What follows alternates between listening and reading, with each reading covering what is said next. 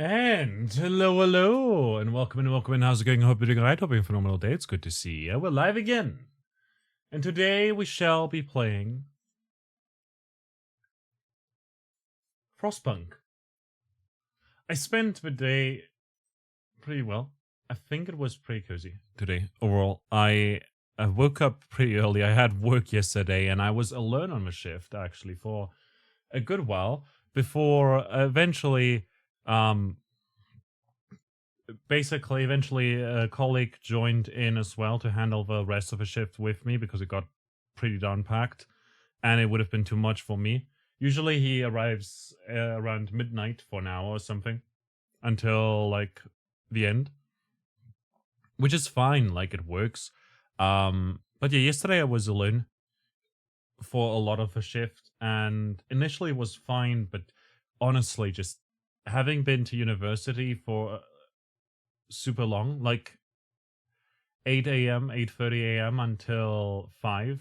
Well, our lecturer went longest, so 5:30 roughly. I ended up being super tired, actually, pretty quickly, which was rough, to say the least. But I managed. I got to work, and I took an e-scooter to work, actually. And I didn't realize that you have to... It's basically one of those rental things, you know, you basically rent it out and for 5 minutes it charges you like $2 or something like that. It was like $3 on my way to work because I didn't realize you had to hit the button. So I kept like paddling with my foot, and I've never ridden a scooter before. Never done it before.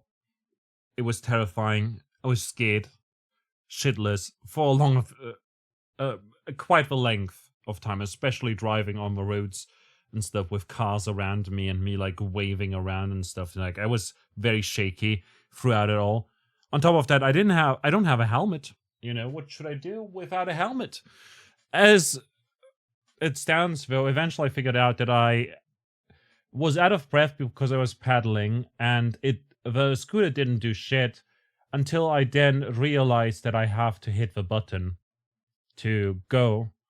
So I did that, and then I didn't spot the button. I thought that was like the bell or something like that until I realized the other thing is the bell. Anyways, I got to work. I was out of breath. I was stinky. I was sweaty. I used some deodorant real quick, you know, sparingly like I use usually. And then my boss was like, I don't know how to say this to you, but I can smell you from over here. I was like, oh no, I just put on some deodorant as well and everything. And hey, Fur, good to see you. Hi. Ba ba ba ba ba ba ba. Ba ba da da da ba da ba ba da ba ba ba ba da da da da da da da. Fur, good to see you. I was just talking about work and everything. We just started the stream. How you doing, Sergus? Good to see you as well. Sergus, we were just talking about you earlier. Planet of Lana. Oh, how are you liking it? I have that. It was free somewhere, but I was excited for it for quite a while. Ever since it was announced. You love it? I'm glad to hear that. I'm glad to hear that. Absolutely. What kind of game is it, actually? I only saw like a trailer and was like, I want to play this. Because it looked cute and everything. You were gifted it after getting scared off a horror game. What kind of horror game was it? It's a chill puzzle game? That's interesting. Yeah, I saw that it was like 2D platformish and everything. Raiders, welcome in. I'm Maggie. I'm a writer streamer from Germany. We play lots of different games. Lots of indie games and roguelikes. We also do art streams. We also play ukulele. We do also lots of chatting. And very good. You're playing Penumbra. I think I'm thinking of a different game. It was not the Lovecraftian game, right? But yeah, Raiders. I try to create a cozy environment free of toxicity or bigotry. We still talk about heavier subjects from time to time, including mental health topics, relationship stuff, and politics even at times. You know, not always, but sometimes. And But besides that, I try to still keep it cozy, comfy, no toxicity, no bigotry, etc., etc. If you're in for that, if you like that stuff, feel free to hang out and everything. Today we're going to play Frostpunk, which is a society survival game set during an ice age where you're the leader of the last remaining city on Earth. And that's cool. And I'm looking forward to it. And cool is a pun that is not intended this time around. That said, if you ever see Fur and me live at the same time, go check out Fur first. First, see, it's in the name. And everyone from my stream, go check out Fur. Fur is a lovely variety streamer as well. Very, very cozy. Has a great voice, genuinely. And it's just incredibly cute and adorable. And I like them a lot, It had spiders and you were already stressed, and the jumping spiders made you cry. Oh, I'm so sorry to hear about that. Fur, do you want to hear ukulele song? Maybe it cheers you up some more. I mean, you played a cute game, but I can maybe do some ukulele for you, free of charge, just to calm your nerves some more with my terrible, terrible singing. Does that sound like a plan? I feel like that sounds like a plan, doesn't it? Doesn't it? Doesn't it? Doesn't it? Doesn't it? Doesn't it? Doesn't it? Doesn't it? No. But yeah, today we're going to play Frostpunk and everything. Sadly, you can't stay. You have IRL house party starting soon. Well, I'm just going to play Creep. For you. And then you'll just leave whenever you have to leave, okay? Okay, I'm unpacking my ukulele. Sounds good. Fantastic. Fur. When you were here before, couldn't look you in the eye. You're just like an angel. Your furry VTuber makes me cry. You float like a feather in a beautiful world, and I wish I was special. You're so fucking special. Melon, hi. But I'm a creep. I'm a weirdo. What the hell am I doing here? I don't belong here. I don't care if it hurts. I wanna have control. I want a perfect body. I want a perfect soul. I want you to notice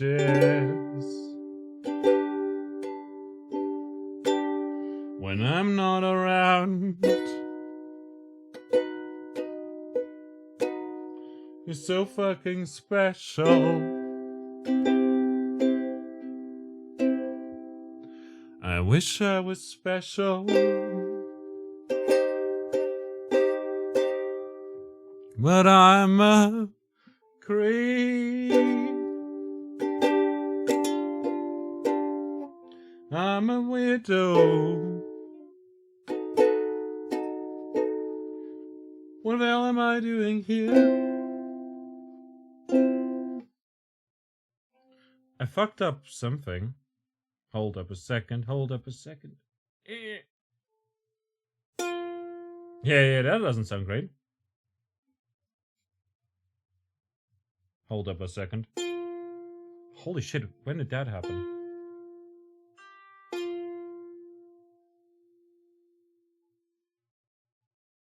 It got tuned down by like 20.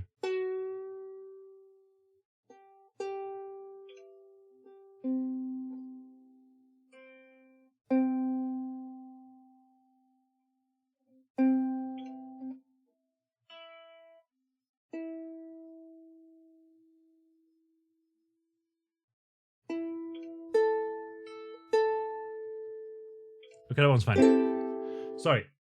Whatever makes you happy, whatever you want, You're so fucking special. I wish I was special, but I'm a creep. I'm a weirdo. What the hell am I doing here? I don't belong here. I don't belong here. I never managed to like untune it by getting my finger stuck somewhere, but I hope you enjoyed that, and I hope that calmed you down, and I hope you enjoy the house party IRL. Clap, thank you, thank you, thank you, thank you. Thank you, thank you, thank you, thank you. Thanks a lot for the raid, really appreciate it. You wouldn't be dating with Bunny? Well, if you ever start disliking creeps or strange people, and if you ever want to stop dating the bunny, or maybe start a polycule, you know, hit me up. I'm joking. I mean, or am I? Who knows? Who knows? The ambiguity of online interactions. What is it that I am saying? What is it that I am not saying? Who knows? Also, my VTuber model is broken, by the way, so we're still using a PNG tuber and everything. We've been also listening to some false music over here and everything, and I was just talking about my work. So yesterday I went to work after a long day of uni. I didn't have time to shower at home, so I just put on some deodorant, and my boss told me after I ran to work because I was super late, and after I paddled on an e-scooter for an extensive amount of time because I didn't realize that I had to hit a button on it to make it go vroom. So before I figured that out, and then I had to find parking, and then I had to run, and I was out of breath, and I was sweaty, and my knees were spaghetti, and I didn't know what to do. So I just put on some deodorant, and he told me that he can still smell me from afar. And I was like, thank you a lot for letting me know, because nobody would let me know usually. So then I turned the male bathroom into a gas chamber by just spraying myself with deodorant, like a lot. And suddenly it was good. I just needed to cover up my body's smell, you know, my body odor and everything. Melon, how are you doing today? Zergus as well? Zergus, we were just talking about you earlier, Harley and me, and how you questioned his taste in games, eh? What game did Harley play? I wonder who he played it with. And yeah, no, that was very funny. Very funny. I sadly didn't get questioned because I guess people just find, oh, Maggie's playing sex with friends. The usual.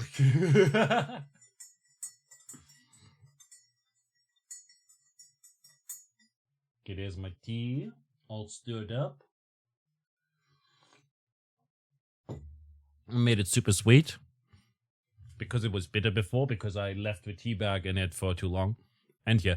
Anyway, so I worked at my job, you know, and it started slow. I was like, oh, that's weird. It's a Friday, but it's super slow and everything. I usually start around 7. Yesterday, I did start at 6. And when I got there, at 7, it was still slow. But then at 7:30, we had one table reserved for 8 people, another one for 6 people, and another one for 2 people. So those people, like, they went there, they ordered their stuff, and I brought it over and everything. It was a very unusual game title. It is a very unusual game title. It's by the game who made Genital Jousting, the devs who made Genital Jousting and Broforce, but they released it under a different name out of fear that the algorithm might punish their other games if they have a game like that in their repertoire and catalog. Although they also made Genital Jousting. So, you know, if you think about it, it's not too big of a deal. Anyways, we got a bunch of keys for that, so we ended up testing it. Yesterday I was at work until 3 a.m. I got out of work until at 3:30 a.m. because I had to still refill the fridges and everything. And then when I got home, I took a e-scooter again. But this time it only took me 2 minutes. It was fine, you know.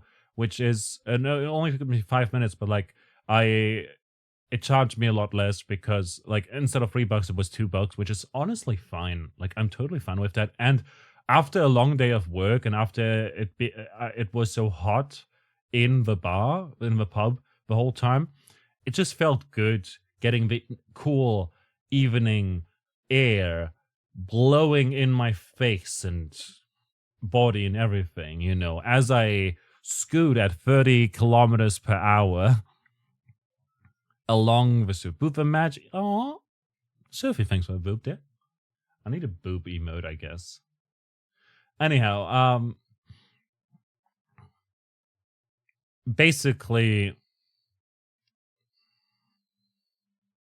yeah, yesterday was very cozy, cool 11. Yeah, like over here it was fine. Like the whole day it was sort of 10 degree-ish Celsius, but inside it was like 23 or 24 or something, which doesn't seem like a lot, but it was also kind of humid, because lots of people and everything, so it got pretty warm and stuffy, and we can't really open the windows too well when people are sitting there. Blah, humid. Yeah, I know, right? So indoor pubs, especially when it's like cozy, it's a bit tight. We've got a lot of tables inside and everything. And there were lots and lots of people, especially later on when it got too cold outside and when they went all inside. And at 12, we closed the terrace. So all the remaining people also went inside. And as a result, we ended up just having to like deal with lots and lots of people. If I wanted to go to table 1 until table 3, I would have to literally like walk back to where our fridges are, near the basement, and then take the route through the hallway with the glasses and everything, and go through 2 doors to then enter through the main entryway to get there because there were just so many people.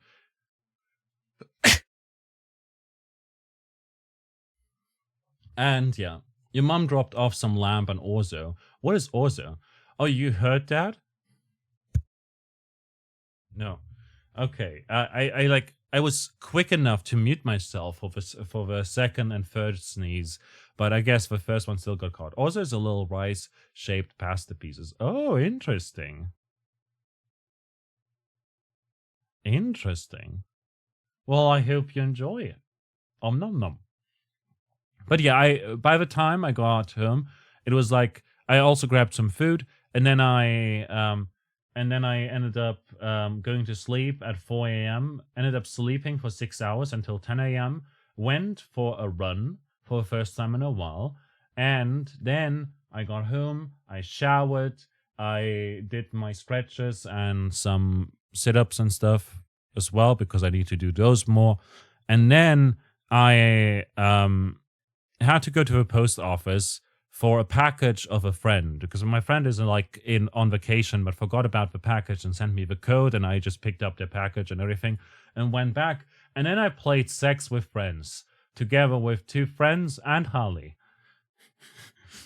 Harley's also a friend, but like, I mean, we mentioned Harley earlier, so that's why I'm mentioning him too. And I don't know if the other 2 want to be named, But yeah, it was good. Nice. Just had a little for now. Nice. Glad to hear that. Yeah, I don't know. I'll Google what Orzo looks like. The way you phrased that made it sound like Harley's not your friend. We're definitely something.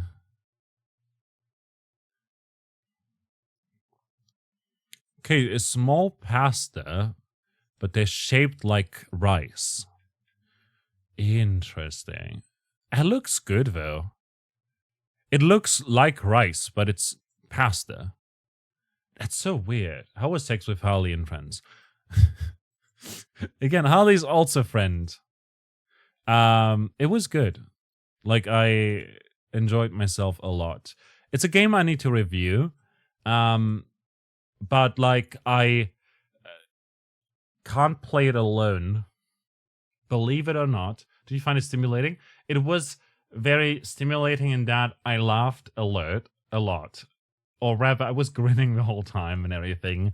And now where your dimples would be? I don't have dimples, but it hurts. Like my smiley, like my cheeks are already kind of strained and sore because yesterday I had to at work, and I have to remind myself to smile more because if I wait stuff, way my nipples would be, it hurts. Exactly. Yeah, because I smile too much. Like this was genuine smiling. Yesterday was fake smiling.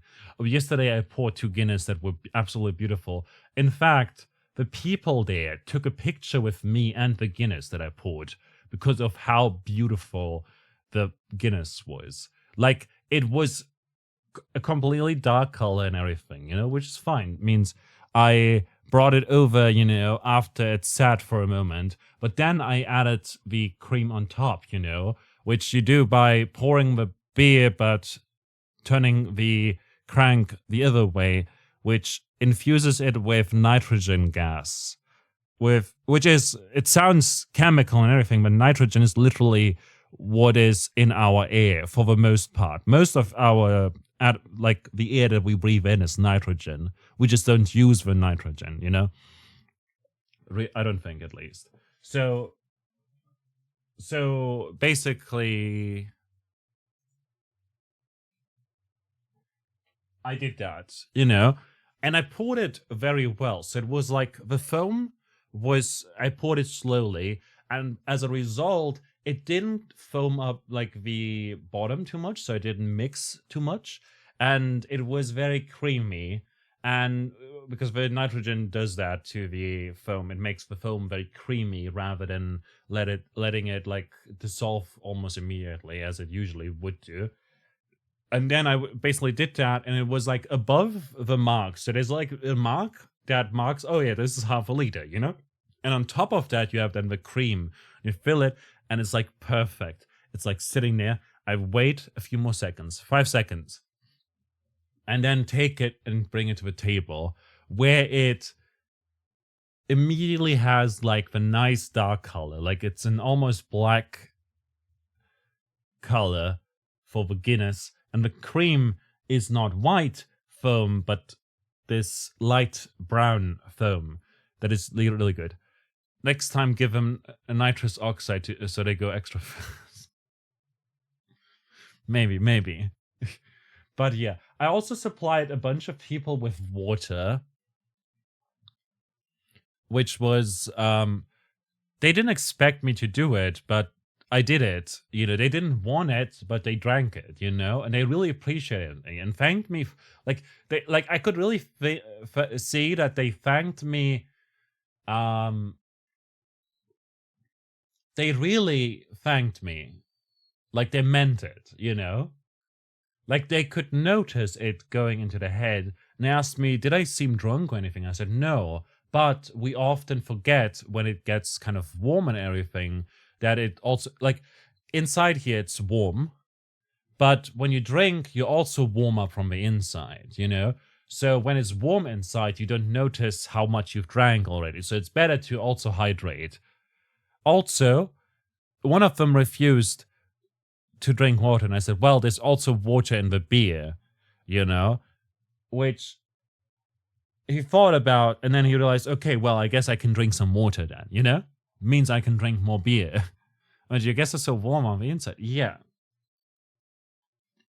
Like you warm up when you drink. It's normal. That's why a lot of people freeze, actually. Like in winter, there's a lot of people who suffer from hypothermia, for instance, because they underestimate how cold it is on the outside because the alcohol warms them from the inside. And as a result, they often feel very warm and start to like take off their jacket or something like that as they walk home. But when it gets really, really cold, they don't notice it as quickly, and as such end up freezing. Sometimes even lethally so, depending on how much they've drank. So I don't think that's a risk or anything, but I also don't want to clean the toilets. Like at the end of a shift, I have to refill, and then I have to do the toilets. I have to clean them, And if someone vomits, I have to clean that, and that's disgusting, even with gloves on. So what I do is I give them water every now and then after, like, if someone had like 2 Guinness, I'll give them water. It's free. It's just tap water. and everything. And then I was shocked because someone said, I didn't order that. And I said, well, it's free. It's just tap water. If you don't want to drink it, I can take it back and everything, but it's better to be safe than sorry. And he said, oh, it's just tap water. Oh, well, I said, yeah, but you won't charge me for it. And I said, well, yeah, it's tap water. And I said, well, there's other places that charge you for tap water. And I said, that's ridiculous. Tell me what places those are, and I will never go there. I'll leave a bad review because they charge for tap water.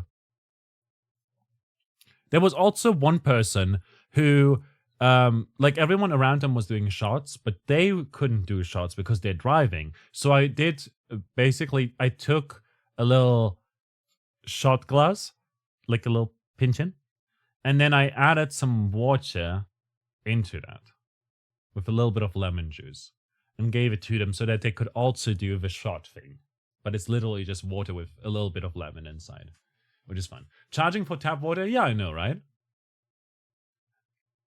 And also, I could have done it with grenadine syrup instead as well. There was also one person, I just added some lemon to the tap water because they were also driving and everything, and I wanted them to have a good time and feel a bit special, So just took a slice and put it on their glass of water and gave it to them. And they felt very happy about that, So many places charge for still water, but it's not from a tap, but from a bottle usually. Yeah, like still water as aka uncarbonated water. In German, we call it stilles Wasser, meaning quiet water. A lot of places sell it. Or, yeah, you like loud water, lautes Wasser. Yeah, a lot of people call it Sprudel. Or, there's another word, but I say lautes Wasser because it's funny. It goes in my mouth. Yes, it does that, Charging for tap water is pretty disgusting, isn't it, Sagas? I do agree. I do think that that's pretty disgusting. I do think that's pretty disgusting. Look, when I worked at my old place, at a restaurant, someone ordered tap water and asked if he could have some lemon with it and some sugar packets. And I said, do you just want a lemonade? And he said, no, I just want some tap water. And I said, I brought him some tap water with a piece of lemon on it, And he asked me, where's the sugar? And I said, well, I'm not going to let you make lemonade here. You came to a restaurant, you're eating a schnitzel for 18 euros. Might as well drink something. When a loud water bottle starts whistling in the middle of the night, oh, yeah. It's so fucked up. It's so weird. It just does that sound, and I'm like, where? Which one is it? Why does it do that? But yeah, so yesterday, I realized that some people charge for it. And that's it. I said, this one's on the house. Yeah, then you got to check them all. Yeah. It's so weird.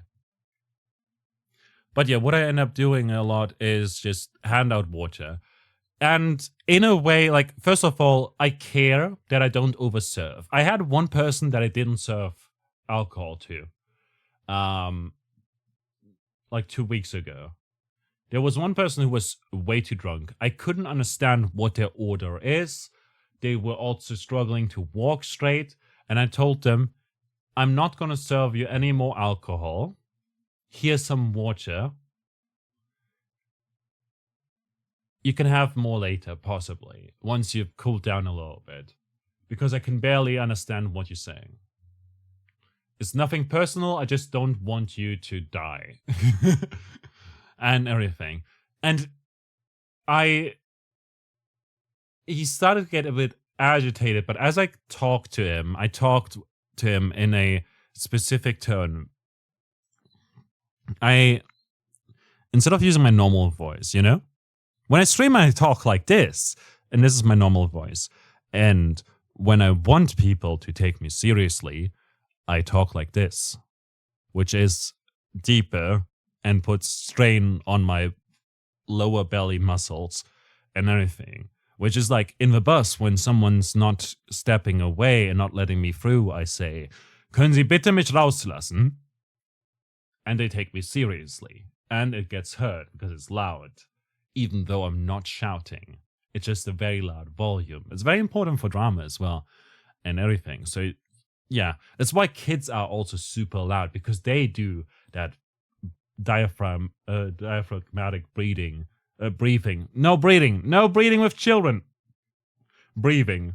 They do that a lot. So kids get super loud all day, every day, without losing their voice. Anyways, so I talked to him very calmly and respectfully and told him that I can't serve him more alcohol. And he listened to me and was rational. And I'm not sure if that's just a thing with our pub and our clientele, but it certainly was like a very good experience. I don't know. I ended up like not. I don't want to overserve people, first of all, because then I'm accountable for whatever happens to them. I also know that some people don't know their limits. Some people I can tell, like when they're tipsy or when they're not, like when they're pretty drunk and everything. Especially like some people are just over it, Like there was this one guy who was telling me, like asking me, "What's the most expensive thing you have?" And I'm told him, I think it's at one whiskey where it's 5 euros per centiliter. Like 2 centiliters are 5 euros. It's one whiskey and everything. You can only order it by the glass, and that's the most expensive we've got. Like below that, there's like 4.50, a bunch of them, 4 euros, and then 3.50, and the lowest is I believe 3 euros for a glass and everything. And then you can also possibly do it as a long drink, I guess, by ordering like a soda with it or something like that, which is fine, honestly. Like people do that. Like I don't drink whiskey. Like I have practically no experience with it. I once tasted a Japanese whiskey at my ex-girlfriend's family's place. Her father wanted to show it to me, and I was like, "Oh, that's super cool," and everything. And then we drank it together and everything. I felt like he wanted to always drink it with a boy, but he has no sons. He has 2 daughters. Anyways, so that was that one time. And then I had one time 4 roses, which was very nice. And I had it with some soda. And it was very good.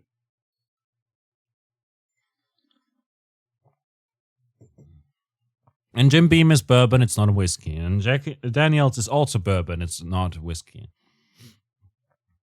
I believe. Right? Is Jack Daniels whiskey? I'm not sure. I guess I had Jack Daniels before, if that counts. Is Jack Daniels whiskey or bourbon?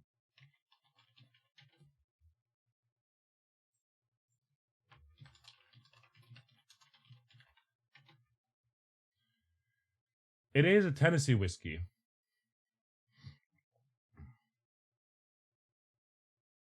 I see.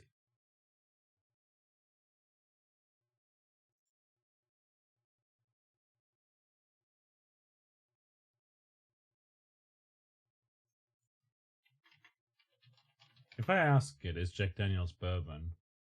It says no, it's not a bourbon. Okay. It's not a bourbon, it's Jack.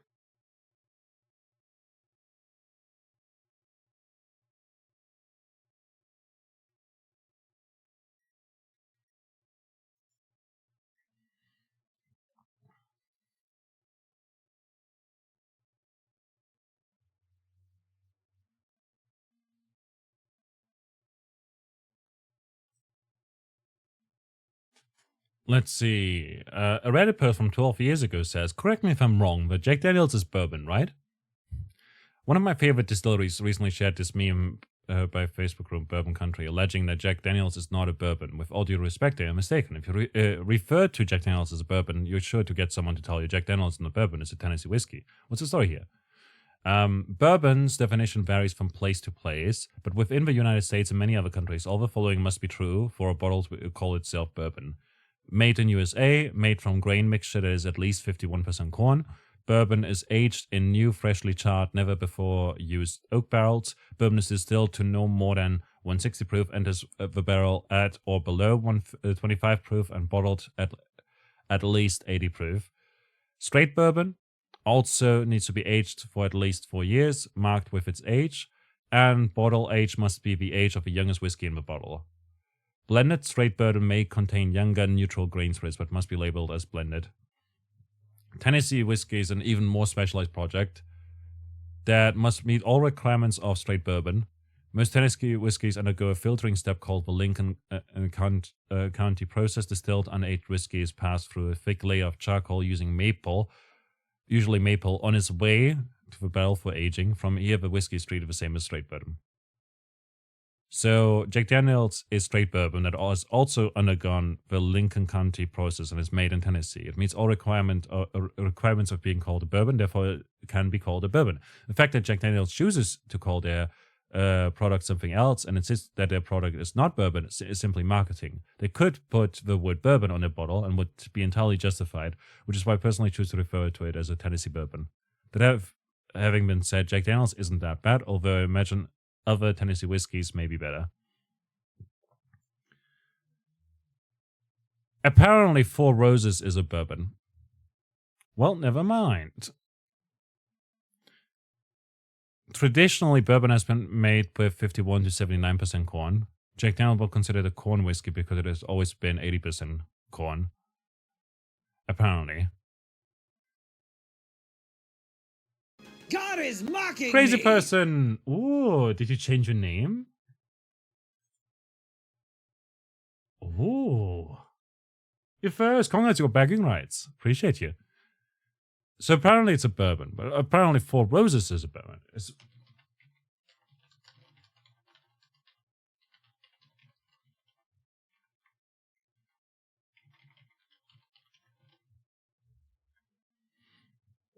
Okay. So Four Roses is also a bourbon whiskey.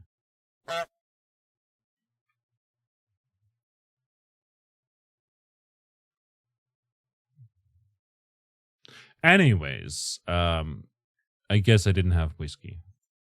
I did have Lagavulin before there. I like Lagavulin because it's sort of tangy and tastes like seagrass. How you doing, crazy person? Or do you want me to call you Crystal? Crystal?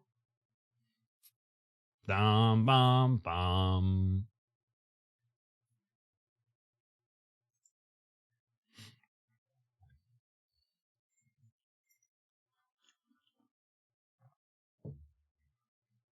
Call me whatever you're comfortable with. You can call me whatever you want as long as you call me later. Yeah. Mm.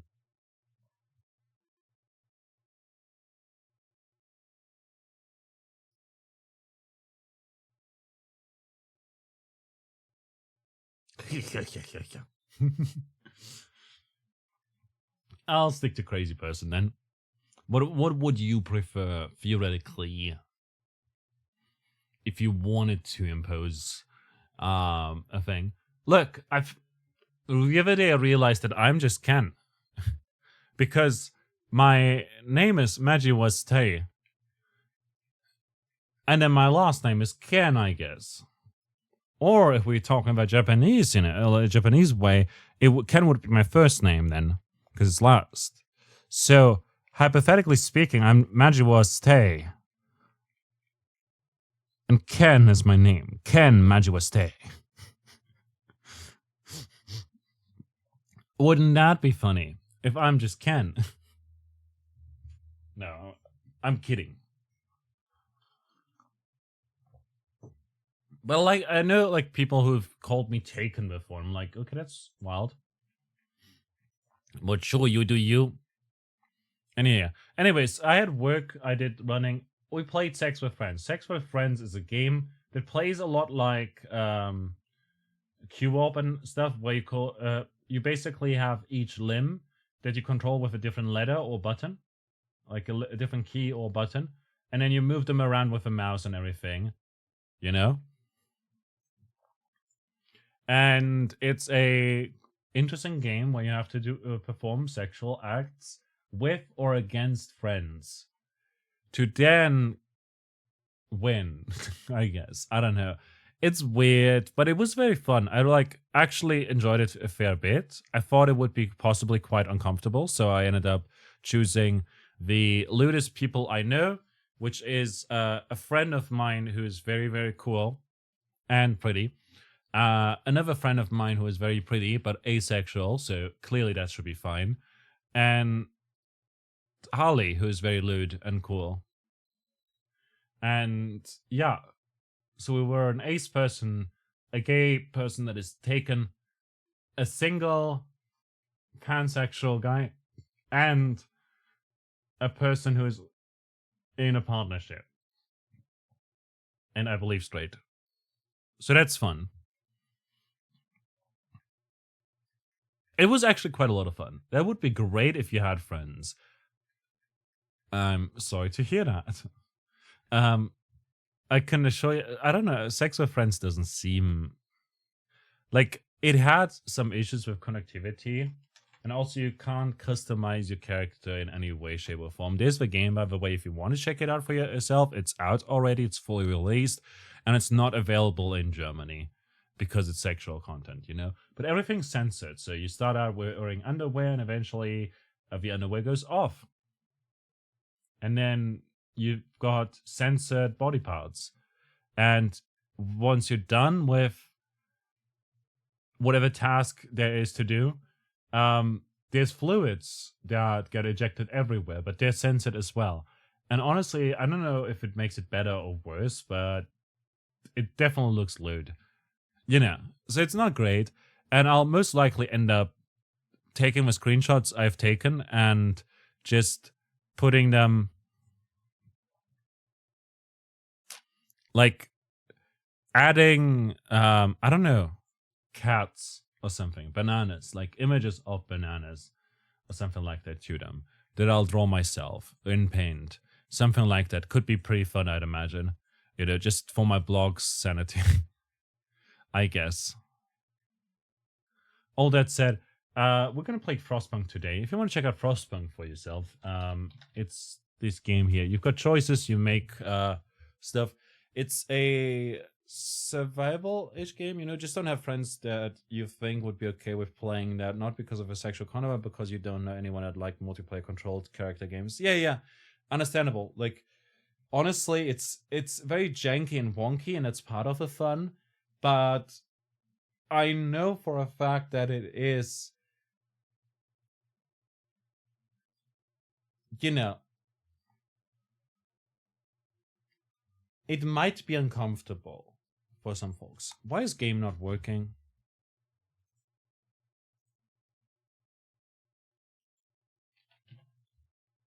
Ah, there you go. There's the Steam page for Frostpunk. The 2018 hit sensation by 11-bit studios that captured the world by storm as the first society survival game, in quotation marks, because that's what devs call it, where you're the ruler of the last city on Earth. Matt is playing it for the first time, knows nothing of the game, will probably fail terribly. Check out the game here. Huzzah! We're gonna head into that game in a moment after a wee little break. But yeah, like Sex with Friends honestly was a fun time. We ended up playing some repo as well because after 90 minutes of that jankiness, I mean, I had a blast. I just,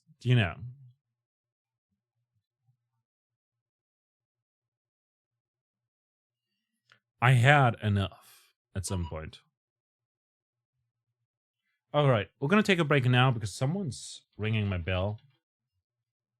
So I'll be right back.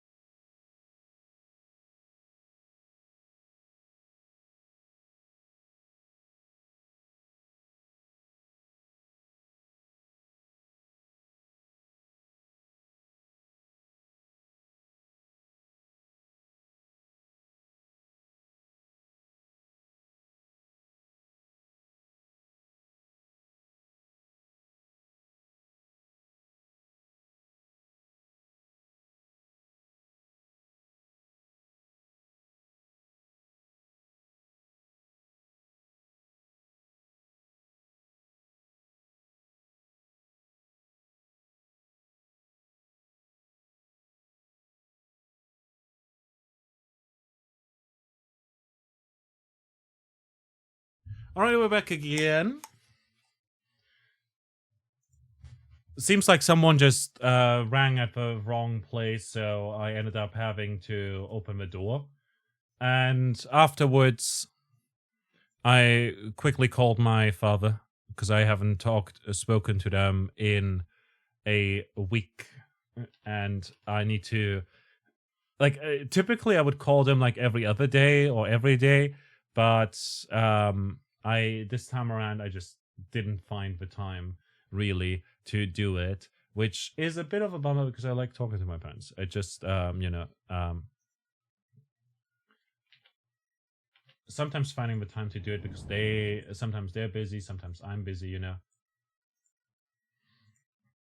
and stuff like that happens. But it's just life.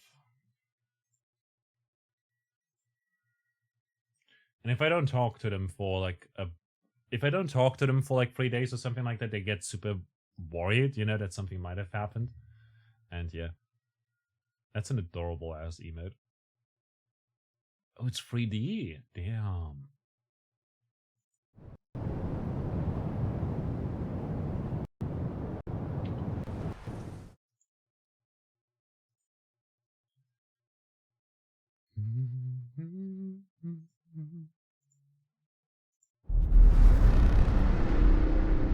Frostpunk! It's my first time playing. Frostpunk 2 is available now. I don't want to buy it yet. Claim free building. Follow publisher page. Claim the monument of a builder of a generator. Just follow our... Okay. That will ensure we can stay in touch. Okay, sure. I'll follow. It's a free building. I'll take it. Thank you for following us. The new building is now available in the endless mode by starting a new game. It's not available on previous saves. Good thing there are no previous ones. Alrighty. Let's head into settings first. Disable the news feed. Temperature scale Celsius. Good. Language options. All localized to their respective languages. Nice. Set into the audio real quick.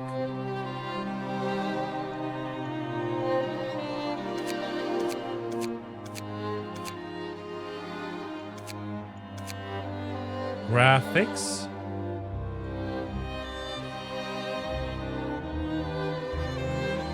Bunch of options, fantastic. Controls, we can rebind the keys, it seems.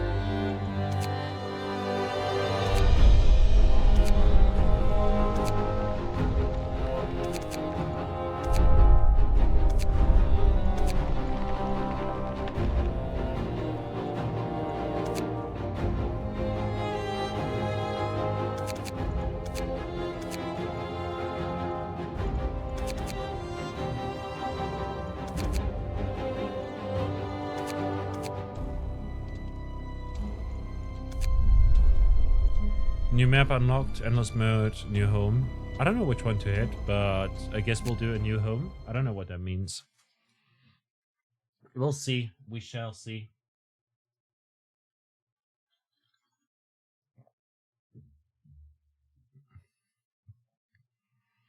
Alrighty, so I've never played this game before. I've not really seen stuff before when it comes to this game. And I was very excited to play it.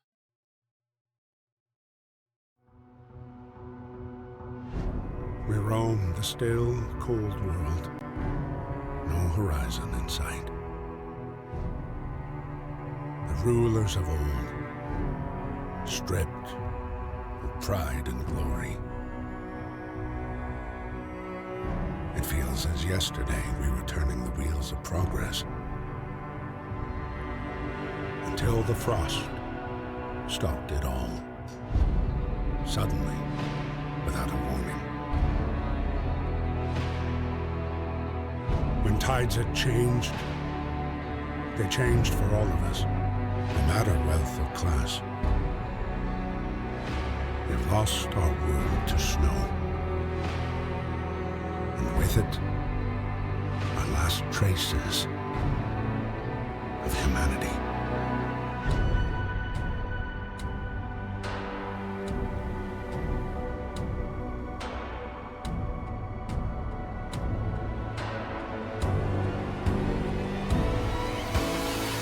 We bid farewell to plenty. And for those who remained, The music goes so the hard. time to adapt. We decided to leave our homes and head north. We roamed for weeks, maybe months, leaving behind all the things we once believed had made us. It was hope that pushed us forward. Slowly, step by step. We knew the cost of our journey, and we paid the price 100 times. Finally, the time has come to build the last city on Earth.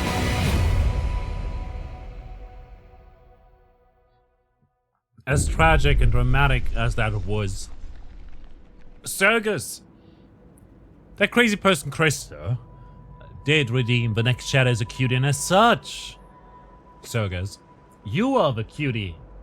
Congrats! Be proud, for you are exceptionally cute, because everyone else is obviously also cute, but you're especially cute. And you whom we fled from London and crossed the sea to reach the frozen north. On the way, our convoy was hit by a blizzard and scattered. A handful of us managed to reach the site of this generator, only to find it frozen solid and abandoned. Why is no one here? Did any of our people survive the blizzard? Are there any others out there? Whatever we do, we should expect the worst now that the world is, as we know it, has crumbled. We have to survive.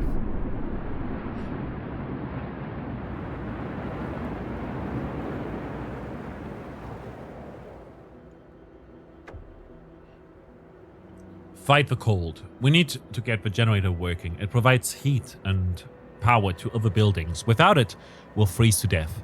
Stockpile some coal and start the generator. Okay, well, pausing the game. Stockpile some coal. Turn the generator on. Hope. No recent change to hope. People are content. 80% people homeless. Construction, book of laws, economy.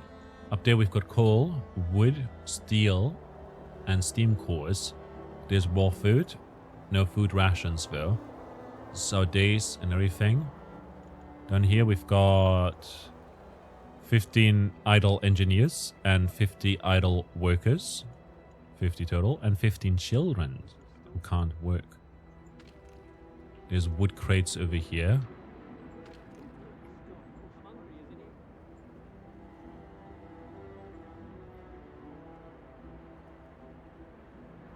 The heart of the city heats a circular zone around it and powers all steam hubs connected to it. If it shuts down, all heat zones disappear after a few hours. Coal pile. Let's add some workers here.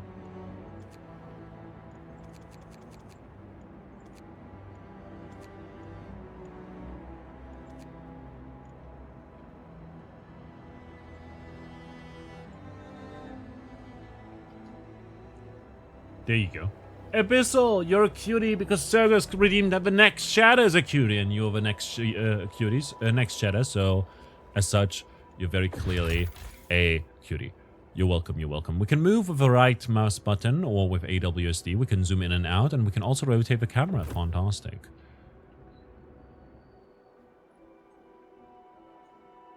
There we can see there's James Fitzlewis, and over here is Richard Loftus.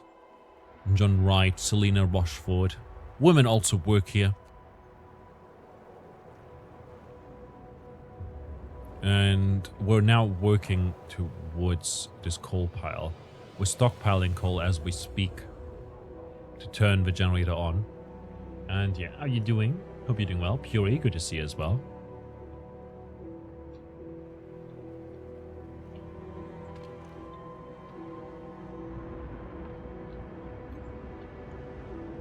wooden crates.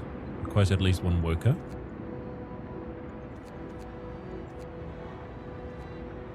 Let's do this and send some workers over there as well. What do we have over here? There's the stockpiles.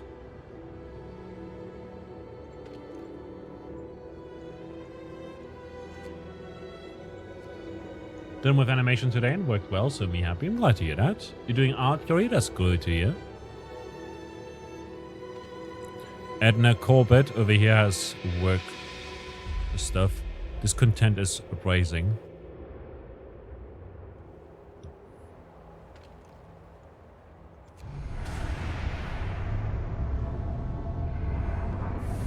We turned the generator on. Temperatures. Temperature inside a building depends on the power setting of a generator. If a building is in the heat zone, that building insulation and the conditions outside. There are 6. Depends on the power setting of the generator, that building's insulation, and the conditions outside. There are 6 temperature levels: freezing, very cold, cold, chilly, livable, comfortable. Keeping herbs in workplace as warm as possible helps prevent people from falling ill. Some workplaces might become inoperative if the temperature falls too low. Resource management is crucial to the city's survival. You need coal power to generate coal to power the generator. Wood and steel are necessary for construction and research. Steam cores are a key part of advanced buildings. More food is used to prepare food rations in the cookhouse. Later in the game, more resource types may appear. Most buildings require you to assign people to work there. Certain buildings only employ engineers and others only employ workers. To assign people to work, click on a workplace and use the assignment panel. Okay, we figured that out already, which is good. Got people over here collecting coal and other stuff. Over here we've got a coal deposit as well where we can build a mine. Over here is an iron ore deposit. Over here we've got more steel wreckages and wood crates and stuff. Another coal deposit right there, and another coal pile here.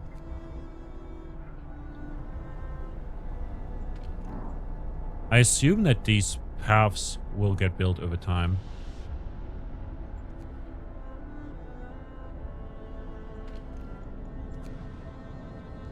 Let's shut that down so that we can collect coal faster for the stockpiles.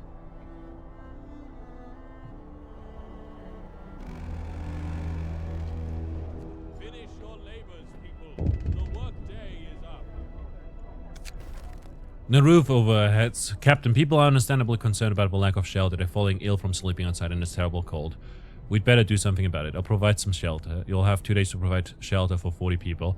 I'll provide shelter for everyone. I want to address some shelter. Let's do shelter for everyone.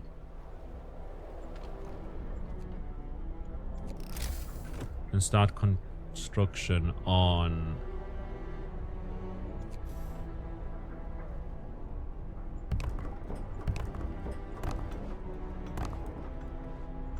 hold it. 1, 2, 3, 4, 5, 6, 7.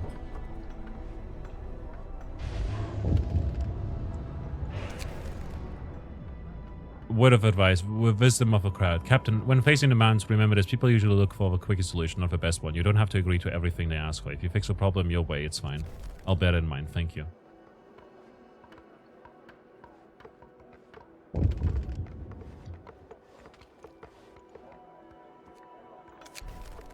The heating is off. Okay, it's nighttime, so we'll have to turn it on, I guess.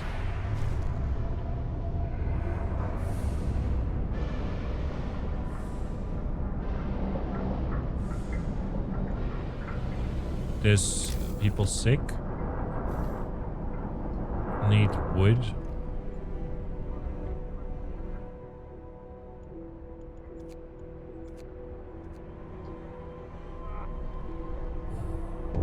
We survived another night. That has to count for something. Critical shortage. The number of sick is rising and we don't have enough material to build a medical port. Perhaps a short burst of effort could help us gather the necessary. Open the book of laws.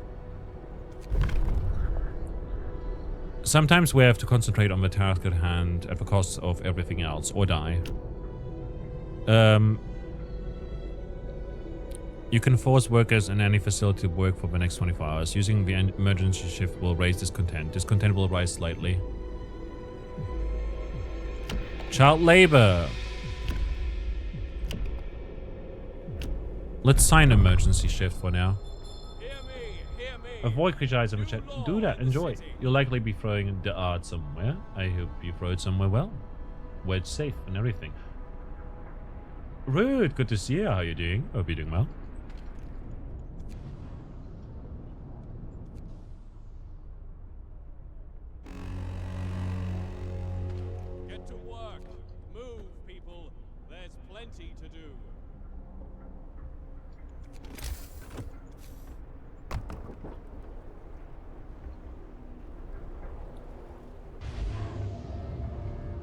Heating is off. There we go. And now we can turn on that to get that goal sorted.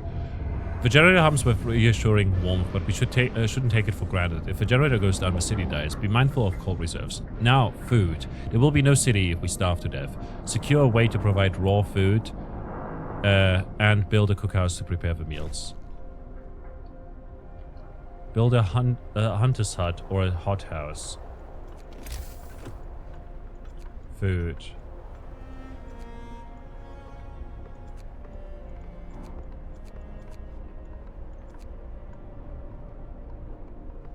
Burst your hunt every night, venturing beyond the city to track their prey.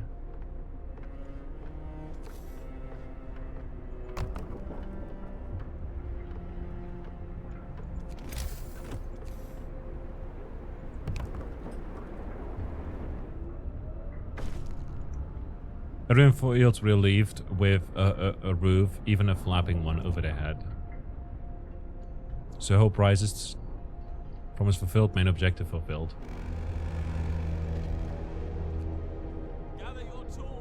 Hunters. Okay.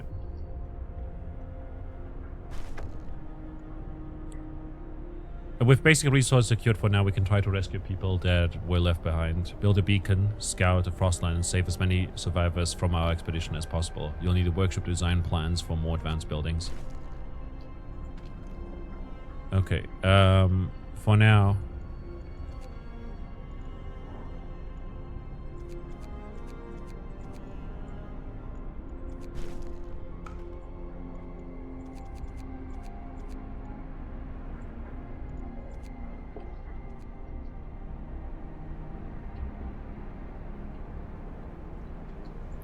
And over here,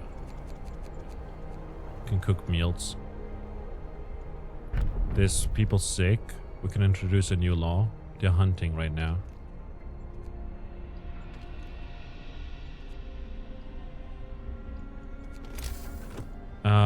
For now, we can build this.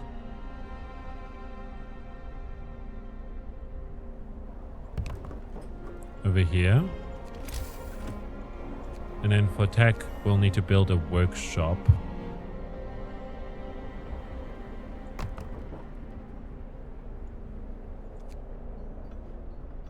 Build streets.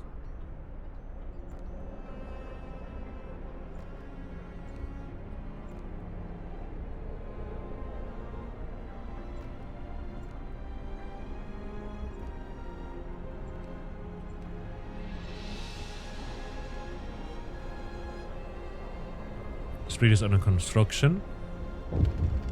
Can keep going like this for a while, I'd say. We're getting short on resources. Our needs are great and growing by the hour. To address this, we can enact a law that will allow us to extend working hours. Extended shift. You can extend the workday in any facility for to 14 hours. Working overtime causes discontent. Discontent will rise slightly. Okay. Sorry, can't stay, but yeah. Thank you a lot for the many, many different emotes. Thanks a lot for sharing them, I guess. I used to tell us we're lucky for 10 hours a day. Work time. Get moving. Medical post. There's the engineers.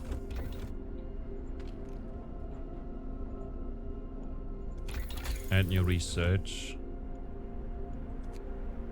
Beacon, resources, fast gathering, coal thumper, sawmill, steelworks, hunter's gear.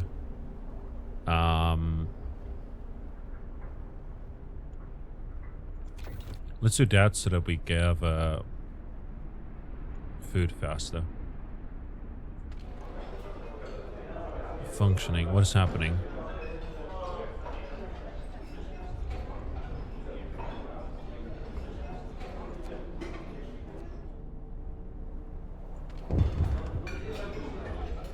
Requires raw food. Well, stop it then.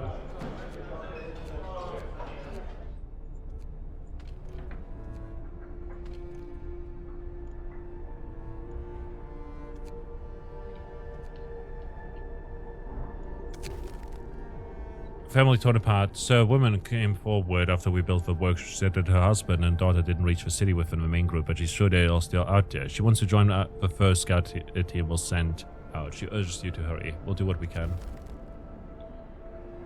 We need to build the beacon. There's people hungry. What do you mean?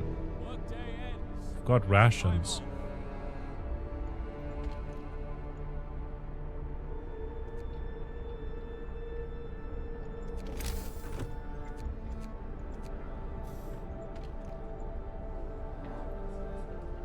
Can we build... How do we build roads again?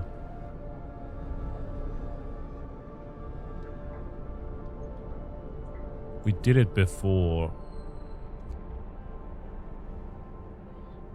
Are the children yawning for the mines? Not quite yet. But soon enough. Requires at least one worker. But we don't have enough raw food.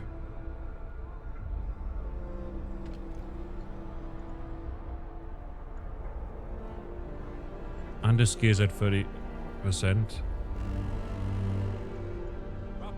People are sick. Too cold to spill. Must be at least chilly inside to work.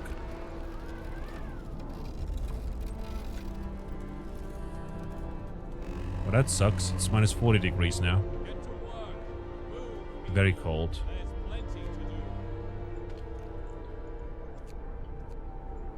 Let's stop working over there. How are you doing today, Sharian? And Rude? Hunter's gear has been researched. Fantastic. Research goal not set. Add new research. Exploration and industry. We can get a beacon. For heating, we can get a steam hub or heaters. Heaters allow us to use heaters to heat workplace during working hours. Each heater raises the workplace temperature by 1. Consumes 1 coal per hour when running. Let's do that for now, so that the medical ward can work. Doing fine. You think you've chosen to go for child shelters rather than child labor in this? Interesting. Doing fine. Got some stuff done and have been chilling. Chilling. Yeah. Finish your labors, people. The work day is up.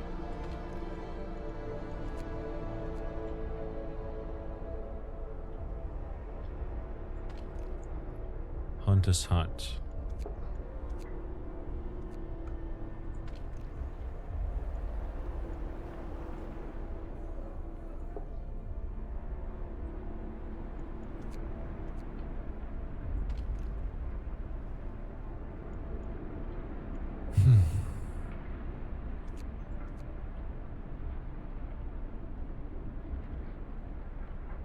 Doing fine, all things considered.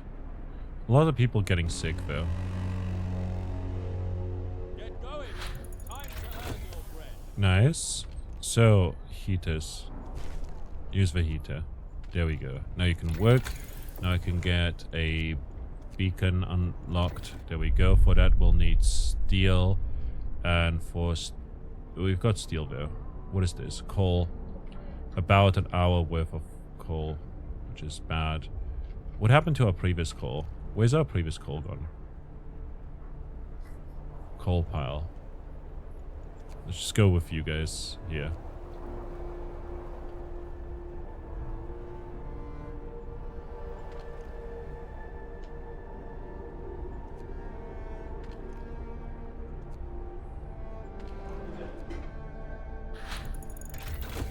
5 being treated. Nice. We unlocked the beacon, so we can go into the tech tree again and go into research for fast gathering. And then construction and get people. Tech beacon.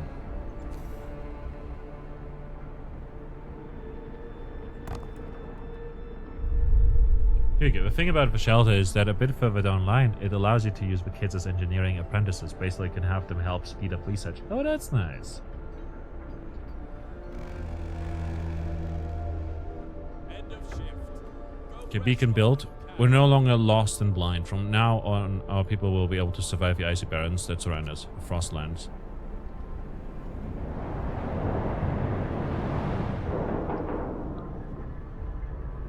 What a waste of coal. They didn't need to do that. They could have just put air into the balloon. Monka ass.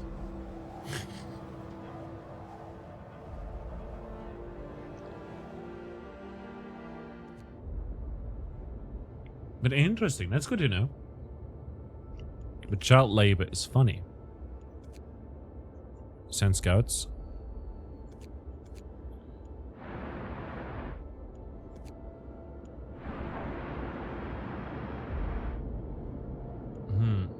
Until you get there, you have to shoulder the burden of them sitting around and eating food. Yeah.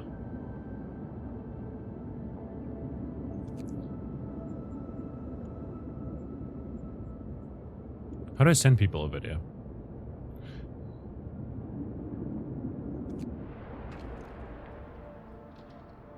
Scouts. We need more wood to create those. Gotcha. In that case, send out the workers again. I think you're used for building to recruit scouts first. Yeah. Ready to search? We need to win.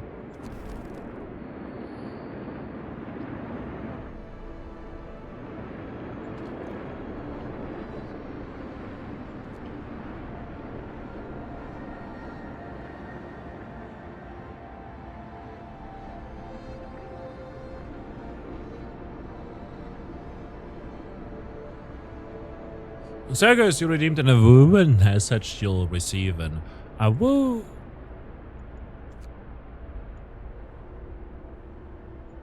Uwu. Uwu. Hope you enjoyed that. Awoo. Generator is shutting down. What do you mean the generator is shutting down?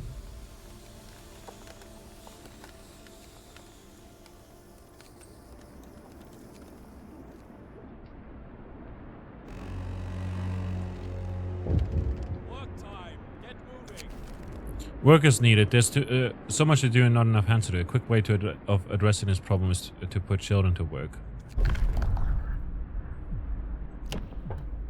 Child shelters.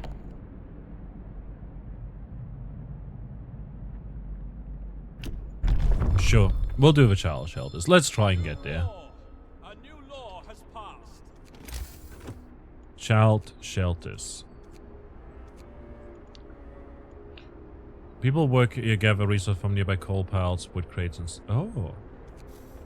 Wait. Don't we have that already? Stockpiles.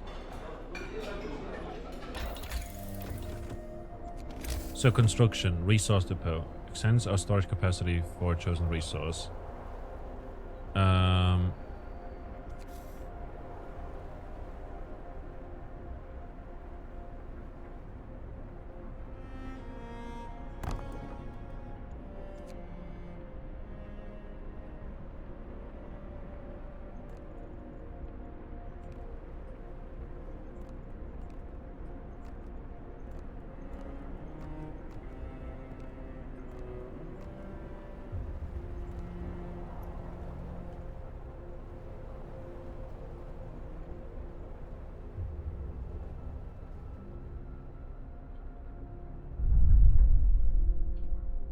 I assume that we go faster if we do this.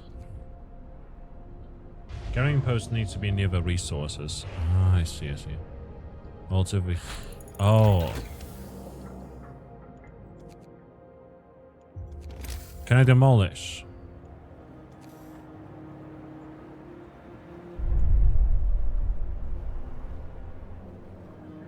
I think I did.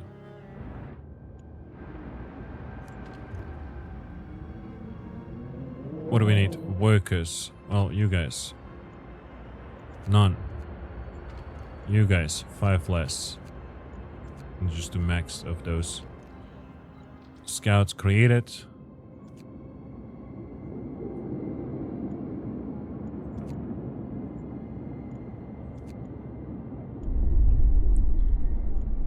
Okay, back to our city.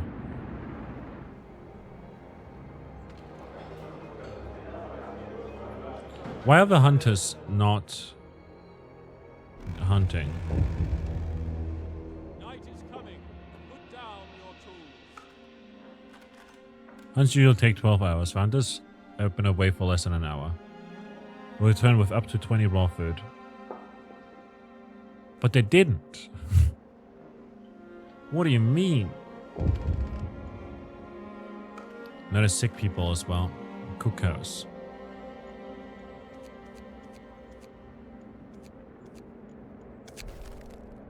Cold home. Let's set up some homes. Captain, some of our people are concerned about the low temperature in their homes. They quite sensibly point out that it's easy to fall ill when it's cold and ask you to address this problem. You'll have to start heating 4 of the cold homes within 2 days. Then keep them heated for 2 days.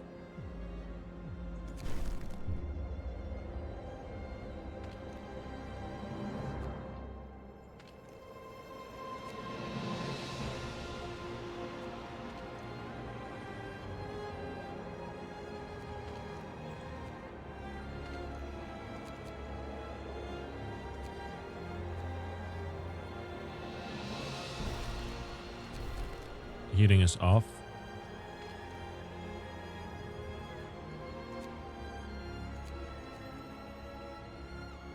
Discontent is brewing.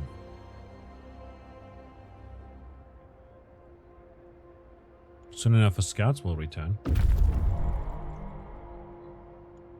Scouts have reached the last expedition. They're exploring. Wait. Do we have to hit the button? Search the area. We enter the camp, appearing out of the driving snow. A choir of excited voices welcomes us. Thank God you found us. We had been wandering for days until we couldn't go any longer. Soon we begin to starve. Children and adults surround us, packed and ready to go. Crash site. Sites discovered. Crash site and study shelter.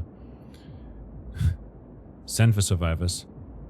Survivors will set out towards our city on their own. It will take longer and some of them may die. No. We're gonna escort them. Read journal. We enter the camp appearing out of the driving snow. It's short. Okay, gotcha.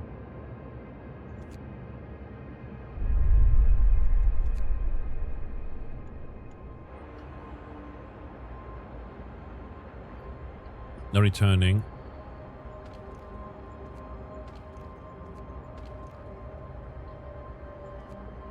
How much coal do we have?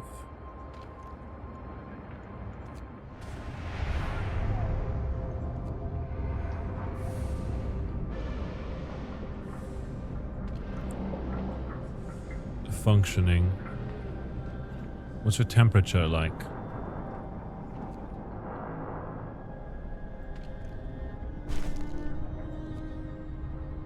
Maintain livable conditions. Nice.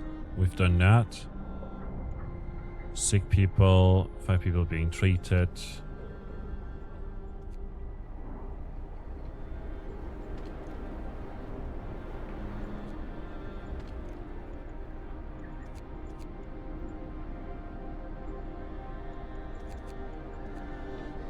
Keep the engines closer.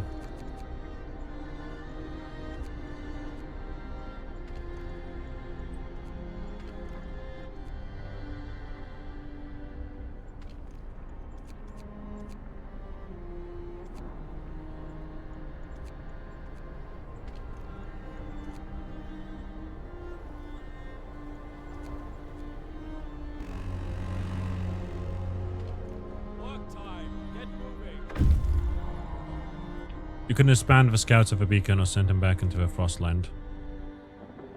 We brought folks over. I think you didn't turn the generator back on after coal ran out. Yeah, I was trying to stockpile a bunch.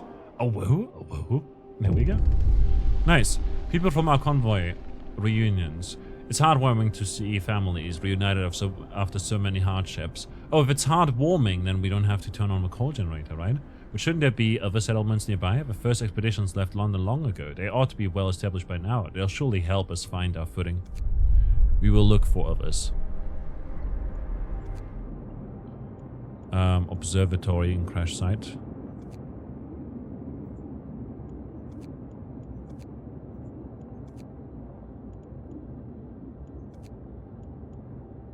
"15 hours, 20 hours, 22 hours. Let's send them over to the observatory.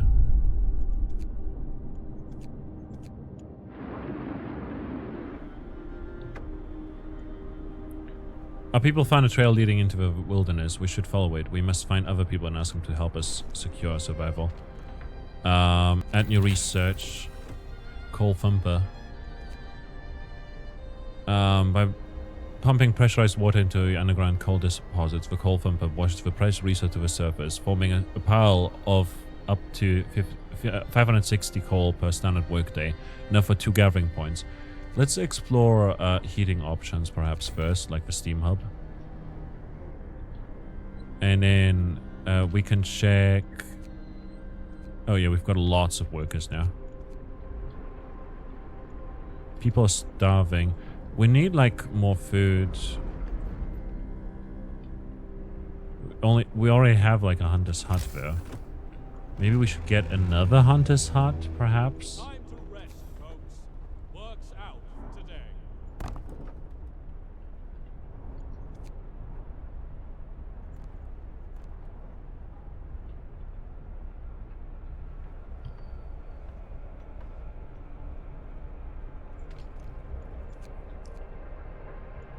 And hopefully that will help us provide some raw food.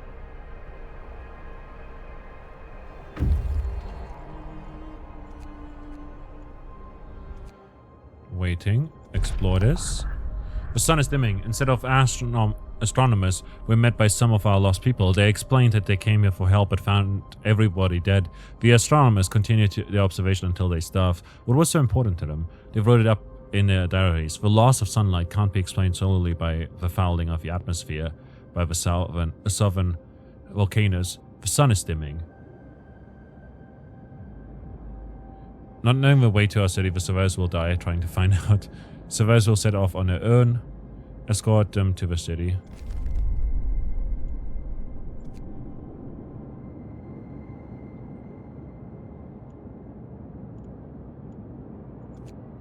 Go back to the city.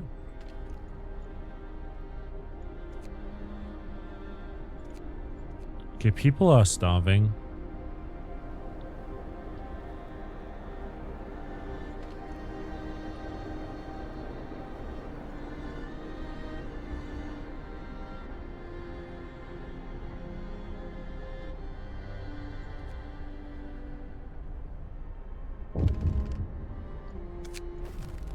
Treat the gravely ill. One of our people is gravely ill. If you sign the radical treatment law, the gravely ill will be treated with a medical post but may undergo risky amputations as a result. Alternatively, you might sign the sustain life law to keep them alive until we build an infirmary. Let's see. Radical treatment. We'll try to everything to cure them. 30% of the gravely ill treated will be left as amputees. Discontent will rise slightly. Or sustain life. Hope will rise. Grateful ill will not be treated and remain a burden. The gratefully ill will take up beds in the medical post. I think we'll try this. Radical treatment sounds good. I don't think we can like sustain them. We would have to build more and more medical posts. I just hope they won't cut off my leg if I fall ill. At least we'll be saving lives. Scouts have returned safely to the city.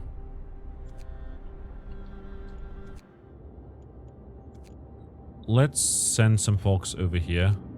Several wrecked vehicles, no signs of life. They are probably our machines. Let's hope so. We had to leave a number of supplies in them after the crash. Research is getting there.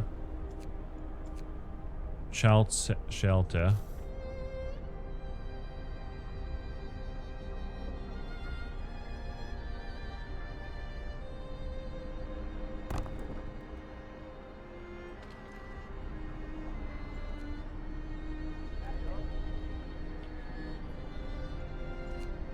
And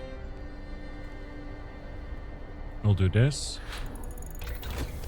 Steam Hub research. Now we can build a Steam Hub.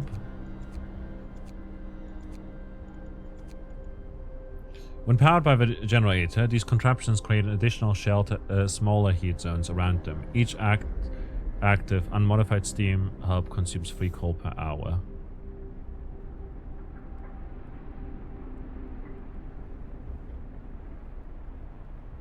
Like, I don't know, we could possibly build that. Sva, good to see you. Construction. Child shelter. We need to build tents.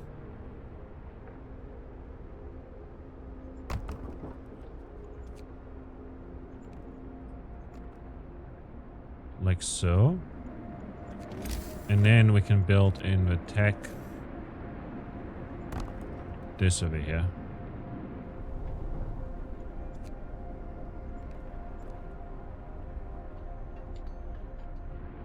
And that will give us more access here. Children cared for. Hope rises.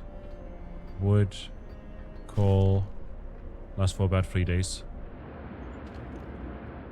In the research, we can now unlock Coal Thumper.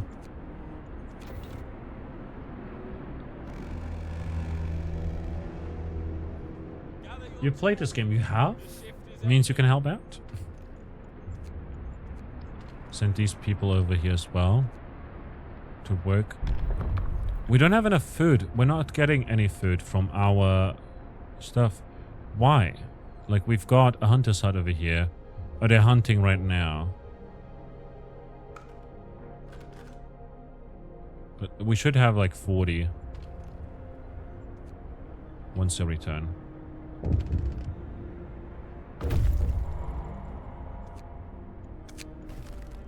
Feed more for less.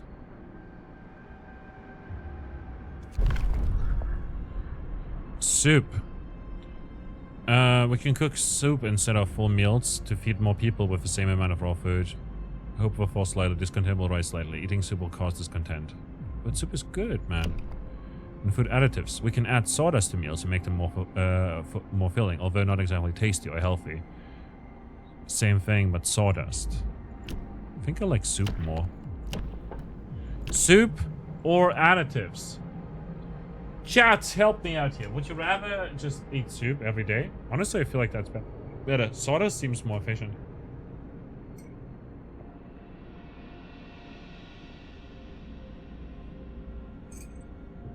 Both of which is stuff people have done. Usually go for soup. Yeah, like food stuff is stuff that we've had in the past.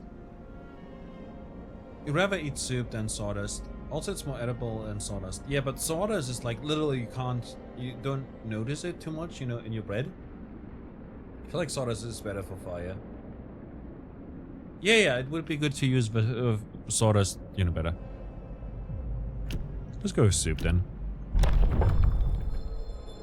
But also, why does it a bunch of sick people? And what we could do is we could build a health thing, a medical post again, but we would need wood for that. We don't have the wood at the moment though. Oh, these guys are waiting. My bad. There are plenty of priceless supplies in the wrecks of our expedition. Searching among the crates scattered in the snow behind the wrecks, we found the bodies. They're tangled together in a single frozen mess, as if these people were trying to find at least a bit of warmth just before they died. We can do nothing for them, not even bury them. Take the resources. Okay, we could go to a sturdy shelter over here, which would take us 19 hours. I think we'll just head home so that we can get those resources.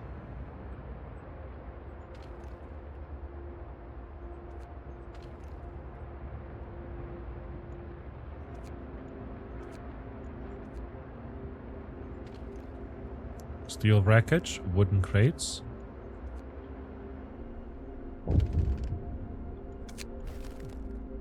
No thanks. Hope will rise. I just wanted to thank you. Back in London, it was only the wealthy that didn't have to send their kids to work. In this new world you are creating, we can see things will be different. It was the right thing to do. Coal Thumper researched. Nice. Tech.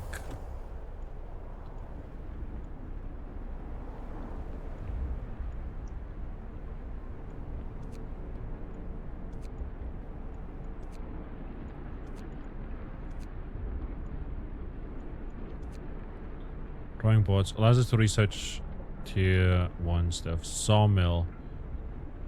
Turns frozen trees into usable material.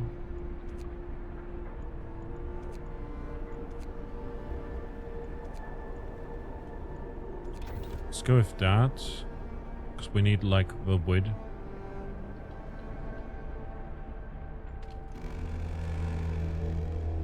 And we can build in the resources to have the coal thumper.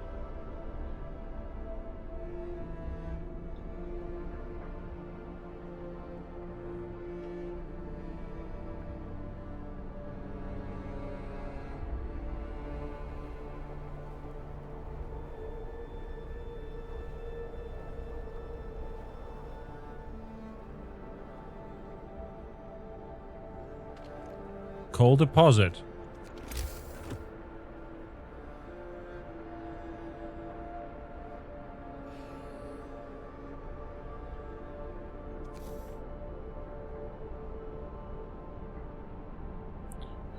Am I doing this wrong?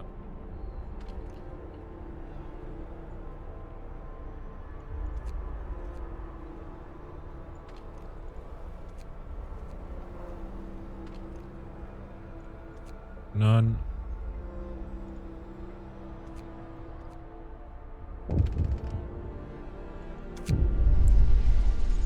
Sleeping outside. I provide them with shelter right away. You'll to provide shelter for 26. Proper housing.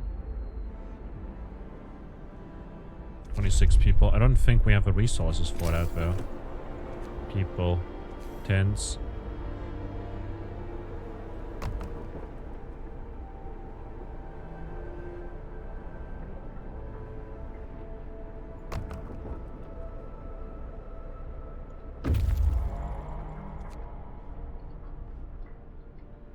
What does the thumper do?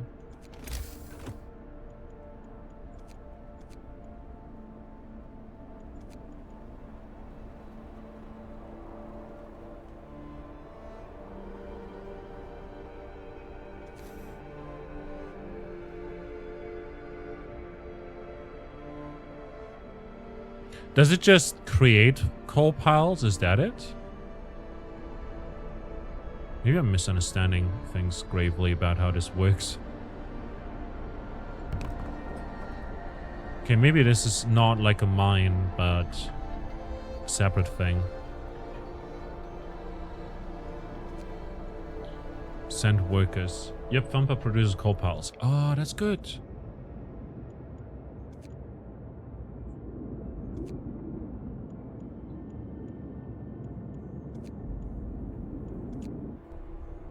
Needs a lot of workers but produce a lot of coal. That's good to know. That means we can actually have these guys collect this later. One gravely injured. You think wall drills are more work efficient but produce less? Yeah, I mean, like later we'll have wall drills, but we can't have it right now.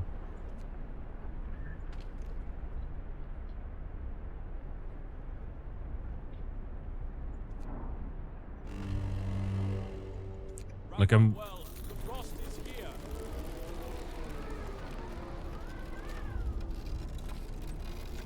We have a lot of coal. I don't think we'll need to worry about that just yet.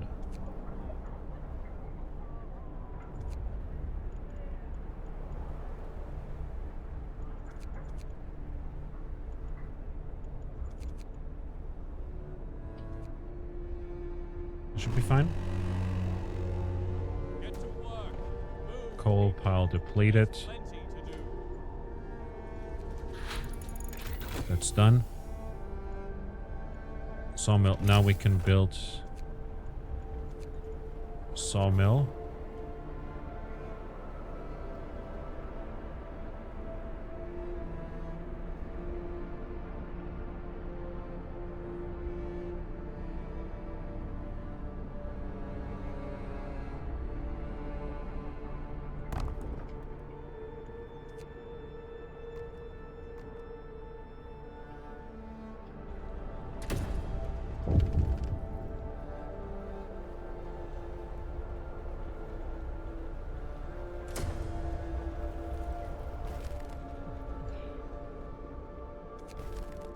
If they work in such a cult, yeah.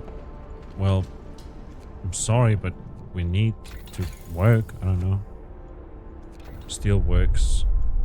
Resume. And then maybe get tech done.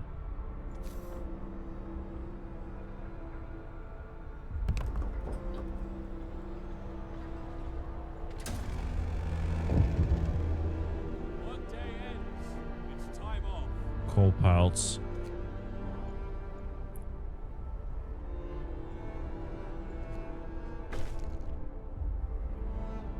Oh!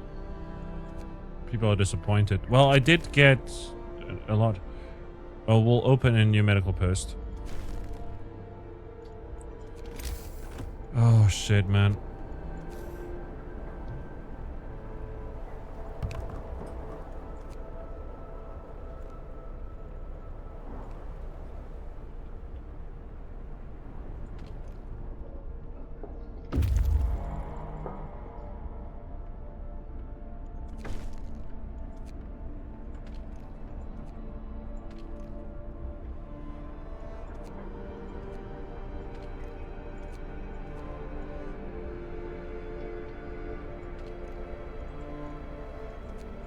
Here we go. Waiting. Explore. The shelter is comfortable and well equipped with energy emergency supplies. There's a notice posted by the Havador to all signers. If you use any supplies, remember to notify the quartermaster upon your return to the city. This means there's another city out there. A signpost by the trail points in two directions. London, 1,934 miles. Home, 27 miles. Steel bridge is covered. Take resources. Steel bridge.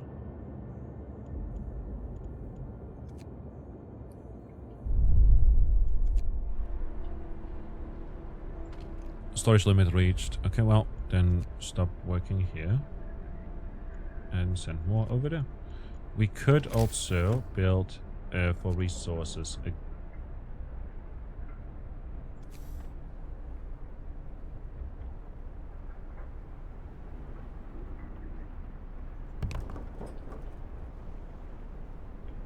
Build that there.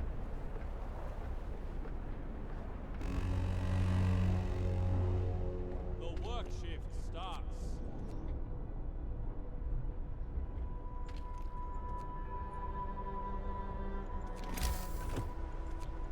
Tech, and then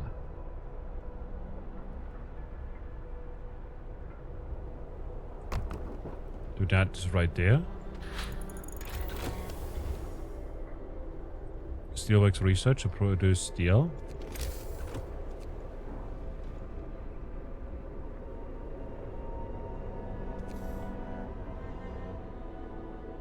Oh boy, that's very far away actually.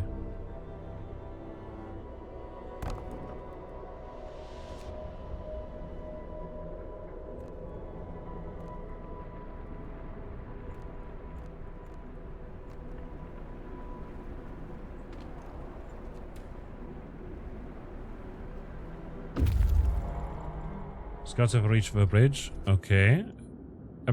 A brass plaque on the bridge tower reads, built by the people of Winterhome in 1887. The bridge is kept completely snow-free by a working automaton. Explore. A functional automaton. We stopped at the edge of a deep, wide ravine, marveling at the steel bridge spanning it, even more so at the huge automaton sweeping snow from the roadway. It could be possible to send the machine back to our city, or disassemble it for resources. Let's send it to the city. I like the machine. Automaton sent to the city. We reprogrammed the automaton and sent it on its way. As it disappeared in the distance, walking steadily towards our city, the first wisps of snow started to settle on the bridge. We found the weather station and the large convoy.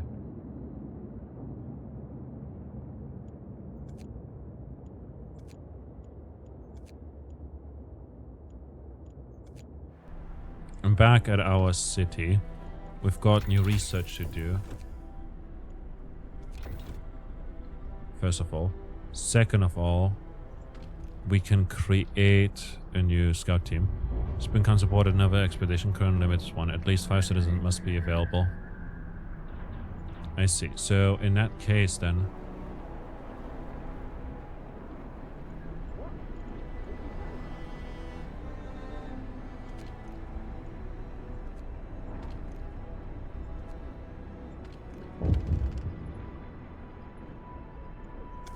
Okay. Finding the bridge to Winterhome proved that we're on the right track, but raised questions. Why was the bridge deserted? Why wasn't the automaton under the care of an engineer? There are logical explanations to it all, but people are growing anxious. We'll find it out in Winterhome.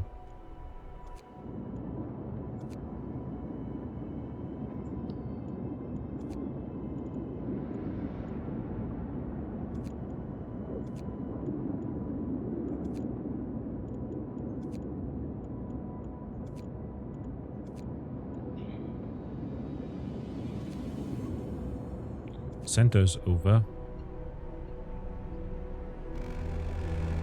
We don't have enough resources. I'll provide some shelter. In that case, we can build...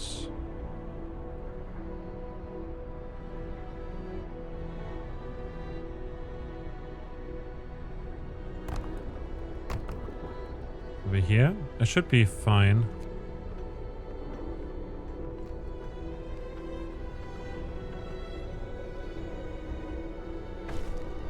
Hope rises, which is very, very good. Discontent is pretty bad. Bad healthcare, bad food, cold at home, lack of shelter.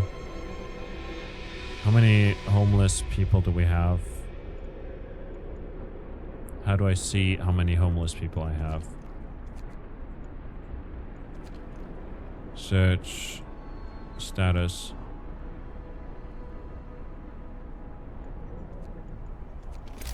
Wait.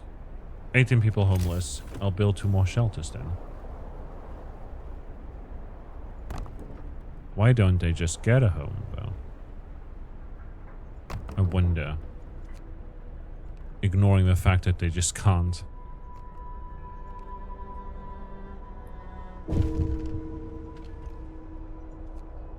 One of our people died. No, that's bad. First off, one of our people has just died. Sickness, accidents, and deadly cold will keep claiming lives in this harsh world. We need to find a way of disposing the body. Cemetery or corpse disposal. We'll keep the dead bodies out of the heat zone and cover them with snow. The cold will halt their decay.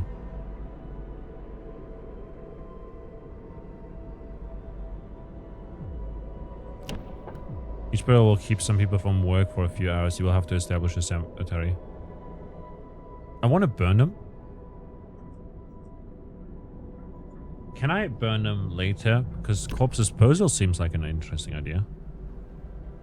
And then... like, if we do this, we can later burn them. Because the cemetery... eventually we'll need more cemeteries, like, right? So is this something like we can burn a body?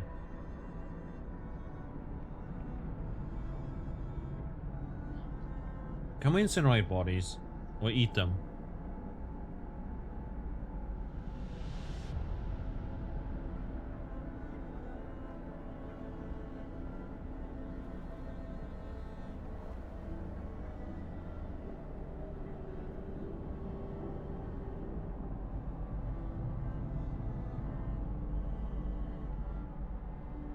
I don't know. There's probably a way of cremating them, so I'll go with a snow pit. New law! A new law has passed. I always tell them that we're fine, just leave them with dead in a heap. Yes.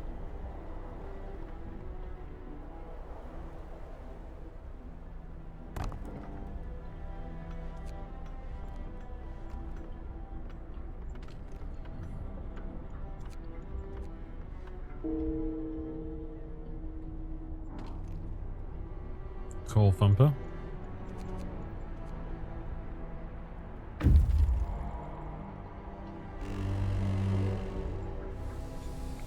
Bloody hell. Oh, it's getting colder again. Let's build another tent.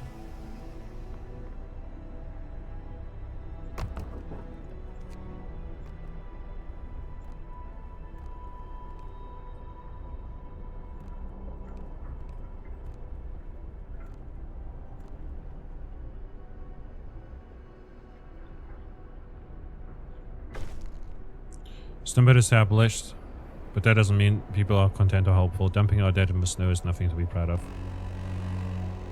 The work shift starts. A lot of people are sick, man. And that sucks.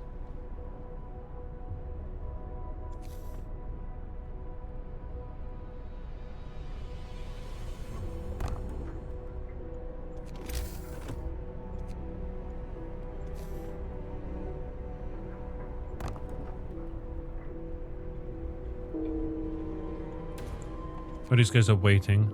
Let's explore. They saw at Winterhome. The workers who were riding in this convoy told us they were heading for the city of Winterhome. We were supposed to follow the signal from the beacon, but we couldn't pick it up, they say. We tried to follow a search pattern to find it, but we ran out of fuel. Escort them to the city. Yes. And we'll return with resources.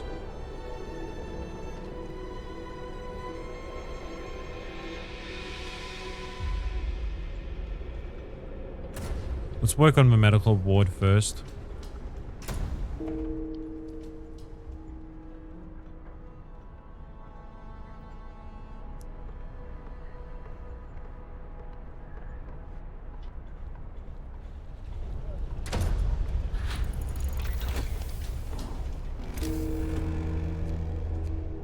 End of shift. Oh, Bill Street.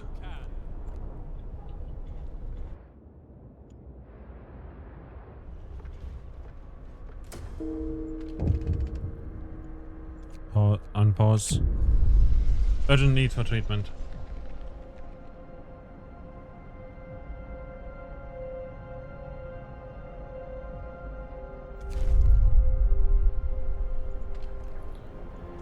Does this count? Yeah. People are getting treated. There's 23 gravely injured people. We'll probably have to build another though.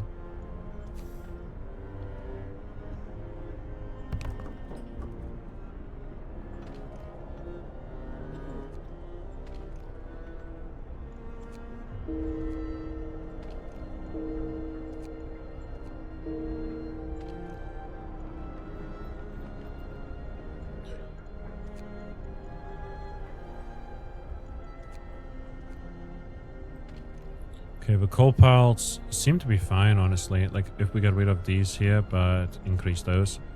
And these, that should be good. Steel works, same stuff, really.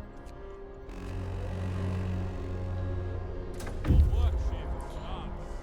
Return safely with a lot of people, and we can disband the scouts as well if we want to add new research. Resource depot upgrade, coal mining, sawmill upgrade, exploration, heating, etc., etc. Food though, hothouse. Hothouse allows us to build. Okay, a few hardy crops can be grown here, supplying up to 30 raw food. Medical post upgrade. Heal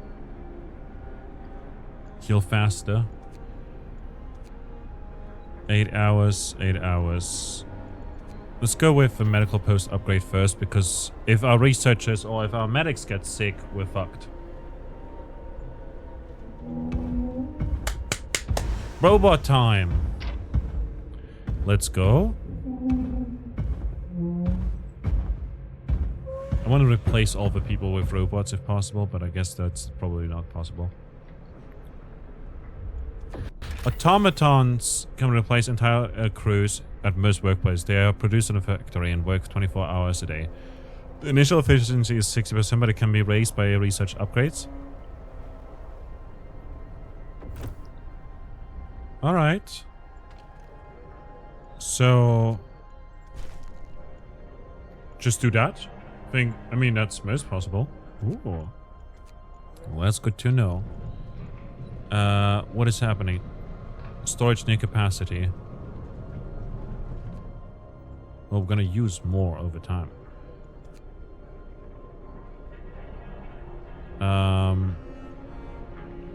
Actually, turn it off and then go over here. Wait, can I send over the... Here, I'll send the automaton over to the steel wreckage. Although we do have plenty of... we have a good amount of steel. I'll send them over here to the steel works because the steel works are pretty cold. Heaters off, emergency shift, etc, etc. You know, like, he's working 24% of the time. 100% of the time. Thing's bloody massive. Our automaton's dangerous. What did you call that thing? An automaton? Our first automaton is operational. This will help our economy greatly. Automatons can entirely replace entire manual labor crews. We work around the clock with short breaks to refuel the generator. We can research upgrades to raise efficiency and capability. Very nice. If we call this place are the best places to do them. Yeah. Just need to get enough stuff to build them. Yeah, eventually we'll do that.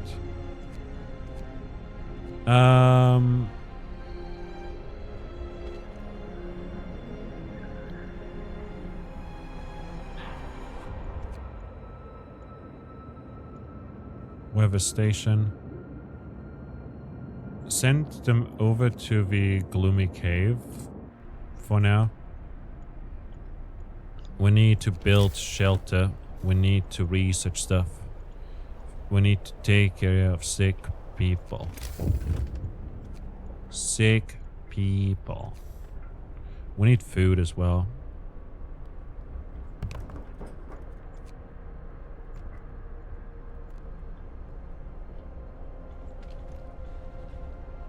This is getting built. We'll have more hunters.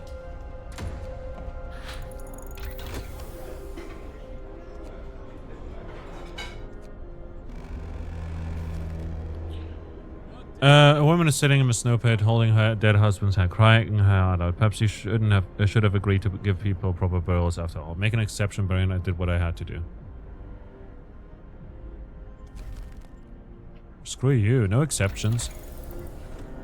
Hothouse sounds great, honestly.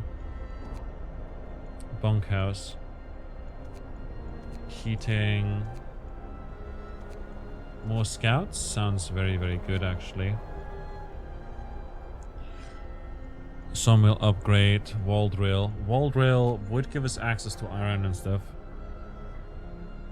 Drills into walls of our crater, uncovering trees that once formed a forest before the ice engulfed them. Provides up to 160 wood per standard workday. Oh.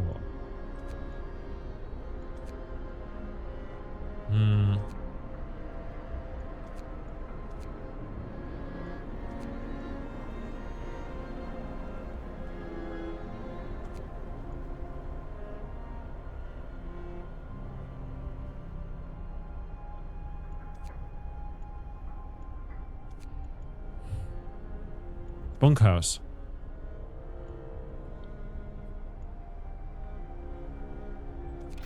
Let's get that actually unlocked so that we can replace the tents.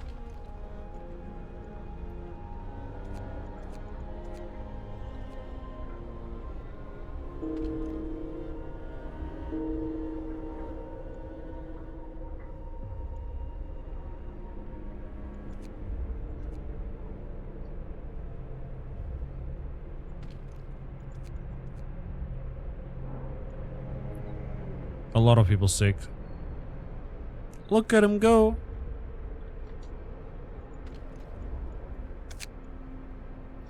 Who wants to be called an automaton after who wants What should we know? Here we go. What should we name this one?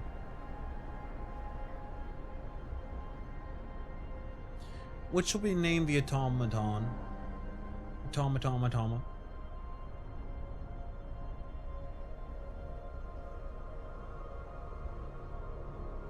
Cause Welshman is nice. The Mark IV Welshman is cool and all, but I feel like, you know, I mean, we can change the name all the time, obviously, but Oliver?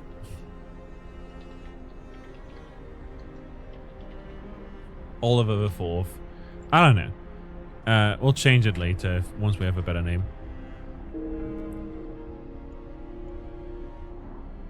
Being treated?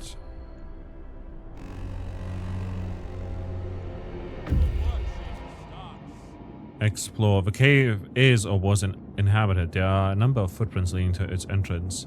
We should check if there's still someone alive. We can hear terrified shrieks from a cave uphill. When we came closer, several polar bears turned towards us, blocking the entrance. There are people trapped inside, and those beasts are picking them off one by one, feasting on them. The bears will kill the survivors. Risk attacking the bears. The people in the cave will live. Scouts will escort them to our city if they survive. Do that. Joined them and drove the beasts away, then they set out towards our city. Cool.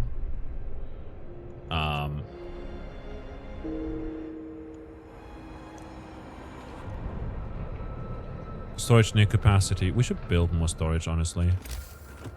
One of our people died. Well, yeah, shit happens. Let's get another cookhouse, maybe? Coal thumper.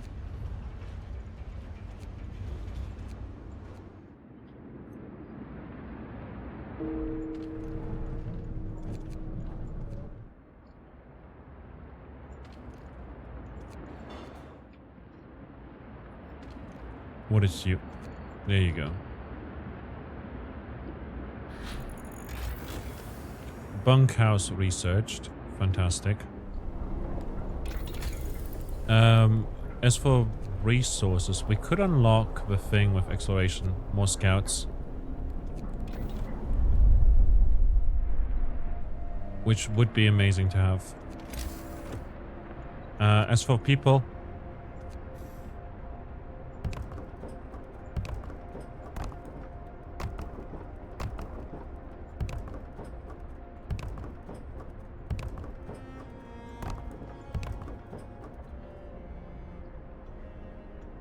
a lot of homeless people.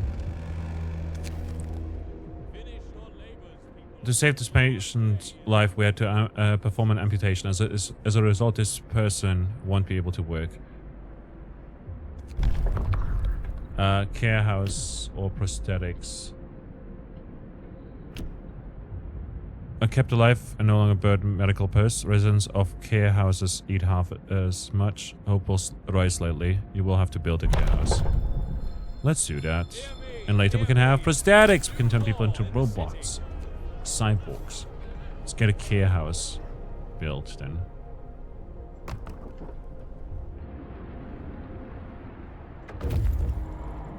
Can disband for scouts. Let's send these over here. Which will take a day, but it's fine. Upgrade underway.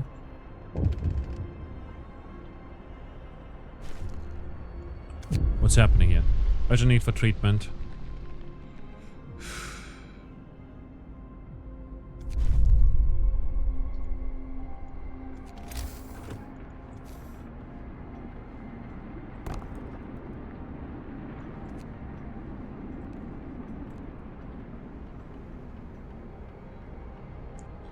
Build a care house, open a medical post. There we go. Where's our stuff? We've got people starving. Cool, cool. Open up this.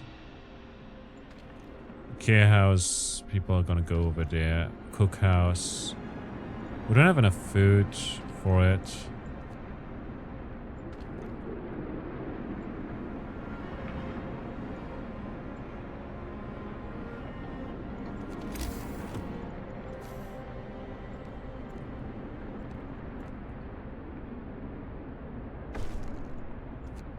Healthcare promised. Figured out. Fantastic. Temperature is starting to make life really difficult. It's so cold, better not go outside without a good reason. Okay, we're getting... food is cooking.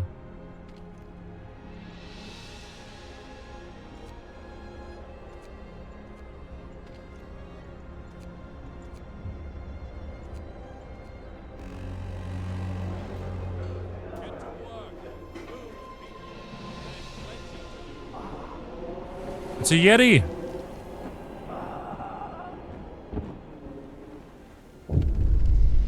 The search for officers, man from Winterhome. We found an exhausted man at the edge of our city. He said that he came from Winterhome, a settlement located not far from here, and that he was the last survivor. Winterhome is dead, everyone's dead, there's no hope for survival, and there's a cursed wasteland. You're all doomed, you must escape, those were his last words. But where escape to?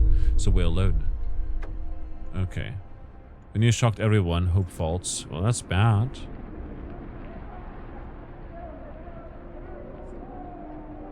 How are we supposed to survive if they didn't? This place is a deadly trap. We need to get out of here. Coming here was a fool's errand. We should go back. We should have never left Britain.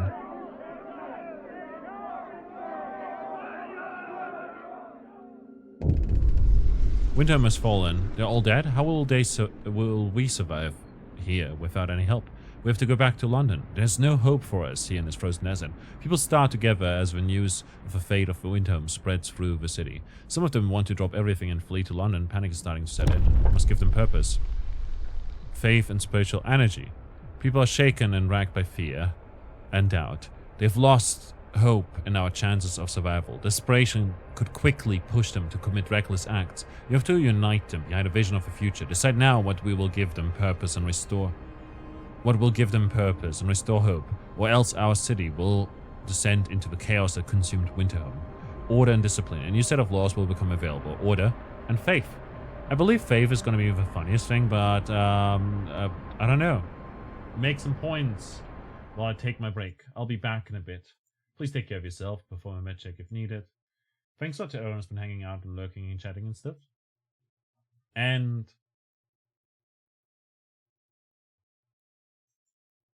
that said, yeah, we'll check what we can do with Faith soon, because I feel like Faith works really well. I don't think Order is good because, you know, this content and everything. But hey, if we give them some, like, if I turn into a deity, you know, and they worship me, hey, that's good. Have faith, eh? Have faith. Something like that. As I mentioned already, game is cool. Go check it out. We'll be back in a bit. Please take care of yourself. I'll leave you with some music. And then I'll take a break. In the meantime. See you in a bit.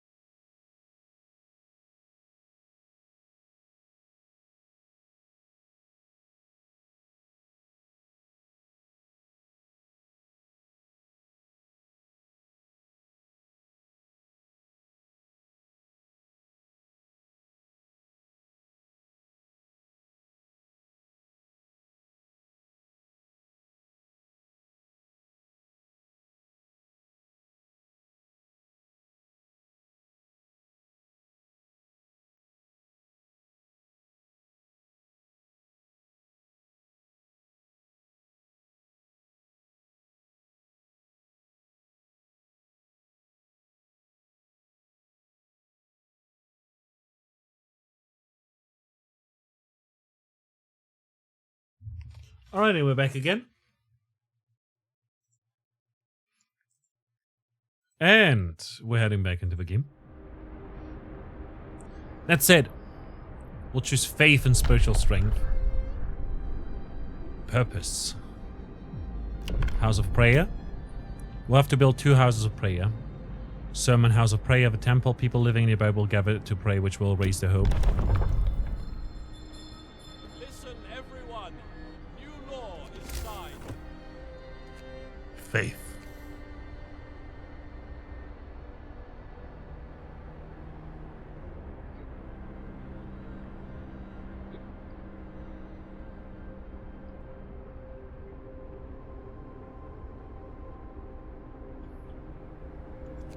Actually,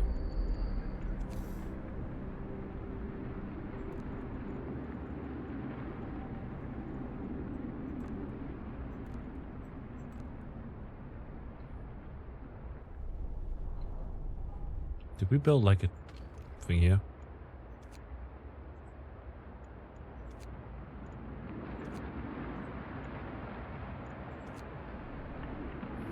What's happening over there? Frightened patient.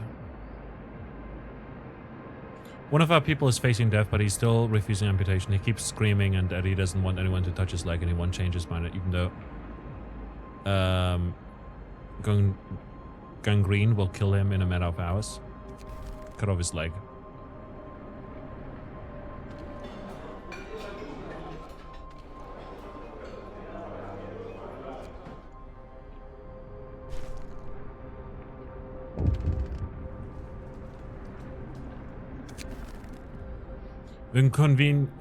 Unconvinced want to leave.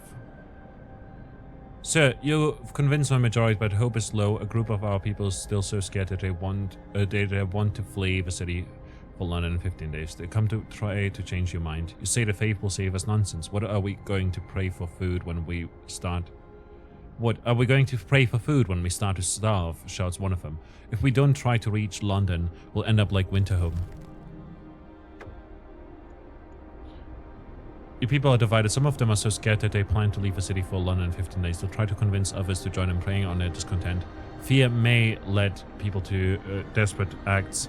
Maintain peace, give people hope, and manage the discontent to guide the city safely through the looming crisis.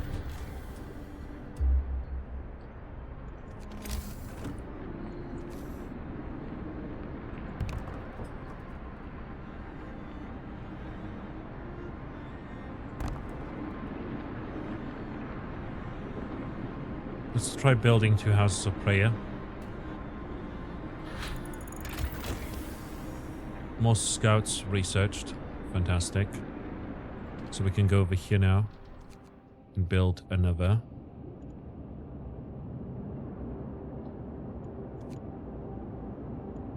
And send another expedition over. Hope rises.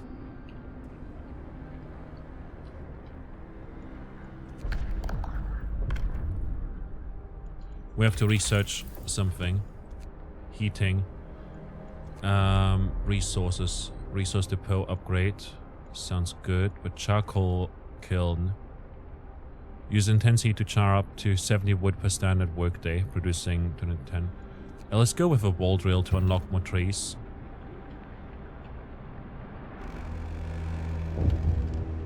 Night is coming.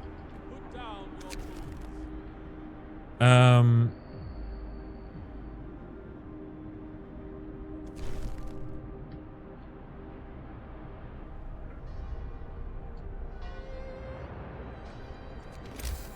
Let's build in the tech tab.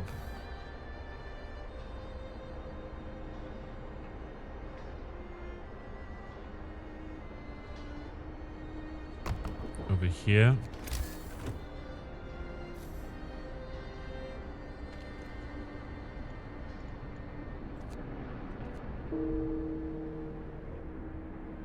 One of our people has died.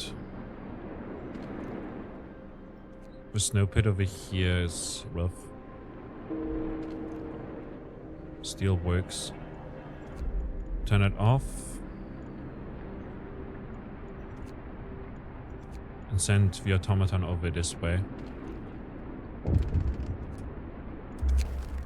People join the Londoners. Passive effects. More than half of our people have access to a prayer house. People feel a lot better living near a prayer house. It reminds me of their higher purpose and gives them hope. Let's build more housing nearby.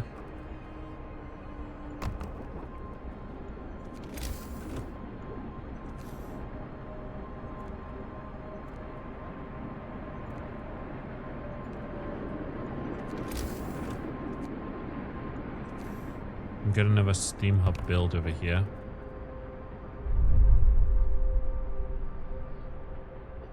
And the bunkhouses will provide shelter to these homeless people here. This will provide more heat as well. Functioning.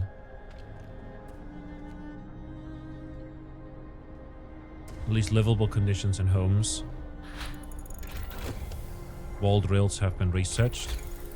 Exploration and industry, food and shelter. Hothouse. Hothouse sounds good because we've been struggling with food for quite a while.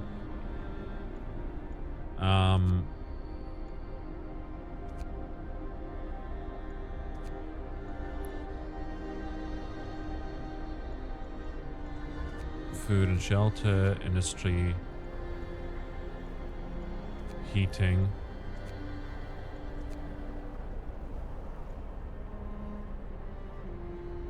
Let's do this.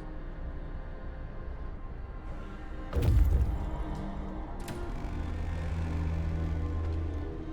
of shift. Go rest all who can. Storage limit has been reached.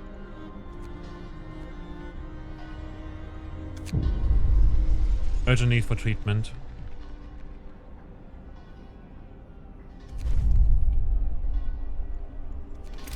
We'll need to build another medical home.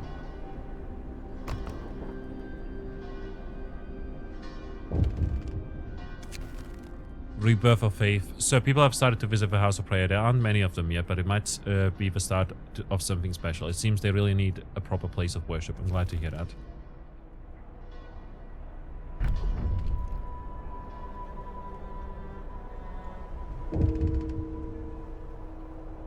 One of our people have died. We've helped the sick. They and their families are grateful. Hope rises yet again.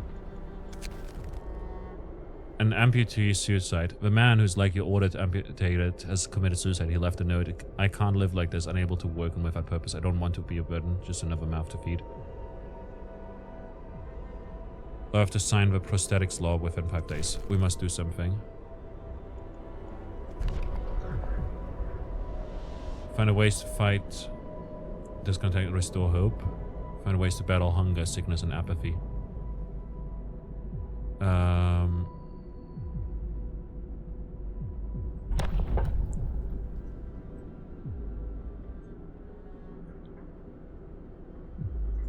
Prosthetics. Available in the factory. Amputees fitted with prostheses in medical facilities will be able to work again. Hope rises. A new law has passed.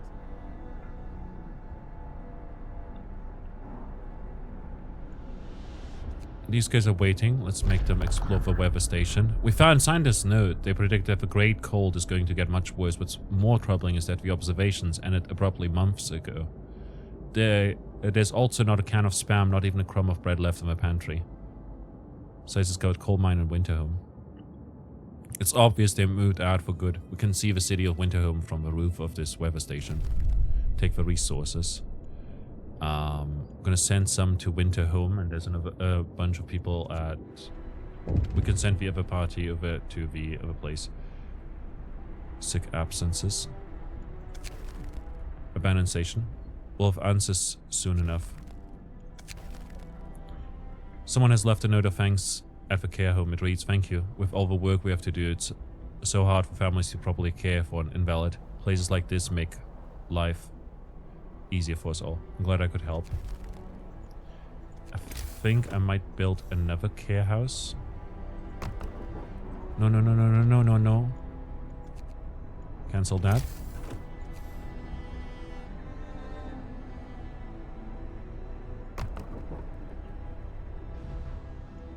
This content is looking pretty bad. Bad food and healthcare. Food is really bad. What is up?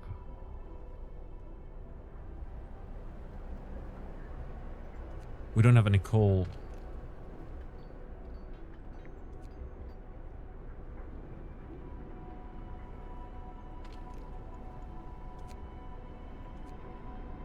Closer to the generator is much easier to heat. Yeah.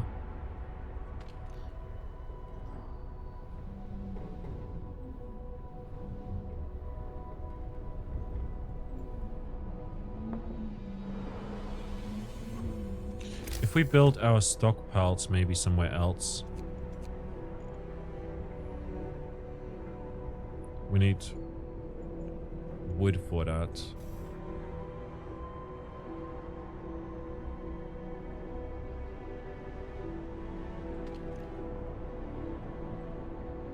We have no cold.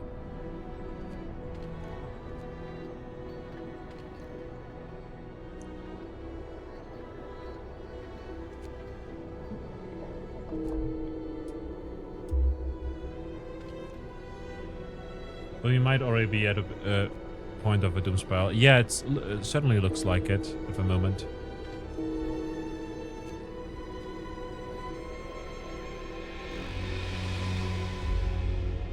The work shift starts.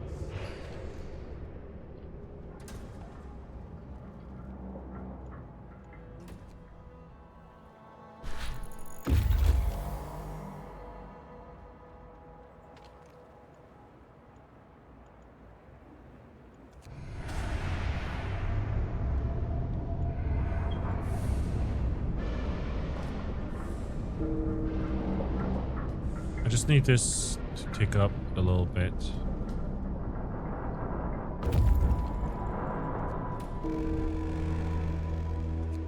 Time to rest, folks.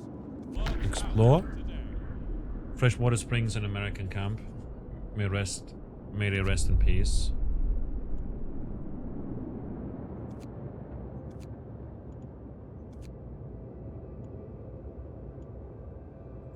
Send an outpost team to build an outpost.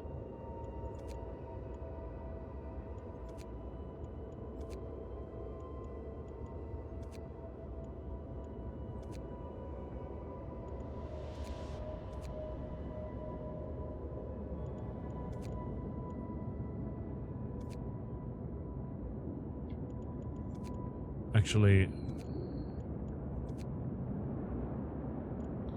I don't know.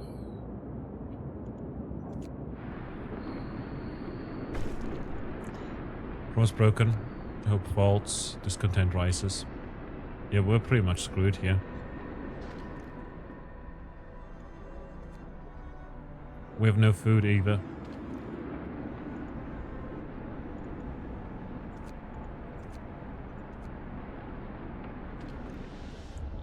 Gathering post.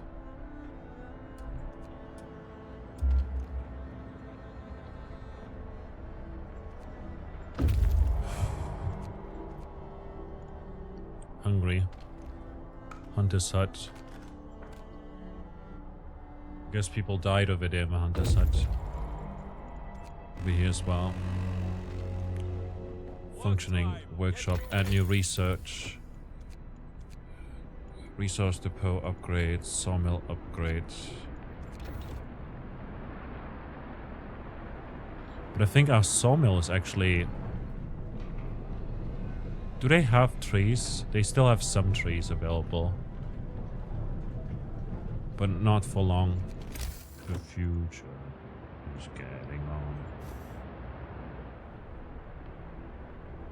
What do I do to increase hope? Need people to hunt so that we can gather more food.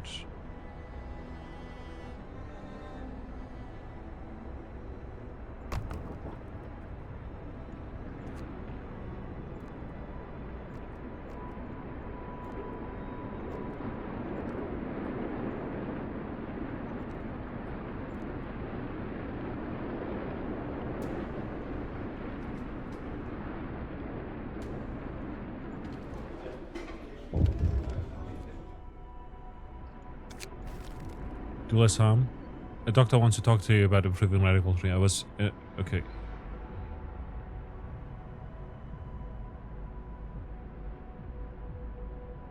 If I was a field surgeon in a Boer war and worked with the Royal Society to reduce the rate of limb loss in the army, I believe I can devise a method that will cut the number of amputations. Wait, I was a field... Okay, not if I was.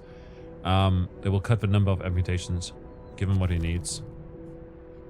He won't be able to work for a while, but as a result, we'll have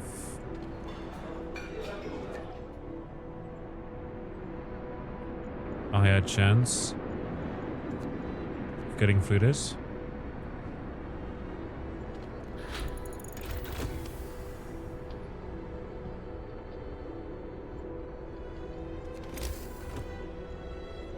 Tech, resources, wall drill.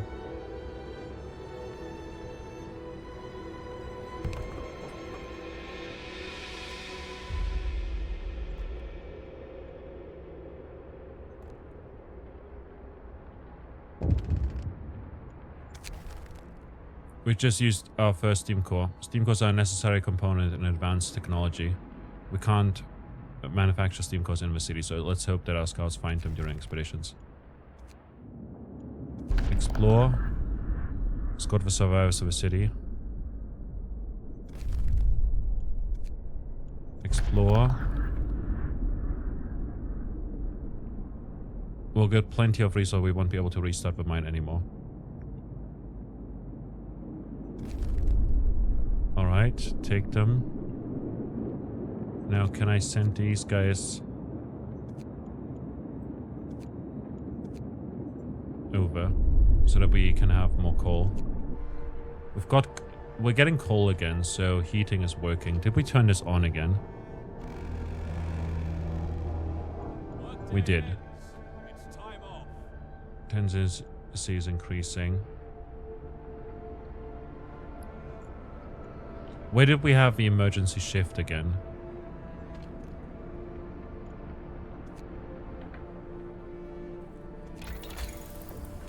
Wait a minute. No. Shit. Well, whatever. I guess we're doing that now. Exploration, resources, food, hothouse. Let's do that, I guess. Lavi, welcome in. How are you doing? Good to see you. A crowd is listening to one of the landers who's scaring people with visions of doom. He's trying to persuade them to flee London. The discontented seem to take his words to heart, but others remain unconvinced. The numbers of Londoners will rise slightly. We can't disperse the crowd. We are letting someone preach. To right, this will stop him from leading our people astray. Very wise, we can't let him spread the lies of Londoners.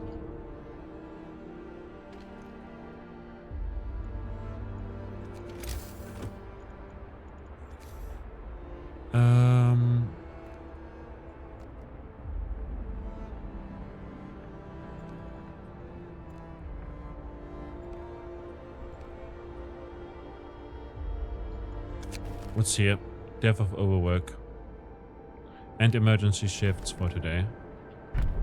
I couldn't find it. Uh-oh, Londoners are coming for you. Yeah, Londoners are rough, but also everyone fleed from London. Isn't London, like, gone?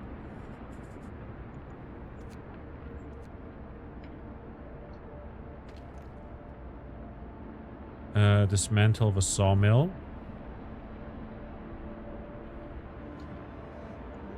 And then we'll build another sawmill.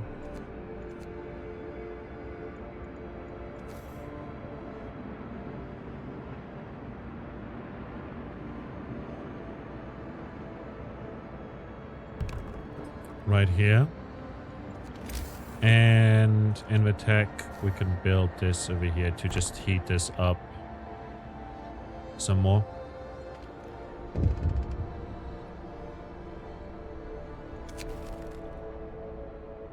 Let's go back. Send a collector to show people. Hope will fall slightly.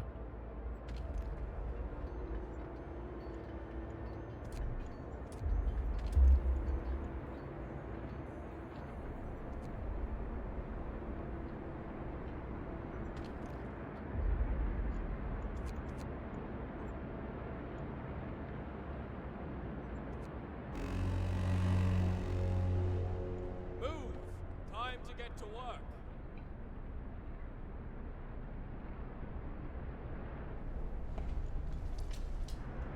Don't have enough food. We've got a lot of amputees. Book of Laws. Adaptation.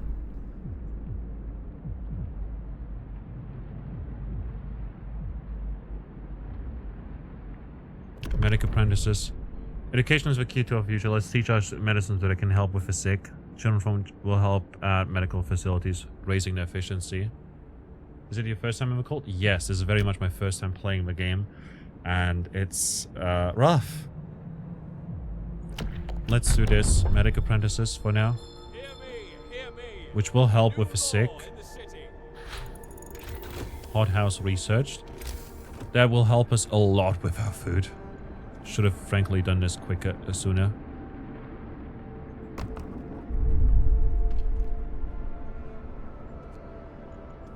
Maybe we'll build another steam hub over here as well.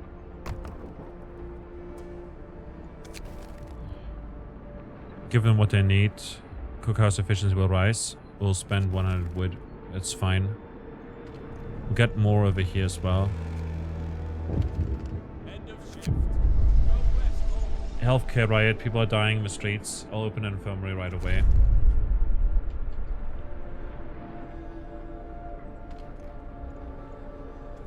We don't have enough raw food anyways.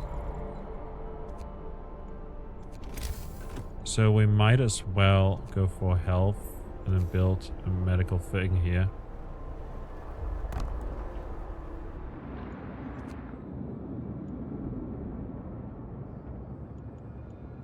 American camp, let's go.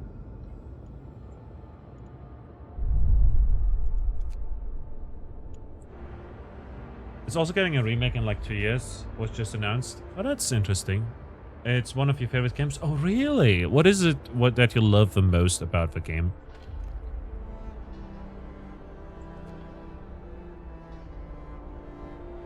Okay, the hunters are going out, which is good.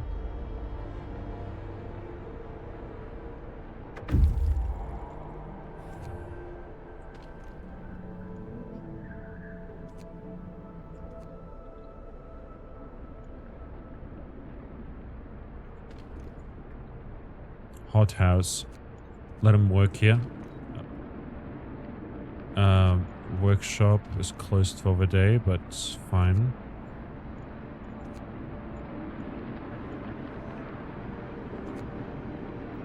Steel works. Gathering post. Where's our automaton? Hunter's hut. Hunter's hut. We don't have too many more workers. Medical post. Medical post over here is functioning. We'll send an automaton over here to work in the coal pile. And then increase... We need to open the new infirmary. Didn't we just build one though?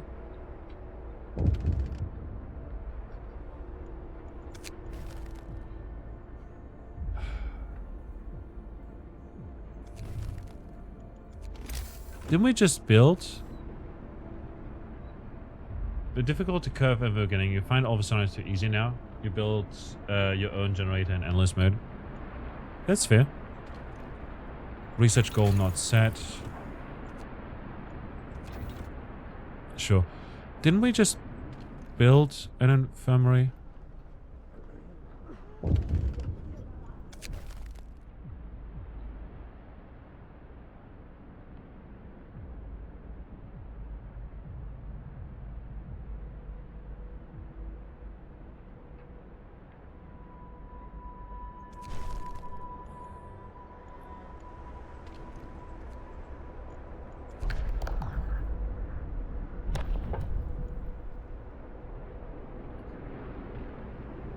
Wait, why would they remake Frostpunk? They just released Frostpunk 2 and the first game is perfectly fine as is. Yeah, the game is beautiful as it stands.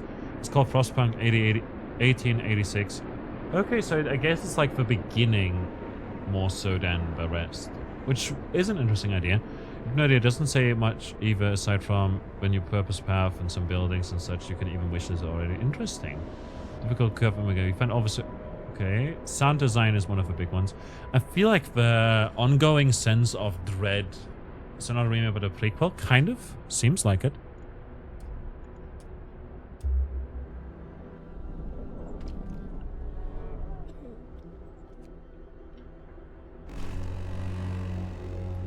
I wonder if our captain really has a plan. I do not actually have a plan. Sorry to disappoint. Hunter's Hut. Improve radical treatment. Scientific method, volume 2. Well done. Not honestly sure. The Steam page says remake with some more additions, so I assume some engine upgrades. Interesting. I hope they don't make it too demanding though. Because that's something that a lot of people do with like remakes. It's kind of like, what use is there in remaking a game? So is this not an infirmary? But you're not beyond rebuying the game you love. You got Journey on 4 platforms. Fair.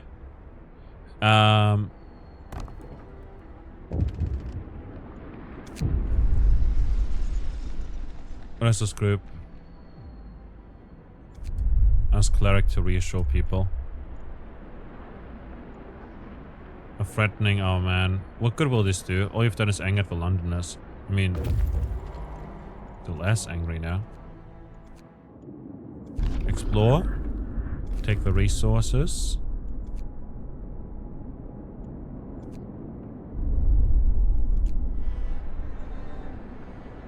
Yeah. I'm kind of encouraged to be interesting to release the game. The same game for full price 20 times Bethesda style. If I was a big one that needs a Steam core. Oh shit, man. I didn't know. Because I didn't have it yet. Oh fuck. Hell. Yeah, there's the infirmary. It's a different one altogether. So, for what it's worth, hold up. I can do paint. I can do paint. I can do paint. I can do paint. Pa pa pa pa. Open up paint. Window capture. There we go. Boop. Ba ba ba ba ba ba ba. Ba ba ba ba. Ba ba ba ba ba ba ba. I don't know. Where's my cable?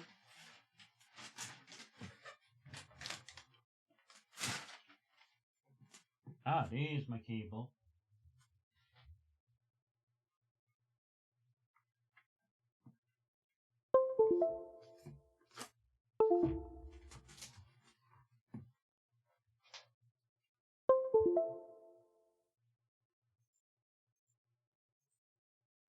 So, as it stands,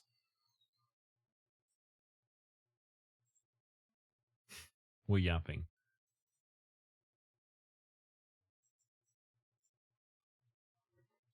We're yapping. You don't mind for indie games, but your fridge or any other device doesn't need to play Skyrim. Yeah, exactly. Where's my pen? There we go. There's my pen. So as it stands, I do think that there is an incentive for people to remake games at times, but I don't want to encourage it. I do agree. So sometimes you've got like a game like Risk of Rain 1, you know, as if we just take Risk of Rain 1.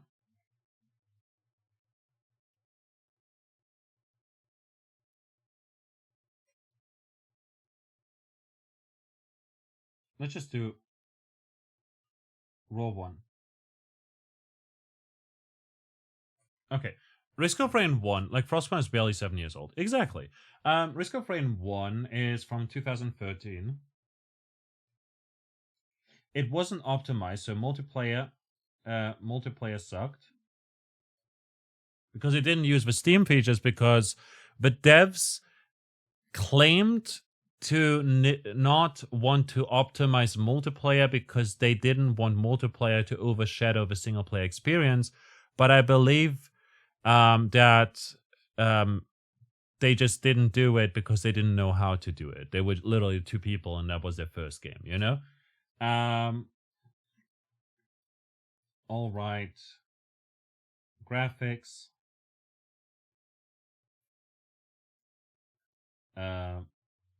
Raw 2 better.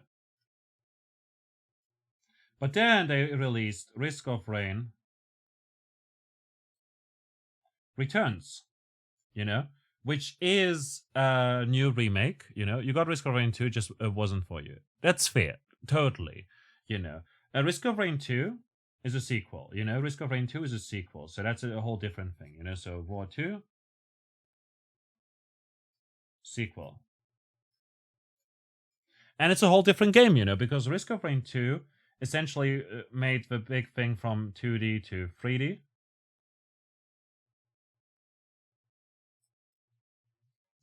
And as a result, it changed a lot about how the game worked, how multiplayer is much better than single player, even though single player is still great. And it had funny interactions, like a lot of them, you know? And that's cool, you know, they made the jump. And then they essentially went from Risk of Rain 1 to Risk of Rain 2, and from Risk of Rain 2 to Risk of Rain Returns, which is a remake. With HD graphics. Still pixel art, but it looks better. MP is better. More content.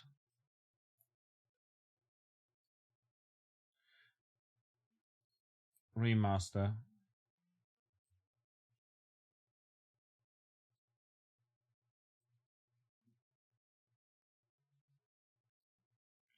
I think it's closer to a remaster than a remake, you know?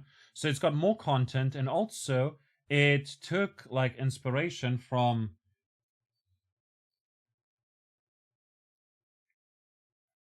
Risk of Rain 2 to make multiplayer better, but also added content from Risk of Rain 2 into the game, and it worked pretty well. On top of that, Risk of Rain Returns also has like the challenges, which add replayability, and better rules, you know, updated gameplay.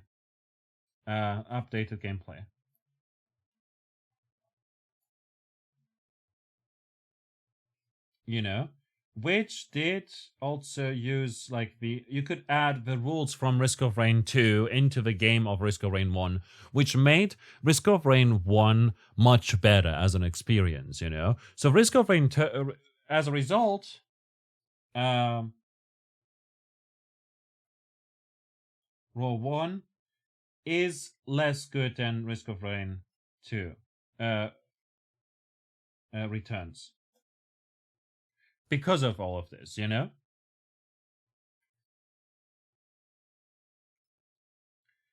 But then you have games like Destroy All Humans.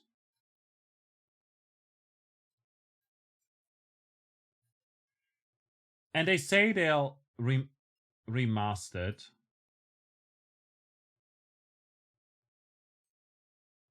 But it's really just upscaled graphics.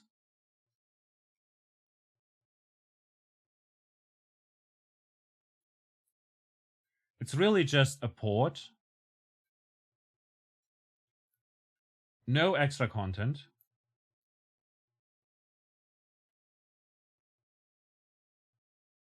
It didn't, like, you know, aged. Very aged. Partially in the humor, but also plenty of bugs. No bug fixes.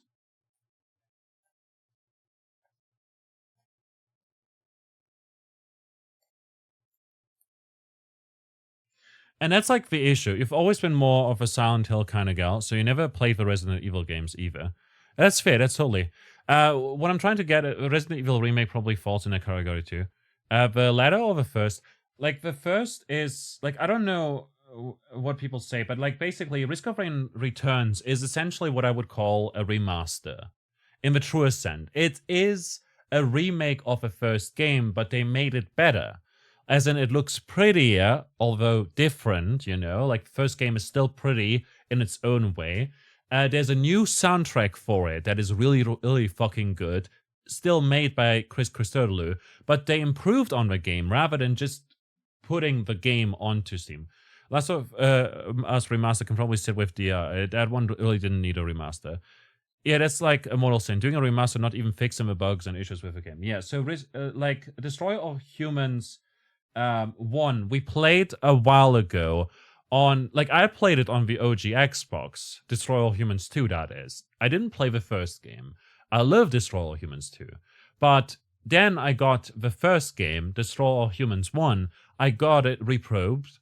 I got it on Steam, pre-ordered and everything, played it and absolutely hated it. For $30, I got 11 hours of a AAA title that didn't feel like a AAA title, that had a lengthy escort mission in the middle of it. A lot of the humor just didn't go well. The audio was all over the place, and there were a lot of bugs as well that were also in the first game, reportedly, according to people that have played the first game. Besides that, though, the game is just upscaled. It wasn't rebuilt in a new engine or anything. No, it is just, oh, it looks slightly, you know, with GTA Vice City or San Andreas, I'm not sure which one it was, but one of them got an HD remaster, but really it was just upscaled graphics. And the graphics upscaled look shit. And yeah, cough, cough, Oblivion. Yeah, it's like Immortal Sin, not doing a remaster, not even fixing the bugs and issues with the game. Yeah, to be fair, with Oblivion, part of the appeal is the bugs. I want to say, like, I've got Oblivion on GOG, on Steam, on Epic Games, and as a physical copy from 2010, I believe, or whenever it came out. I'm not sure.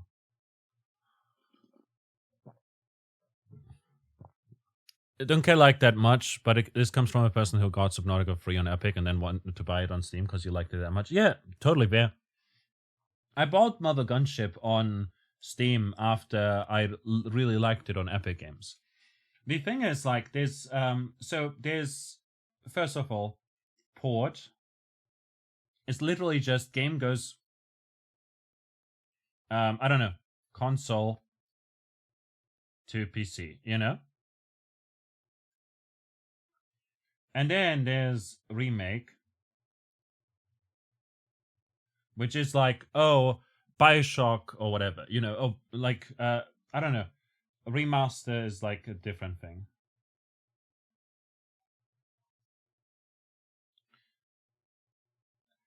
These words get used interchangeably, you know? Which is weird. Note that while the BG1 and 2 remaster are annoyingly lazy in many places, you still consider that a really worthwhile remaster because they actually made it much easier to get the game running smoothly on modern systems and proper resolutions. That's amazing, yeah. You can get the originals to basically the same place, but it's a lot of fiddling and manual work. Yeah, I believe that a remaster should probably fix stuff, you know, have fixes. But I also believe that a remake should have fixes. I do believe that a remaster should maybe improve on, you know, improve great gameplay.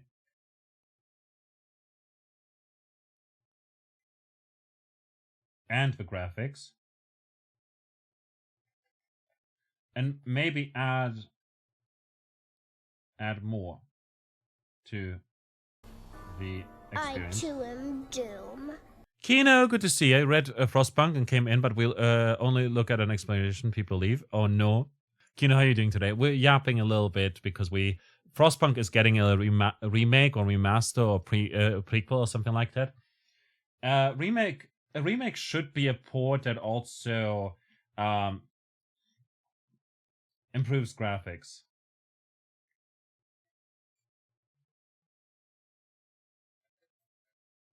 At least. Improves experience. Like, for instance, multiplayer or bug fixes. Isn't there Frostpunk 2? Does it even need a remake? Yeah, it's like the other thing. You know, here's your take. A remake shouldn't have fixes. It's a remake. It should essentially be made completely from scratch as a new approach to the old game. Remake implies that it's more than just porting. Yeah, I believe that. So what my point here was that remake and remaster get used interchangeably. Remaster, because it gets sold as more than it really is. is used more often than remake, though, because they often want you to buy it, obviously, capitalism, and because of that, they'll use the fancy word, which is remaster rather than remake. I believe that a remaster should fix the game, but also add more to it, you know? Whereas a remake should improve the experience and have it maybe be, shocker, remade in new engine. Maybe? I don't know. A port is literally just a port. Oh yeah, marketing is evil. A lot of the times we're getting something they call a remake, but it's a port. Isn't remaster like upscaling graphics, maybe change some certain stuff and maybe fix really annoying controls? Yeah, that's just a port for the most part. Like, most of the time, remakes are just, they improve the graphics a little bit. A lot of the time, it's just upscaling the graphics. They improve the experience a little bit by fixing some issues that come with porting, which a port should also fix, you know? Like, with remakes, you expect it to be more than just the same game with a new look. It should be a new experience. Yeah. And a remaster should have everything new and maybe add more to it, you know? I don't know. So I believe that this is just a remake, you know?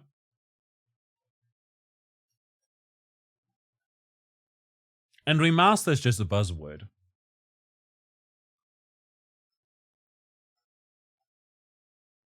With that said, like, I don't think games necessarily need a prequel or remake or whatever. For what it's worth, you know, Frostpunk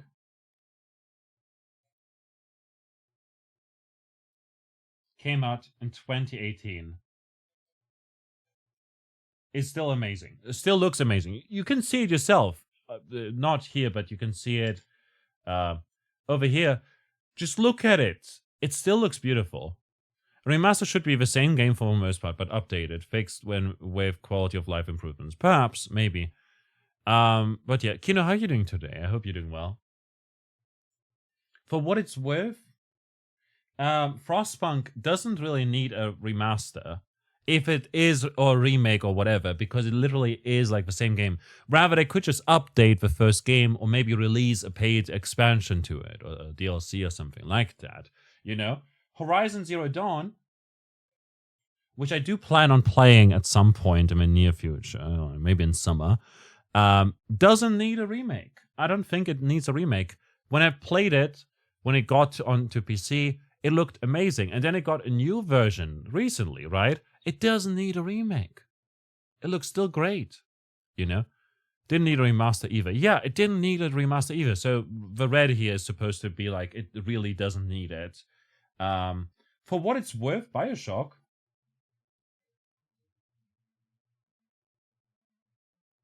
I feel like BioShock could get it got a HD remake at some point, an HD remaster with HD graphics and stuff. I could see BioShock with the new lighting technology, better models, a new engine. They could make the new, they could just make a new game and but you don't see the point of doing that anyways. Totally.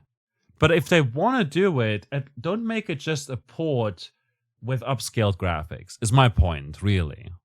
You know? I could see, like, Dungeon Keeper.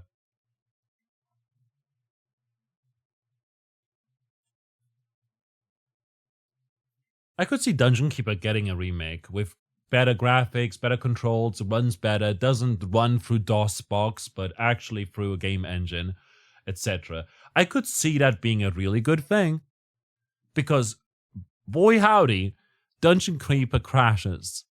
And Dungeon Keeper sucks pretty badly in terms of like the map controls and stuff. Original Frostpunk experience is being reimagined and expanded with new events, mechanics, and laws with a new purpose path from a Frostpunk 1886 theme page. Yeah, that sounds amazing, honestly. I believe that is closer to what I would imagine a remaster is. You would argue Dungeon Keeper has effectively gotten a remake at this point. Multiple, maybe. Yeah, I mean, it's gotten sequels. So, yeah, obviously. Now, with that said, a game that really needed a remake and got a remake that was really fucking good. I had one earlier, an example. System Shock.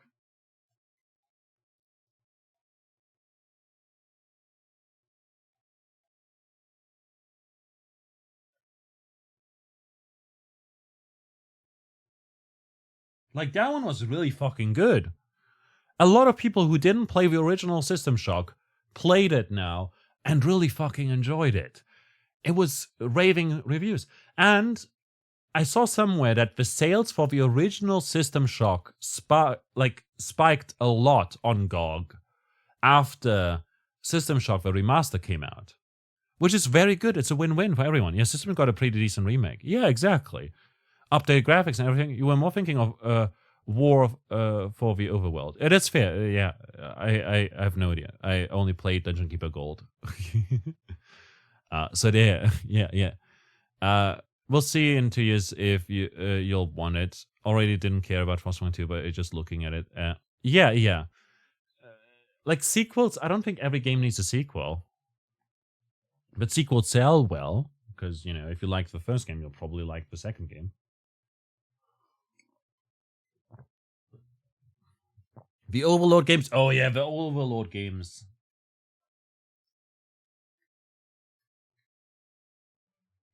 Which I will eventually play as well. I love those, but they're so dated now, especially Overlord 2. I have only played the first Overlord game, but I own many of the other ones. Honestly, collecting women, being evil or good, playing Pikmin but with gremlins, it was pretty fun. But I never got super far into Overlord 1. I don't know, it was just so difficult. I don't know, at some point I was just stuck. Bear with me, I was like 16 or 17 when I played it, so... maybe I was just silly. I want something like Pikmin, where you have like, oh, you can do things on your own, but you might fail, you know? I want that with Pikmin or Overlord or whatever. And like less linear than Overlord. And I want that on PC. But yeah, you would welcome a good Dungeon Keeper remaster, though you'd probably be more into DK2 than 1. Yeah, honestly, just any Dungeon Keeper shenanigans. Even if it's a new Dungeon Keeper game, I would buy it. I would eat good. We would be eating good with that, you know. And with that said, I don't think, like, Layers of Fear.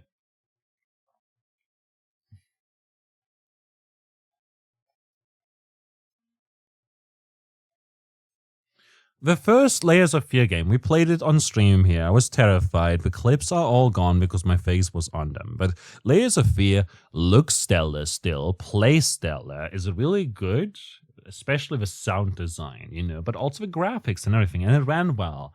And I believe that was very nice. It was a very nice game. I really enjoyed it. It was a bit too jump scary, but still very, very good game. Layers of Fear didn't need a remake. It got a remake, though, and it was literally the same game as the first game, but it had a bit more content, I believe, like extra stuff. It's nothing to do with wanting to see the mistress up close and high res. Yeah, nothing, not at all, nothing at all.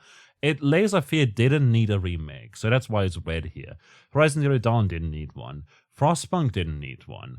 Bioshock, Dungeon Keeper, and Overlord, I could see getting one, and they would be amazing. System Shock was great. Good example of a good remake. And also, I'll obviously add Risk of Rain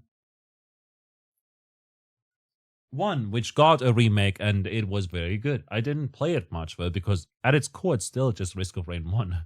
And Risk of Rain 1 pales in comparison to Risk of Rain, 2. Also, honestly, for what it's worth, I don't think Pokemon Diamond and Pearl needed remakes, because Platinum is just a remake and very, very fucking good. That said, out of the remakes for Pokemon, Pokemon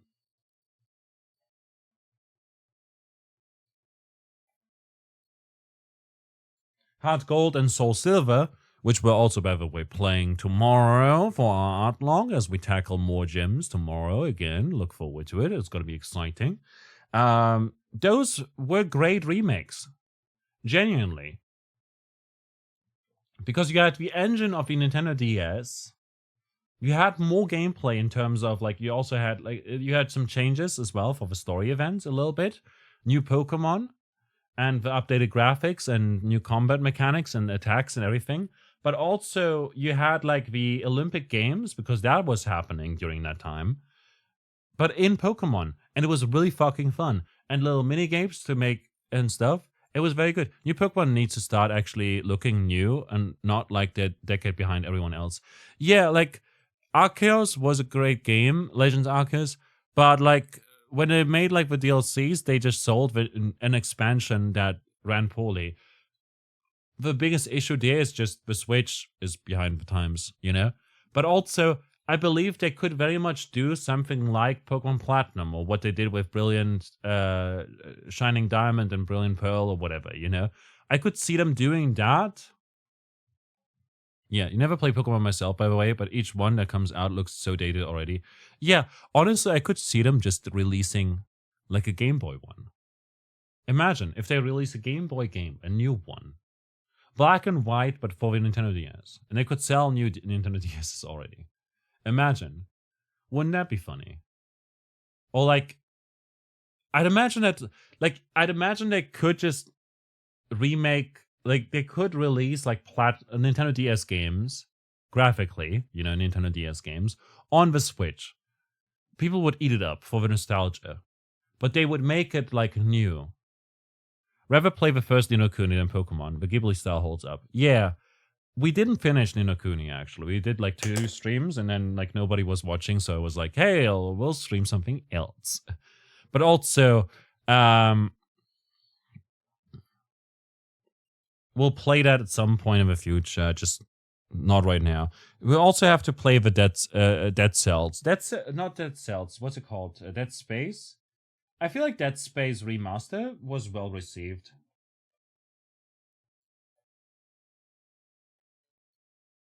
Dead Space Remaster was very well received. And with that said,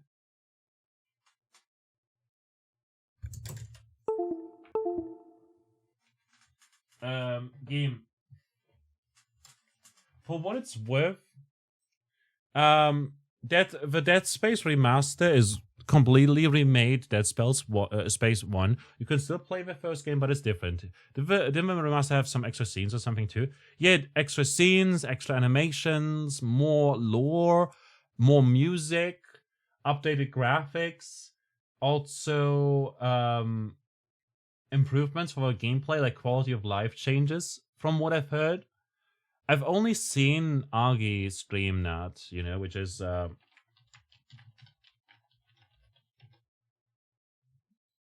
cool guy doing charity right now.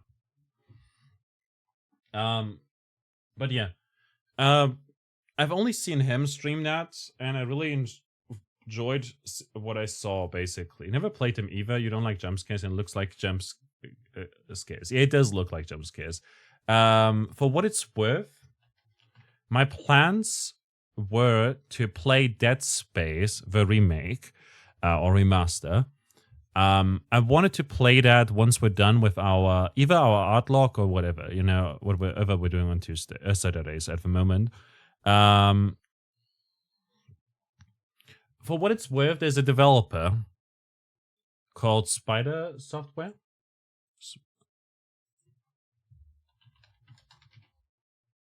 Spiderweb Software. And they've been just...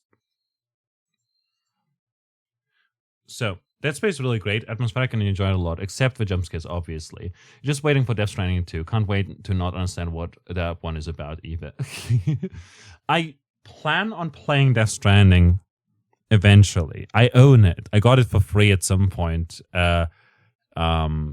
through some site, I believe. I think Fanatical or something like that. You know, got it as a key in one of those mystery boxes, you know? That you got from, like, oh, you purchased $10 worth of games or something like that. I just got one bundle. I got one gift, you know, and it's like one mystery box. You click on the box, you get something or nothing, you know. And I got that Stranding, and I was like, holy yeah, hell yeah, I love that. And then, you know,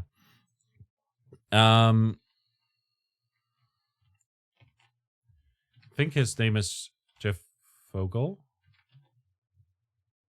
Yeah. So Jeff Vogel is someone who essentially is an indie developer and has been for 40 years. You know? Wasn't that starting the one where you just run around and delivered packages with a baby on you, which protected you from the horrors of a void? Yeah, that describes it quite well. Got it on a big discount sometime late last year. Enjoyed it a lot. Didn't think you would, but don't ask me what the story's about. Yeah, heard the same thing about it from many people. But yeah, I do plan on playing that as well at some point. But honestly, I have no idea when. For what it's worth, we're quite busy with uni at the moment. So we might do Frostpunk like twice a week or something like that, and we've got a Pokemon thing on Sundays. And at some point, I'll stop playing this and then do Dead Cells, I guess. You almost make it sound normal. Yeah. So Jeff Vogel is the developer of a bunch of games like Gene Forge, Queen's Wish, and Venom.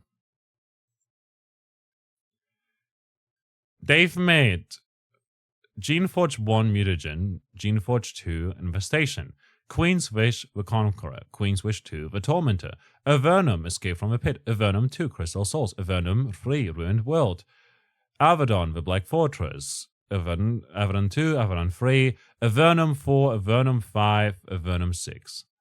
You know? And they have also released like remakes of their older games. And it's literally the same game again and again.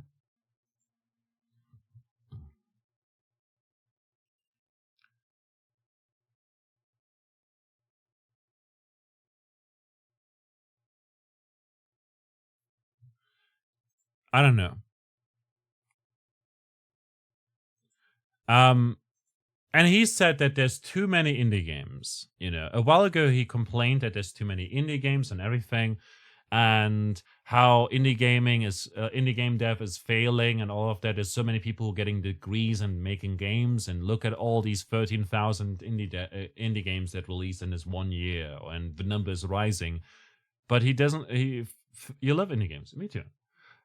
He failed to realize that not everyone who makes a game has a degree in game making, and not everyone who makes a game wants to do it for the sake of profit. As such, screw you. Anyways, he did that. I did like this challenge. Like a friend said, you haven't said something about it. And then he said to her, I dare you to... Yeah, most folks who start making games don't have a degree in it. Yeah, exactly. He sounds jealous of the big ones like Stardew Valley and such. He is, 100%. His blog is literally called Bottom Feeder.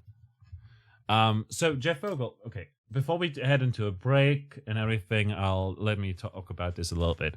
So basically, a while ago, he had this rant or this big thread as an indie game dev veteran who's been doing this for 40 years, who's been making retro games over and over again, releasing basically the same game over and over again, and then remastering them over and over again, but never actually making it better, you know? Like, never actually improving it. He keeps it janky to be the same jankiness as games in the 80s were, you know? Lots of adventures and RPGs that literally suck and are super difficult and don't have save states and stuff like that. You have one save and that's the only save you get. No auto-saving either, etc., you know? And stuff like that. I played one of those and it sucked. By figuring, okay, like, look at Windy Beard. The guy barely knows how to string scripts together, and he still is making games on the regular for a living by figuring out how crap works as he goes along. His skills are more on the art side, but he still keeps building different stuff. I have no idea who Windy Beard is, but if he has like an itch.io page or Steam page or something like that, can you link it in the indie game chat and on Discord? And yeah, so Jeff Vogel complained about it and everything. His thread went viral, and a lot of people were like conflicted about it. Like, oh, there's too many games, and some people were like, why are you gatekeeping indie game dev? You don't need a degree in everything, you know? Sure, fantastic. Thank you very much. I'll check out his stuff at some point.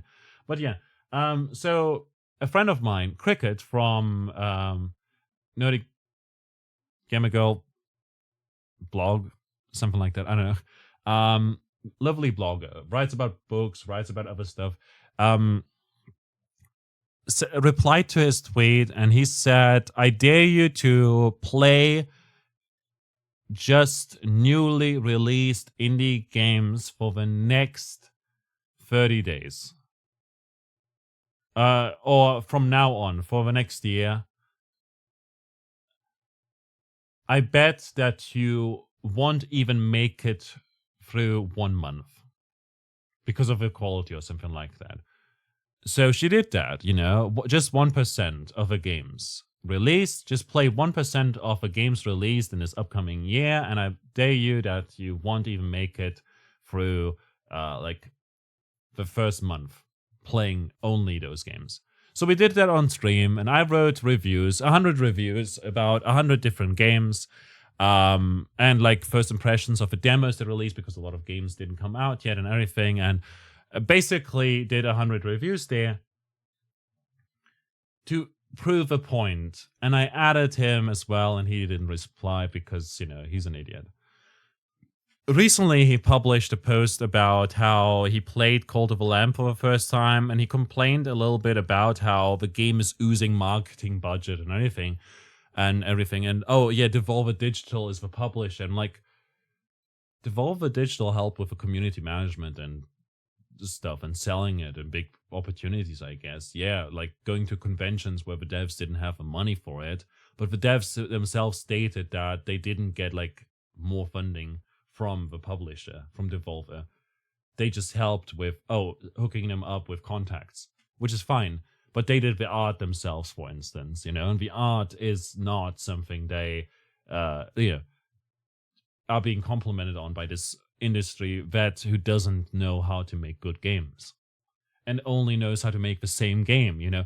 Like, he claims that he's an indie dev veteran for 40 years now, but he's been making the same game for 40 years, while indie developers are actually making new stuff all the time, sometimes challenging themselves, sometimes copying an idea from somewhere and then doing it with their own twist and stuff. And yeah, he's super jealous of Stardew Valley. I'd imagine. He sounds at least like it. He's like very, I don't know. I don't mind the guy. I read his blog sometimes.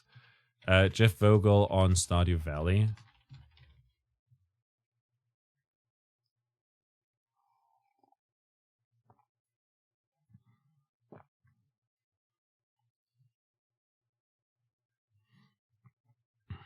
Let me see if I can find something. I mean, he is making games with news stories, but yeah, he never really changes the core design behind it. Yeah.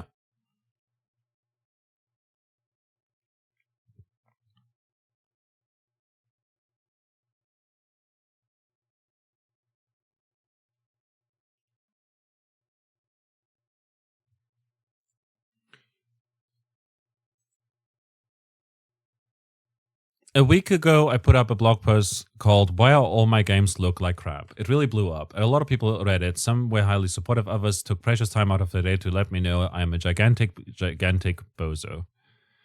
Thanks to all. When you're trying to get attention for a small indie game, there's no such thing as bad publicity. Basically, my blog post said, some people like my art, but I am still super bad at art. Always have been. Fixing the problem costs time and cash, and I don't have any of either to spare, so that's why our games look bad. I got a lot of questions about it. Good questions. Why can't I afford art direction? How much does art cost? Why don't I do this or that smart thing? So that's why I'm writing this. I want to answer the good questions. So I'm going to say some stuff about making and budgeting video games and why I'm a bozo and why I'm cursed to be a bozo forever. Along the way, I'm going to explain you the whole indie game biz from soup to nuts. If you like indie games, I think you might find How I Survive interesting. You see, I'm the cheapest bastard in indie games. been doing this for 25 years. Some people really got annoyed when I bring this up. It's as if having long experience and a huge body of work gives my words some sort of weight, my advice some value. Well, it does. Do you realize how few people have turned a good profit for that long in this bloodsport business? I'm rarer than a unicorn made of Bigfoots. The indie game business is hard, and one of the toughest they is. Why is it so hard to make money on indie games?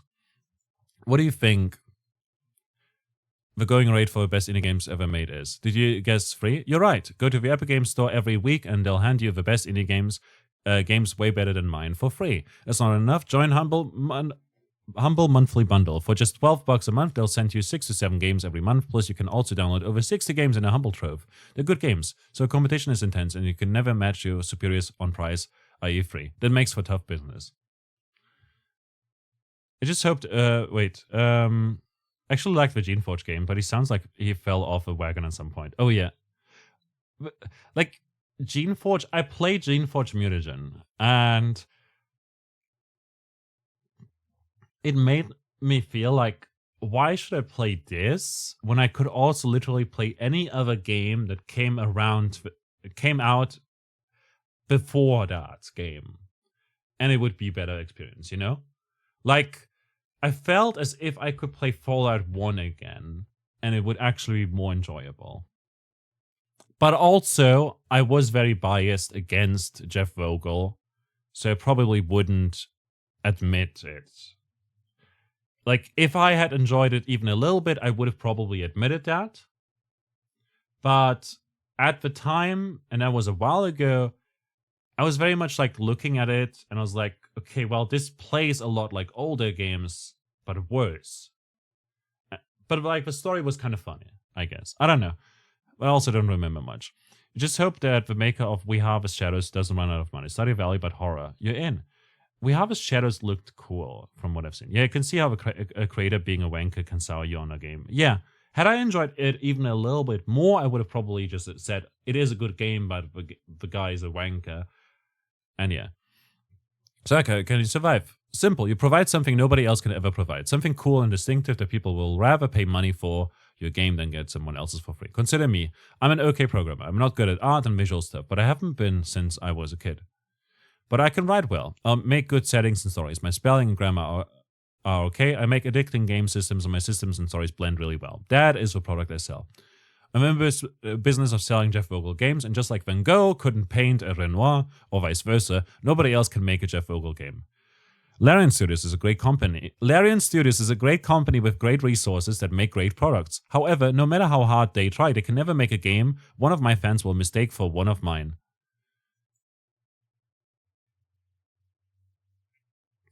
Yeah, the games were definitely very old school jank hard games. Yeah, exactly. I don't know. It took like ages to level up to level 2, for instance. That was something that bothered me because if his whole idea is just the story, why not make a text-based RPG? Like, I would enjoy those more. Like Road Warden, for instance, is fantastic.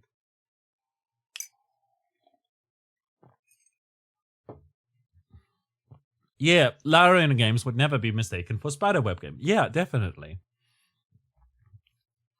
This was, by the way, before that other There Are Too Many Indie Games post. This is from 2019.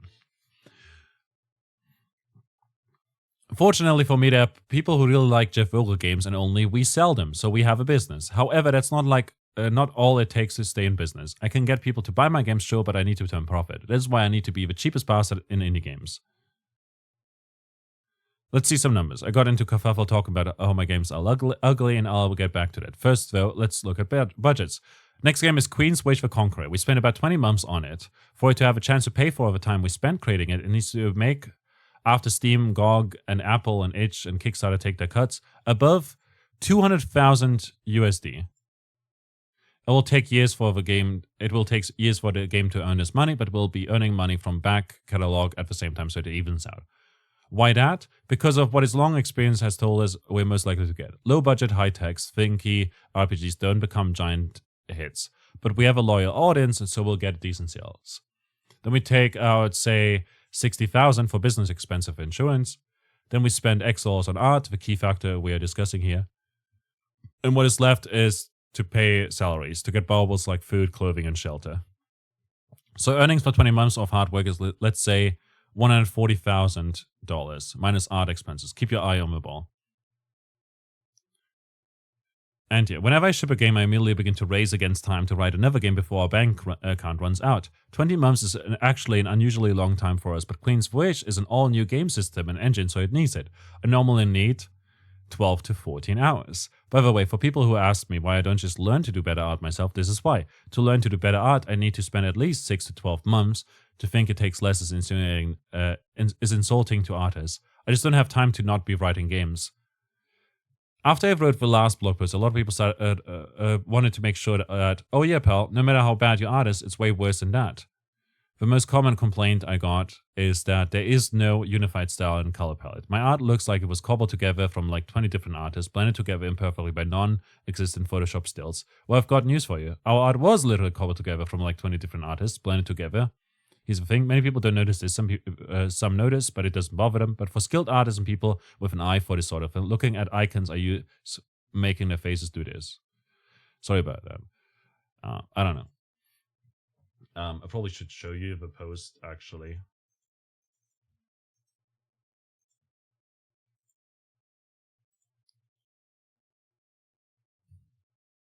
Oh, that's fun. Cobble together any floor terrain object that will function. I pull art from old games, like open game art, from sites that license icons for cheap, from anywhere I can get icons that will function. I use Photoshop trickery to make it blend as much as possible. Eventually I will reach a point where I need stuff that I can't use online resource for, stuff that needs to be custom made for how I want the game to look. Then I go to freelancers. And they work very hard, cost around 40,000. And then, yeah. Honestly, if you just learned art, just pixel art, you know? Like, it's perfectly normal that you can kind of tell when several games were made by the same people. Their thinking basically leads to a kind of fingerprint in the design of the games. Definitely. But Larian games, you know, comparing themselves to Larian games is kind of wild.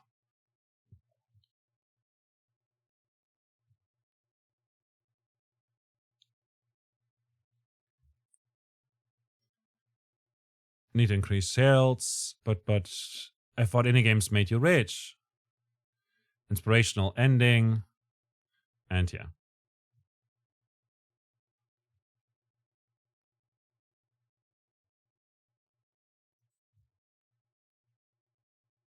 And there's bottom feeder on Substack. No thanks, I'm already subscribed. And there's the other posts on bottom feeder, which is like his main thing. And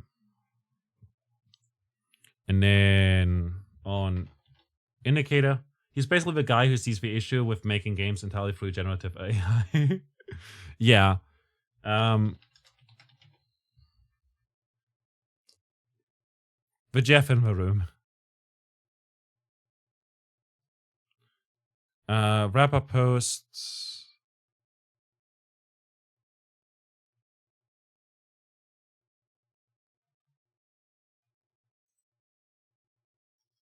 Wait, was it this post? I don't know. Are there too many indie games? I think it's this one.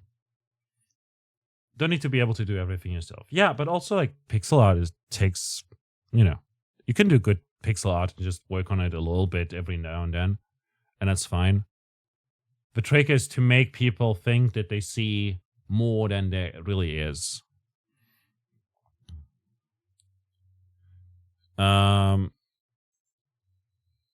To be an artist is to communicate with the world. When I create, I'm using my flawed, finite mind to take a picture of what the world is like. Then I share this picture with you. Hopefully it will provide you with interest and entertainment. But the bar to delete something that has been created is very, very high. To erase a work of art, and even a crappy one like mine, is to steal something from humanity. Destroying art makes us a little dumber. Art is a way to communicate with the world. Even with a flawed as human beings, we can share art with others to show them how we see the world. Isn't that beautiful? Erasing art, no matter how crappy it may be, is wrong. Jeff said so himself. I don't know what happened in the few days between that post and his Twitter thread, but Jeff himself is both against erasing art and for stopping the creation of art, which is just weird and mind-boggling. Weirdly enough, Jeff also describes freedom of expression as a universal moral principle, an invaluable tool for improving human society, and, to his people, an unalienable right. On Twitter, Jeff fights against the sentiment that all games are art and that expressing yourself in the form of developing games is not a form of freedom of expression. At the same time, he just said in his latest post that freedom of expression is invaluable. And that's from my 2022 post, Are There Too Many Games? Boop. If you want to read that, I literally quote him to disprove him, basically. And then Jeff in the room, and then, yeah. A lot of indie games get published every year, and the number increases nonstop. The numbers are absurd. If someone wants to create games for a living, tell them not to do it. Shove that chart in the kid's face and tell them off. If they want to do this, you have a moral obligation to do this. They need to be warned. It's not just video games, of course. Example, 60,000 new songs a day on Spotify, millions of books on Amazon, 550 scripted TV shows in production in the US. Why create in the face of such mountains of unwanted content? If society produces nothing but dysfunction in art, it has a problem. The world will tell us soon enough that it's time to stop. Just let people do their thing, gee. Like, look at Tombo over in Agi's Discord, teaching themselves everything needed to make what they want to make. Yeah, exactly. Like, Tombo is doing a good job. Just let them do their thing. Most indie devs do work. Like, hold up. Isle of Jura game. The developer of this game, EM Games, made this game. It's currently, by the way, it's a short game about fishing. Very, very cute. Very, very cool. You know, it looks adorable. It's 3D. You're basically going out there fishing, and you catalog the different fish that there are, and there's different different tools you can use for fishing that have different mini games. It's very adorable. It's very short. You can go collect stuff and fulfill quests. You know, it's pretty cool. But also the graphics look nice, and what's more is that it's a game that was developed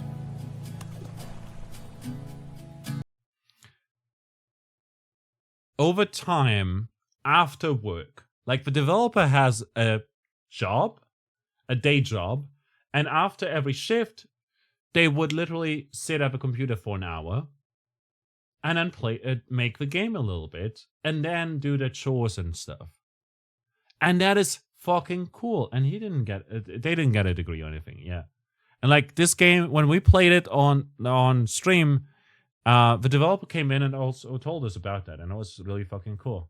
Like, genuinely, you don't need to be a big dev, etc., etc.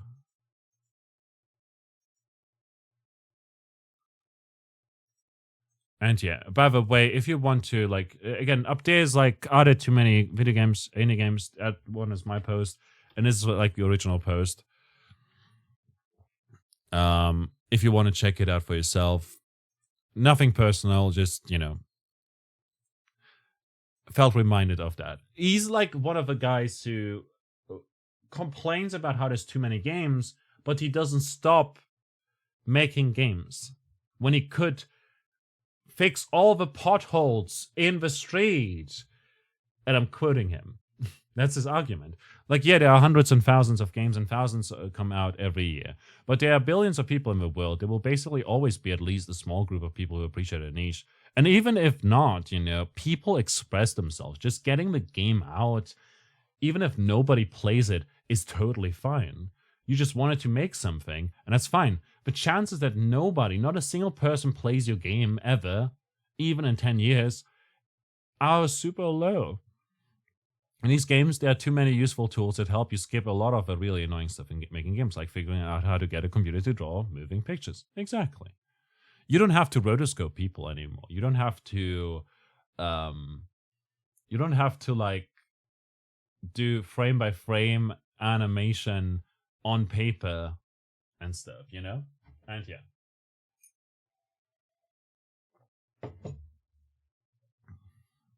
With that said, sorry, we had a big discourse and everything. We'll now head back into the game after, and like, I'm totally fine, by the way. Like, if you have stuff back in school during computer class, you do frame by frame for images. Yeah, I mean, Obviously.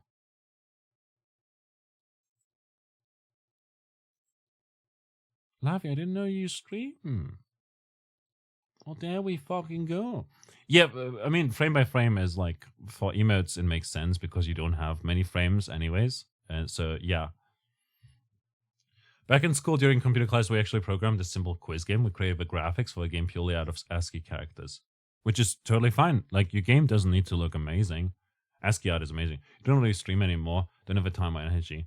But you have cute art. You have cute emotes, so I can steal them by subbing. Or something, I don't know. No, appreciate it though. Don't really have a time or energy. That's fair, that's fair. But if you ever want to do art together, let me know. And you know, I'll have to take some inspiration because I literally haven't really gotten, like, your emotes look cute though. I need to get better at emotes art, but also steal art. Don't put the AI out of work. No, I mean, like, as in steal inspiration. Like, I've got this color palette now, and it looks really good, and it works really well. And I want to implement that on some animated emotes, you know? Like, you know, you see my PNG tube over here. It looks cute.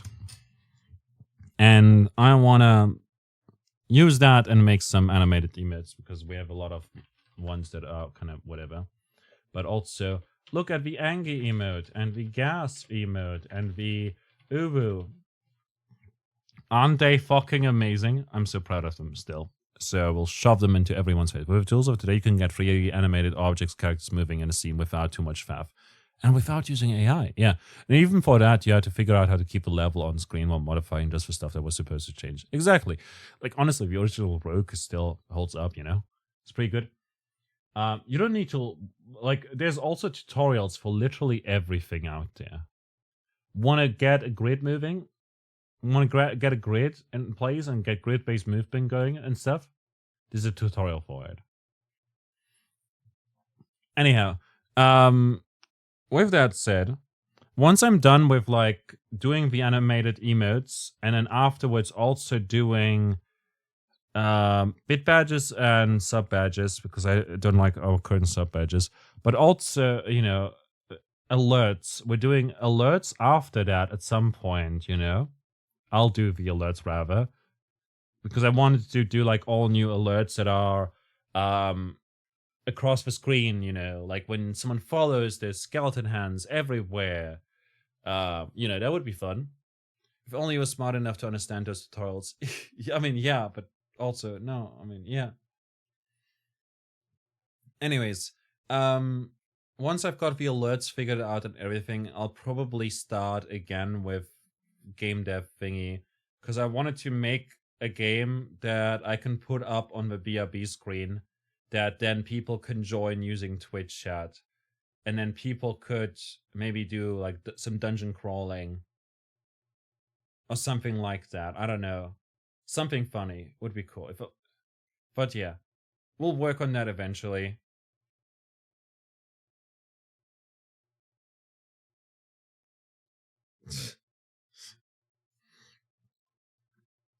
Shadin, are you just reposting the same thing but now adding a dot? I mean, yeah, it's movement. Yeah. Is it taking you a long time to do that? Want to try again? Oh. Oh no, the ad is gonna reach the A. Oh no. Yes, it is. It's taking you a long time? Yeah. I wish we could just use tabs in Twitch chat. Anyhow, I have no idea how to do game dev, so before that we'll do animation. But I don't know how to do animation, so we'll learn together on an art stream probably next week. By the way, we will do a charity stream next weekend. We'll have some crowd control shenanigans with Pal World for No Kid Hungry going on Saturday. We will also do a Pokemon stream on Sunday, and you'll be able to name encounters based like, you know, when you donate. And also influence the game a little bit in some ways, you know? And oh no, the @ sign is now shooting the A sign. I think. Something like that. The A sign died. Murder. With that said, what did I want to say? So,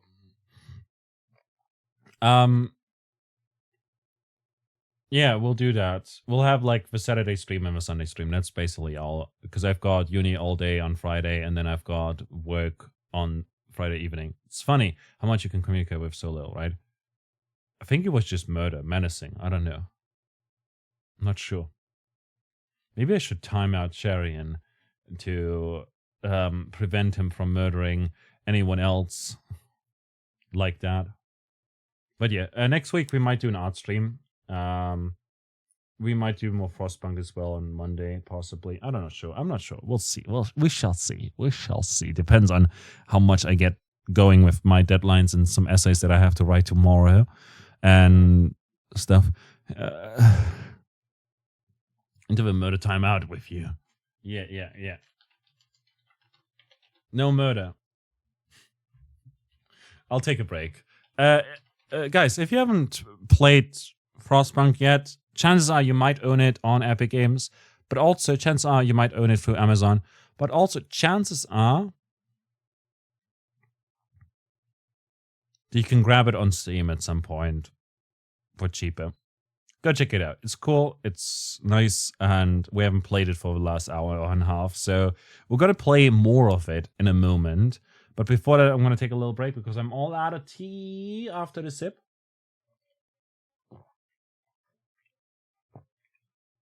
Yeah, chances are you might even own it on GOG. A while ago, it was, I believe, free on GOG, actually, through Prime Gaming, which is nice. So yeah. I wish I had a GOG command. Anyhow, I'll take a little break here to make some tea. And I want you to also take a break with me. Make sure to take care of yourself, perform a magic if needed. And just bind this, do whatever you want to do. And also, if you want to, there's a Discord you can join. And also, I do stuff on YouTube. I need to upload more VODs, actually. I have forgotten to do that and stuff. There's a video, actually. Did it release today? I think it did today. Yeah.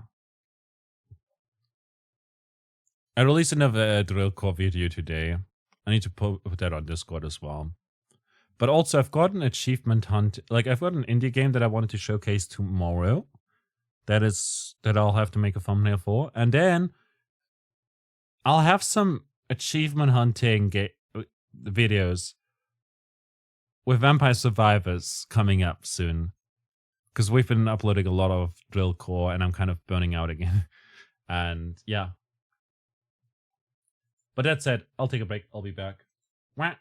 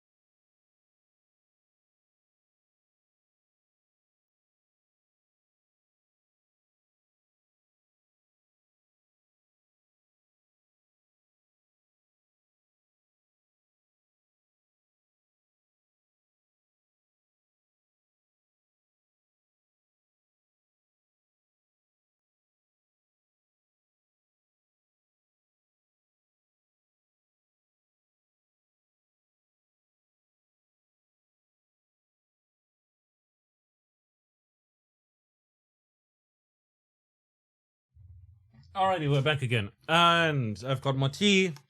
And we're playing game.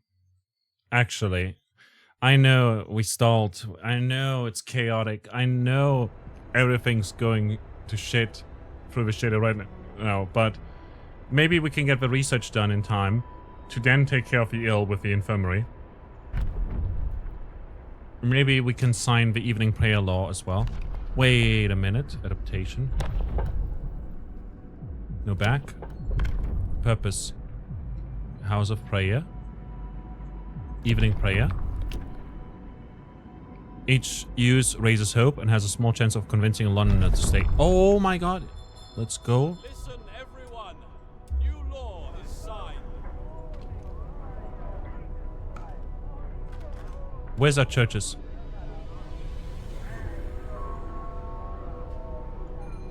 Not enough food rations. Fuck!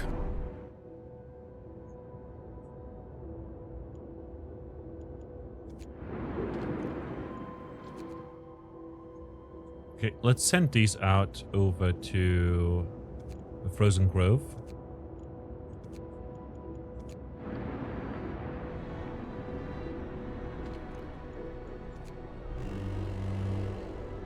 Wrap up well. The frost is here. The frost is here. Worship starts. Okay. Research is done. So now we can get the infirmary.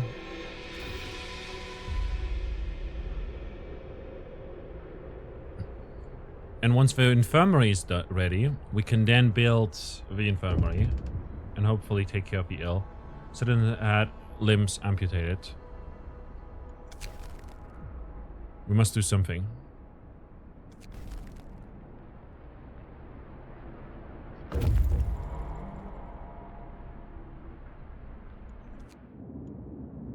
Explore the temporary settlement. The center of the settlement is marked with an upright boulder. On its roughly planed face, someone chiseled the following: "May God forgive the genius who sacrificed human lives in the name of progress, for we can't. Exiles of Tesla City. We won't touch the monument, but we decide to dismantle the huts for wood. Take the resources. Discover the Dreadnought landing and the walled colony. 16 hours, 18 hours. Let's go over here for now. Go back to our city.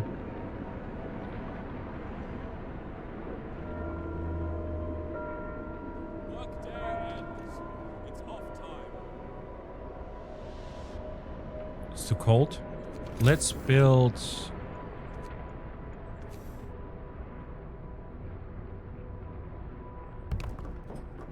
another one here.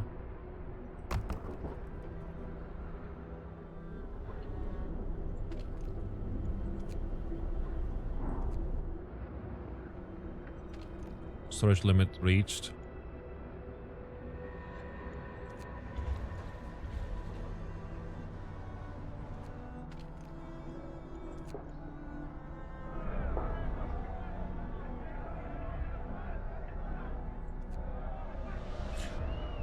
Honestly, something I hate about this game is that I can't tell which one is the cooking houses. Like, I wish I had like an overlay for it that would just show me, oh yeah, over here's the cookhouse.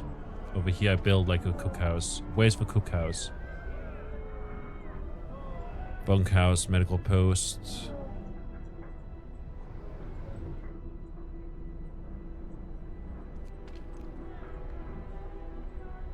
Hothouse. Inoperable. Heaters on.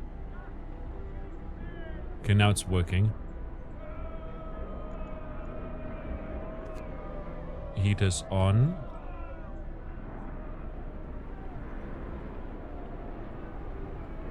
Where do we build a hook house? Stockpiles?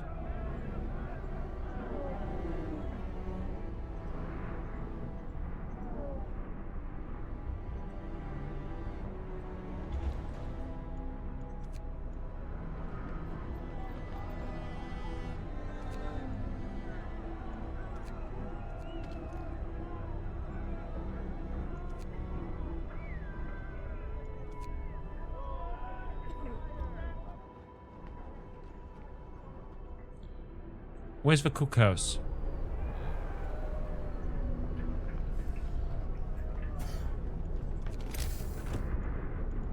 People. Bunkhouse.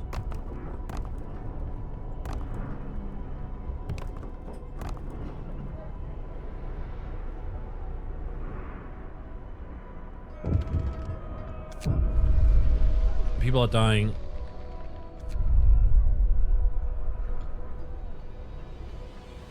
Research is nearly done. Hope false. Healthcare promise has been broken.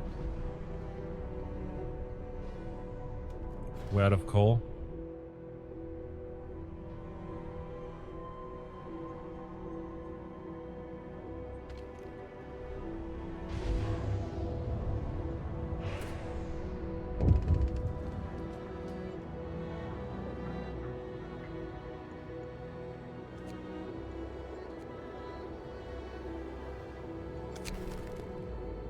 Let him be. Discontentable rise. Wood thief.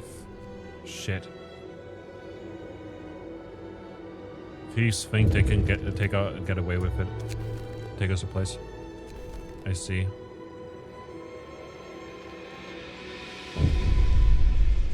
Must hold off a little bit longer.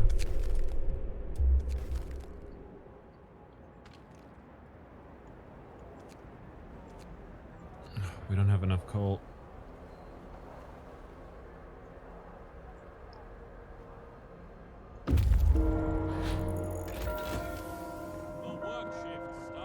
Build. Infirmary. Health.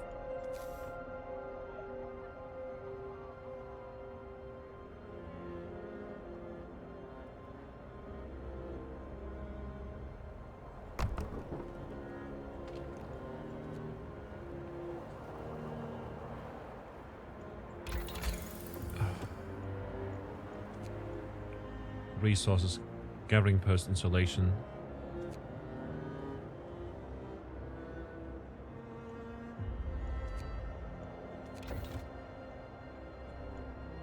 These guys are waiting. Explore the exile colony. Some exiles are still alive, just barely. We could bring them home to our, although they might die on the way. On one of the dying held the diary closest. We would have the last entry. Exiled from Tesla with food and fuel running out. We send the strongest among us to search for help. Okay.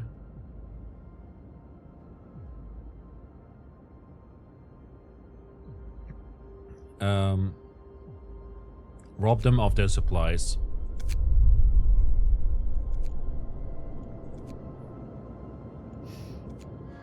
Fuck those guys. Can barely feed our people as is. One of our people died. We've now got coal again. It's functioning. People. Bunkhouse.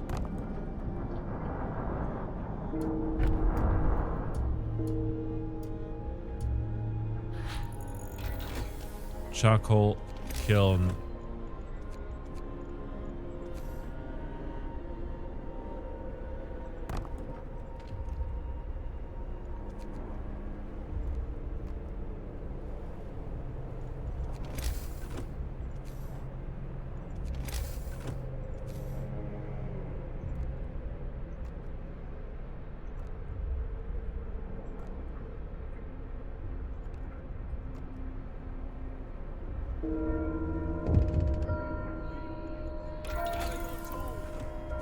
Heating. Steam up range upgrade. Improved heaters. Don't have enough resources for that.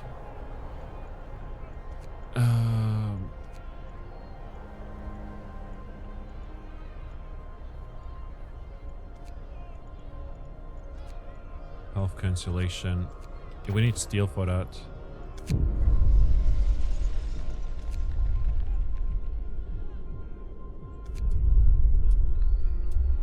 We'll just have to do that. I mean, there's nothing else we can do.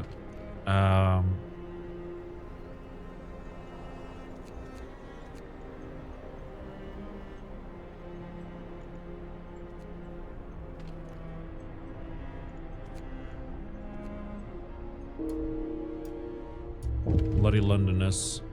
What are you doing? Get away from him. So the priest you sent to challenge the Londoner speaker is dead. They hanged him from the generator. A piece of paper was found pinned to his lifeless body with lies written on it. Yeah, I think we're fucked. Do we just start new?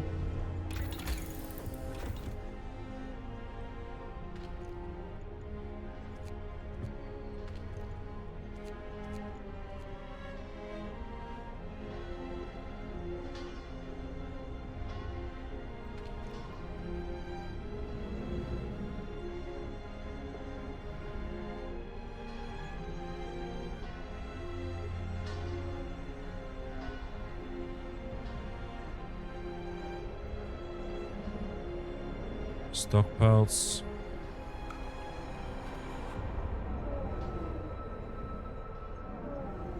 Where's a cookhouse?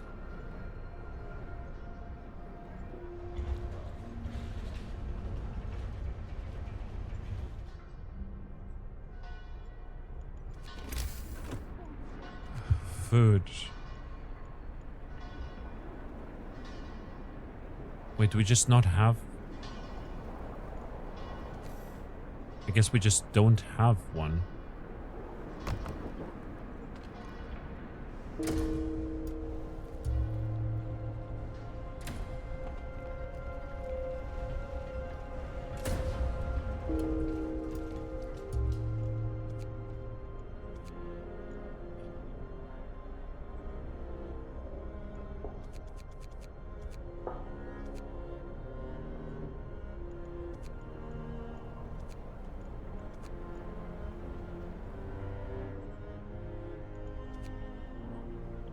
Ooh, Frostpunk, thank you.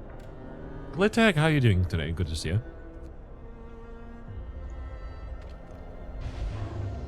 Welcome in. Yeah, we're kind of... First time. Let him be. Another theft. We're pretty much... Generators down yet again. You will have 3 days to sign the public penance law.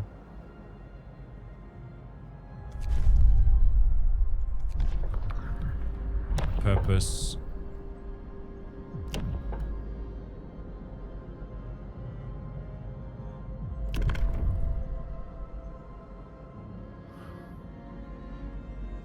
You will have to build the seed of the faith keepers. Discontent will rise.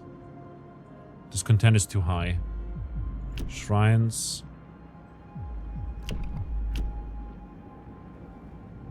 Build a temple. Raises hope.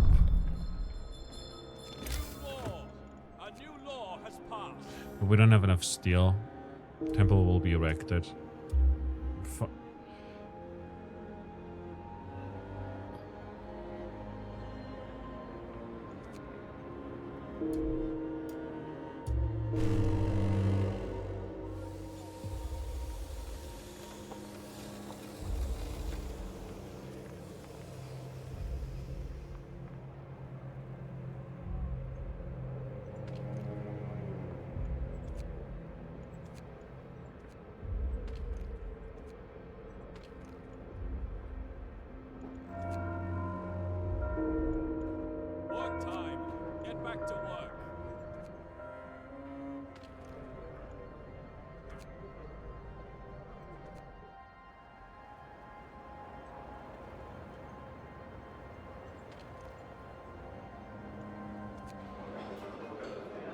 Make food, and then we can go to the temples.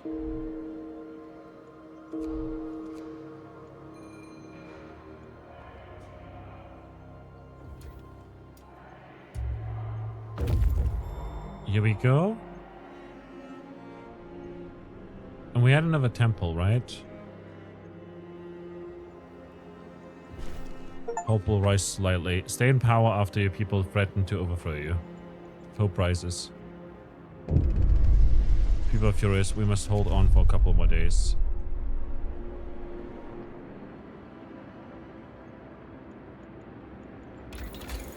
Technology, hunting tactics. I'm not sure if that's going to help us at all. Healthcare insulation. Just research that.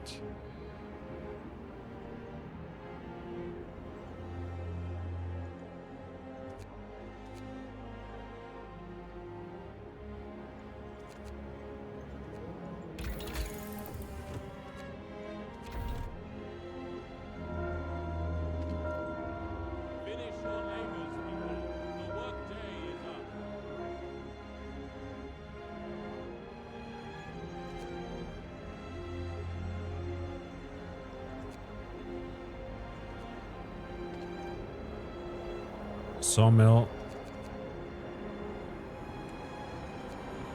Max that. Steelworks, wall drill. Actually,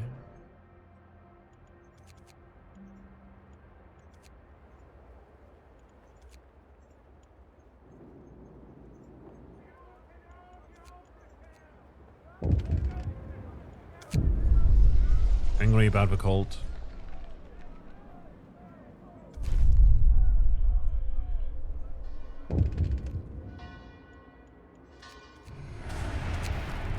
Unite by faith. I'm glad to hear that.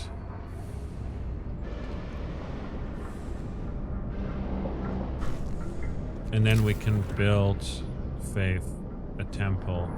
Can only be one temple in the city. 40 steel. We need steel for that. Hope rises. Promise broken. What do you fucking mean?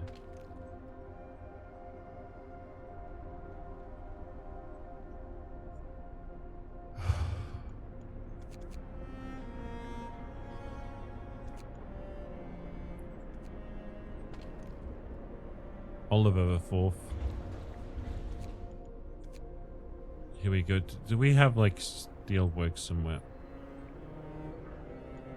Turn that on. Let the machine replace them.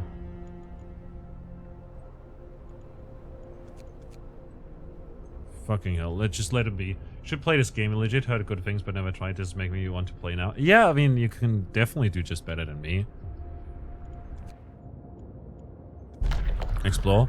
We found a piece of hull bolted to a boulder. It's engraved with the following inscription. In the year 1886, the American expedition aboard Hephaestus landed here in search of a haven from global glaciation. May God preserve the soul of our fellow countrymen who perished on the way aboard our sister ship Prometheus. Take resources. And then head to Tesla City. And these guys can explore the frozen grove. We can take some resources, buried shame.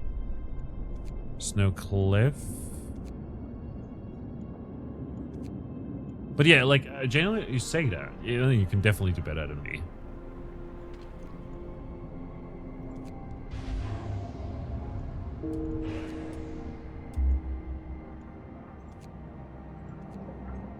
Discontent is rising. Theft, ignored, theft, emergency shifts, promises broken, bad food, bad healthcare. Look, it's either no food or bad food.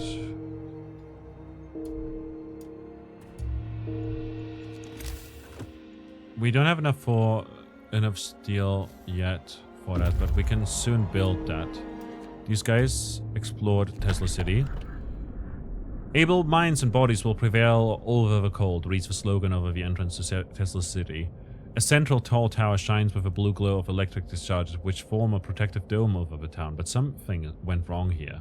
There are charred bodies lying in the streets and the stench of burnt flesh taints the air. We saw a lightning streak from the tower, hitting a building and leaving a gash in its roof. Risk entering? Sure. We enter the city. We've seen a thing or two in our lives, but nothing has ever frightened us as much as this blasted lightning. Until we figure out how to switch it off, that is. Now we'll be able to establish an outpost here. Fishing village. Let's return with the resources we've got. Oh, there's a lot of sick people. A bunch of them gravely injured.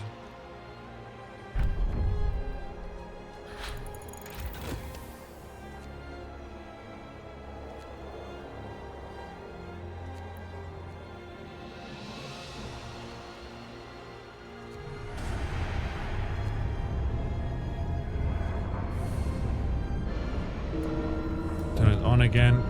What do we have here? An agitated crowd. I will handle this my way. Fuck you. 94 people. Just let him leave. Might as well. Faith keepers. Hear me. But we need steel for that. Can we get steel? Please. Tech tree.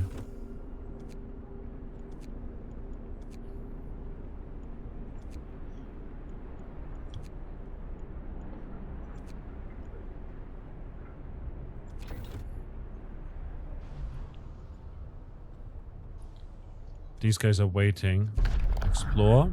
The man we've seen from afar was nowhere to be found. Searching his burrow, we found a diary of a scientist who fled Winterhome. After the starving city fell into chaos, its leader, an army captain, appointed himself as an absolute ruler. He tried to impose order using force. Plenty of people, disgruntled, deserted the city, and most of the others rebelled against him. Take the resources. We found a shrouded cave here. 10 hours. Might as well. Gonna hop off, might be back in a bit, but you just wanted to say hello. I'll let you know if you get the game and end up doing badly. Do that. I hope you have a wonderful rest of your night. Thanks a lot for joining in. You're pretty cool.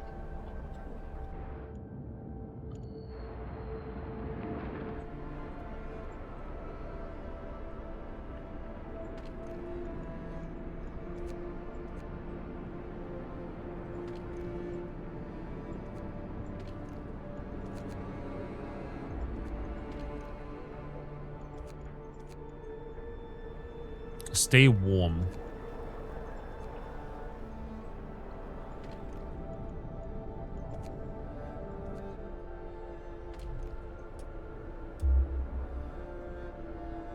What if a pile, like...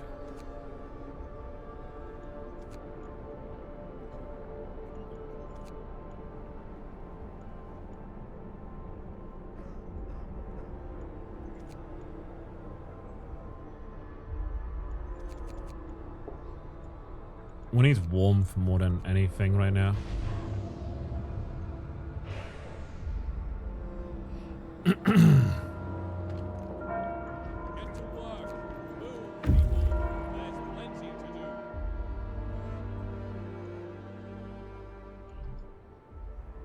Okay, we're getting steel slowly.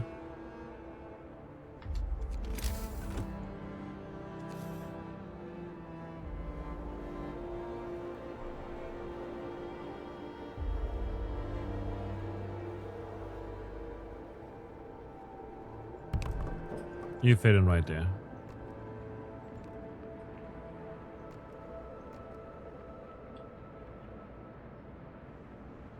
It's getting built. Okay. Those steam hubs reach further. And improved heaters. These guys are waiting. Explore the children's hideout. We talked to the children about it. They said that one night, a night their teachers and some hunters took them out from Winterhome on a secret adventure. Teachers told them they're going to stay here for a while. When the food ran low, their guardians went back to get more and didn't return. It seems the kids were evacuated in time before things in the city got ugly. Escort them back to the city.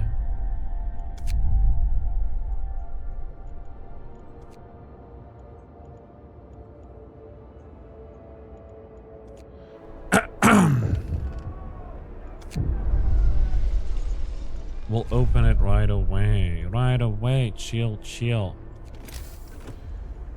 Health. Can't build an infirmary yet. We'll need... Yeah, these guys are waiting. Can you... send an outpost team here?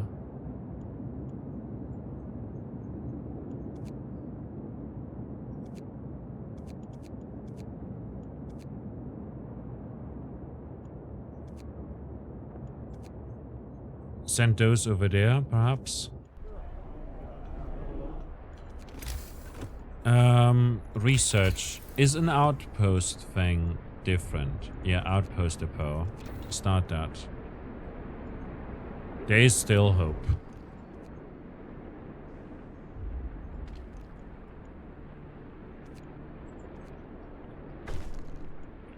Temple built, hope rises.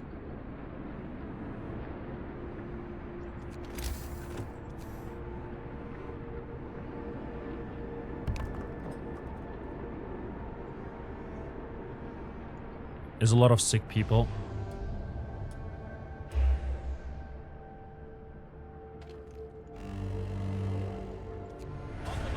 It's getting colder.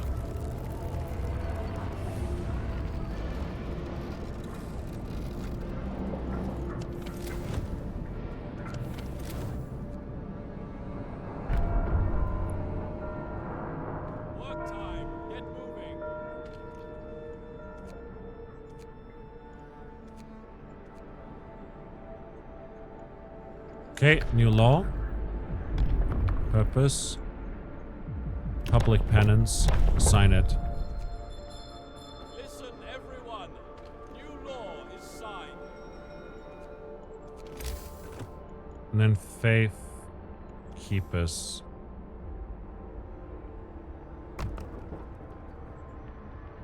Build and man the faith keepers. Glad to hear that. Change of heart. Fantastic.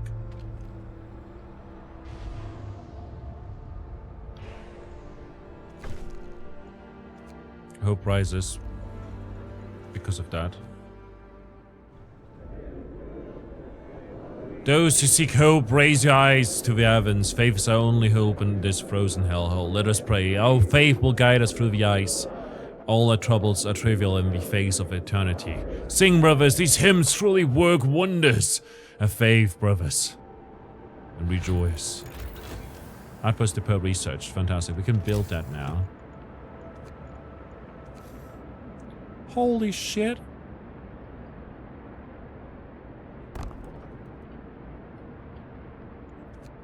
It's huge.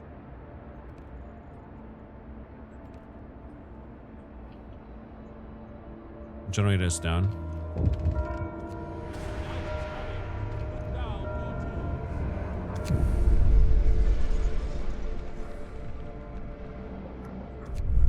Disperse the crowd.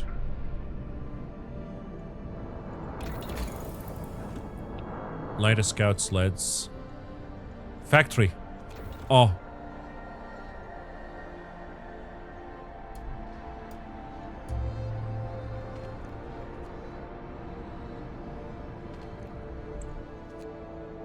Infirmary.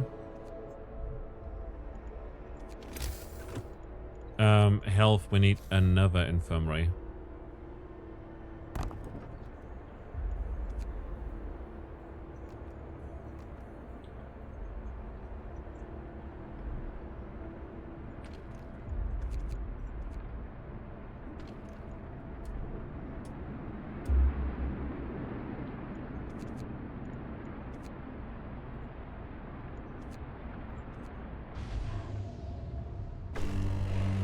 Healthcare promise fulfilled. Great. Generator's down though, and it's minus 50 degrees, which is fucking bad. Need to create. We need workers.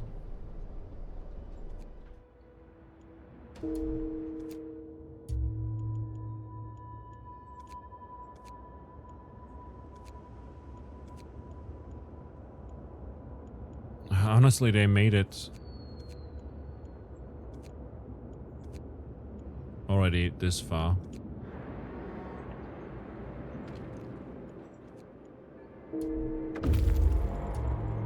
Return safely to the city.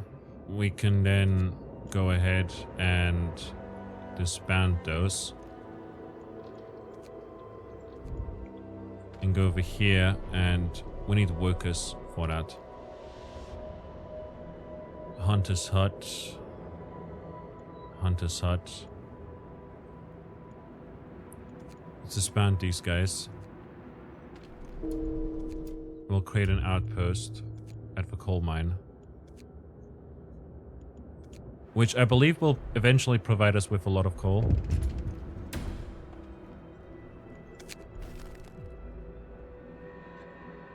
The keepers have the right idea.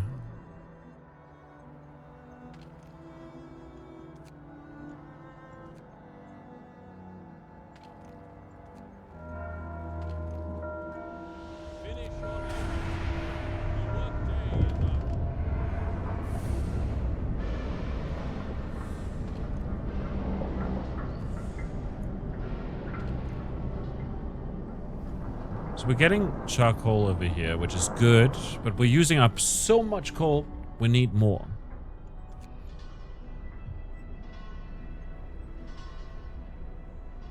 Hothouse, too cold.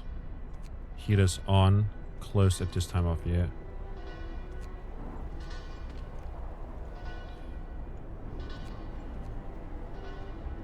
Okay.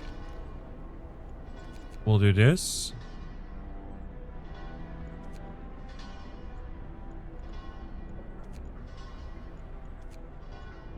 Have these guys work here.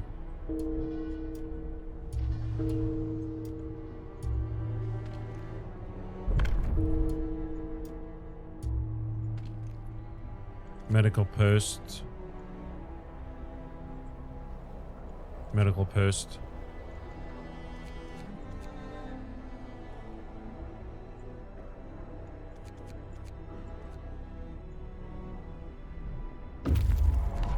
Book of Laws.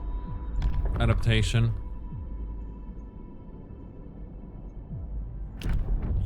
We could use the body parts of our deceased to save the lives and accelerate healing. This way the dead can continue. Sick race recover faster. Let's go with that. Anything that helps with our sick situation. Waiting. Build an outpost. Send shipment of 800 gold to a city every day. Very good. That's gonna help us a lot. Generators down.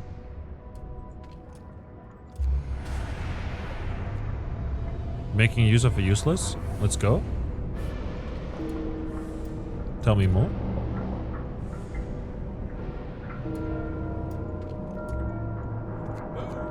Time to get to work.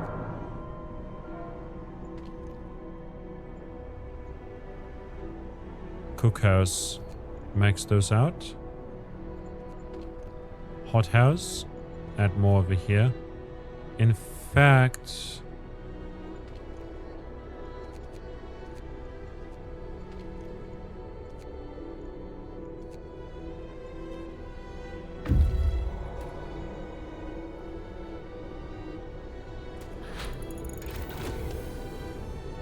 Factory researched. Fantastic.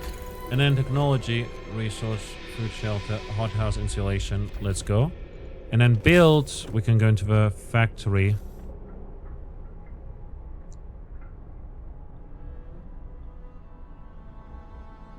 Like so. And build streets.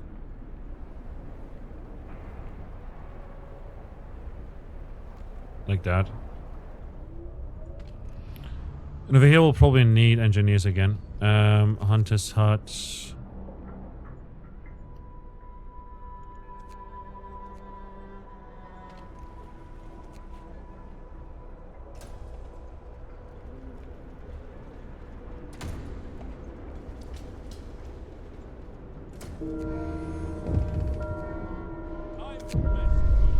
If you are persuaded, we'll handle this my way. Disperse the crowd. Discontent will rise further, but we're coming back. Explore the fishing village. Leave a village intact. Dismantle our huts for wood.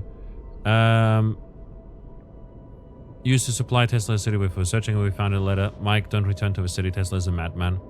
He cast out all the amputees, all the sick. Jerry's parents and old Beth are among them. There will be blood, that's for sure, and soon. The village was left in order. We could send a team to start fishing. Let's go. And then you guys can go to the research station, like so. And go back to the city.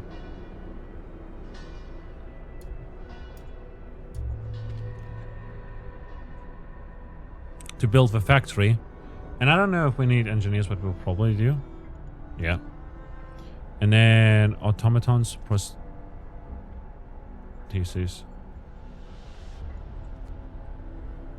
And once we get that, we'll get more people who can work again.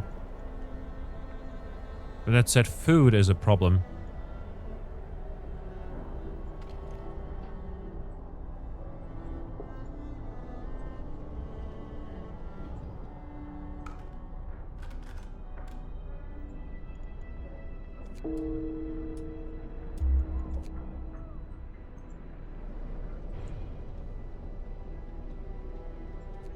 Can't support another expedition. Could we build another outpost depot?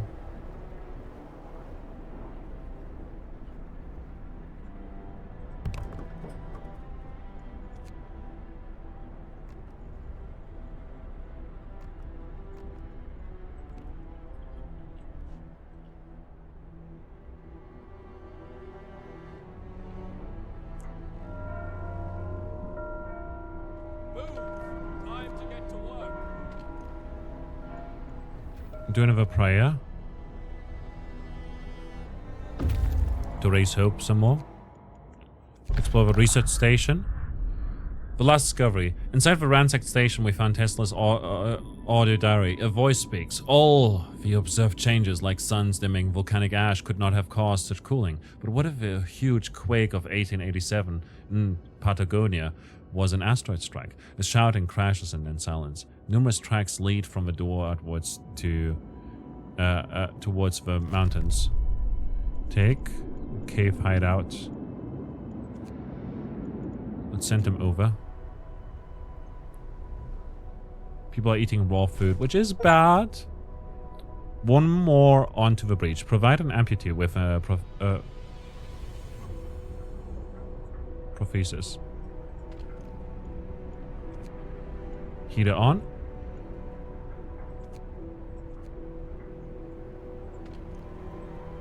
Wall drill.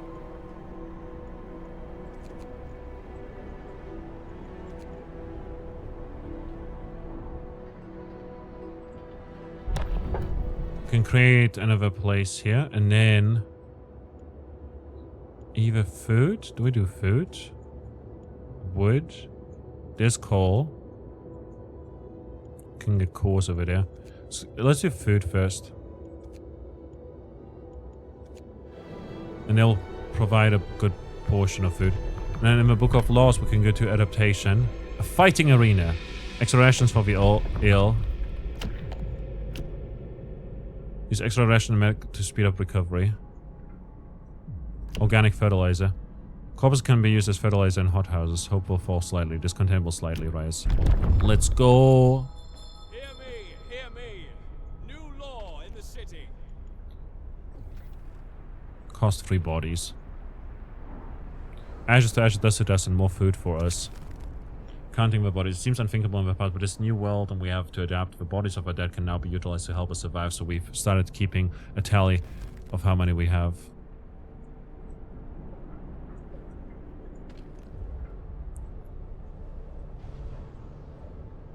The body count will decrease. Night is coming. Put down your tools.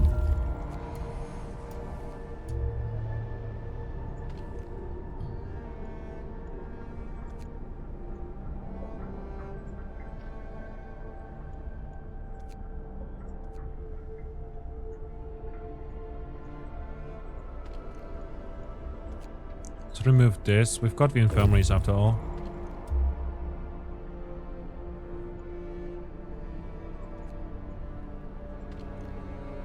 Faith keepers.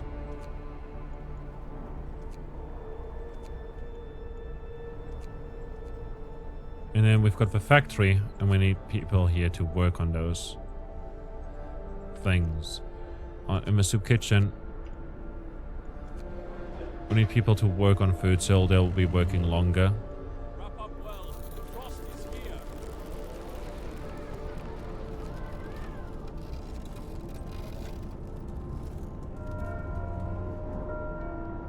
Move. Time to get to work. Hothouse insulation. That's good.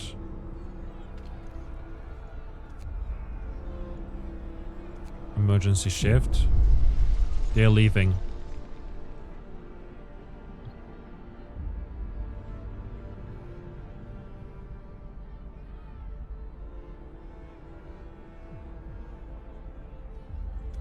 Many will be hurt. Every death is a tragedy, but they were unrepentant. And their bodies return to fertilizer. Obstinate fools. We forced them to stay. 6 of them died. They better stay. You've ate until now, and now you want to leave?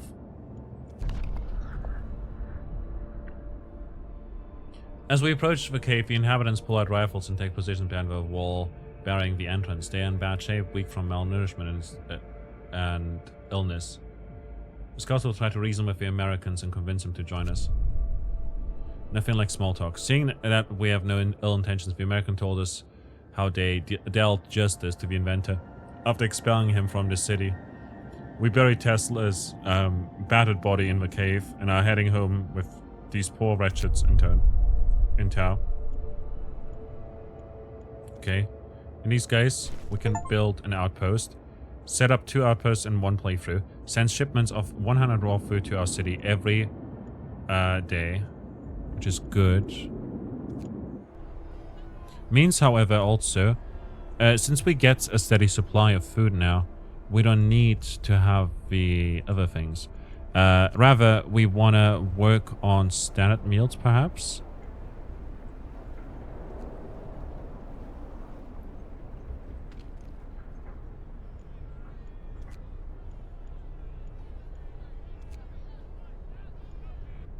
Heaters on. Discontent will rise. Let him rest. Refusal. A man assigned to emergency should has refused to work. He said that he's already worn out and doesn't want to end up dead like one of his friends. This man won't work. Discontent will rise slightly. Get back to work.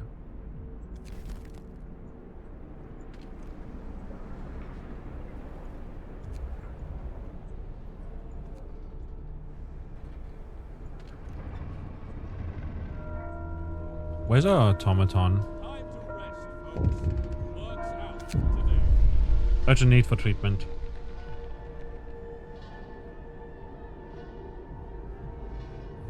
I promise the sick will be treated. We need engineers for that. We're not researching anything at the moment.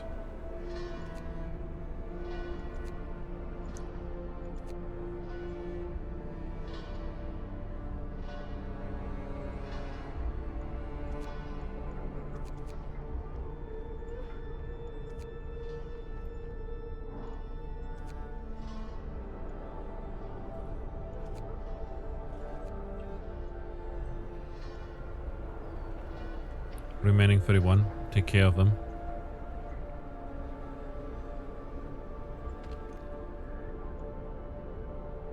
Let's remove these since this is inoperable anyways. And just add them onto our...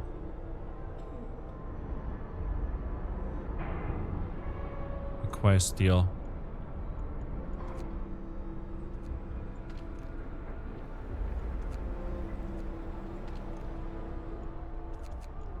Medical post. Got an infirmary somewhere over here. It's like a big building. Oh, there's our automaton. Cookhouse.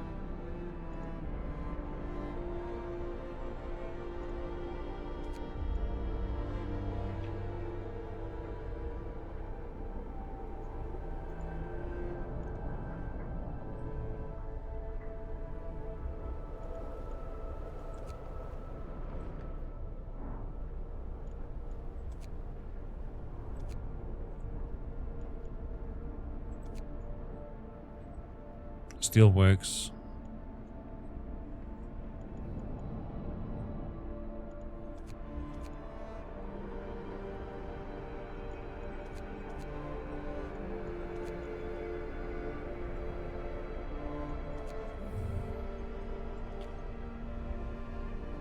Okay, hopefully that will speed things up with taking care of the ill. Our cookhouses are not doing enough though. We should get some people soon.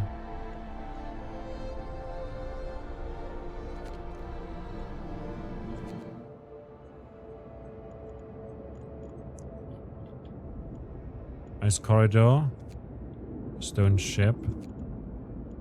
Let's send them over to the ice corridor for now, because maybe there'll be some people or resources. We kind of need the manpower at the moment.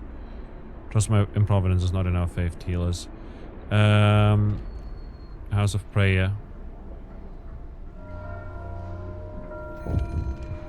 Let's raise hope again. Food for overtime work. Our people are becoming less and less committed to their work. Perhaps we should at least give them extra rations. From now on, emergency will cost food. Hope will rise. If we just don't use them, That's fine, right?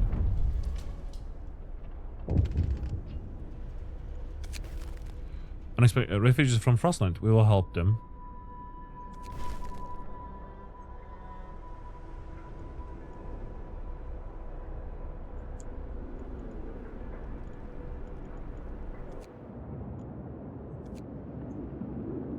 Resolve the situation with the incoming refugees.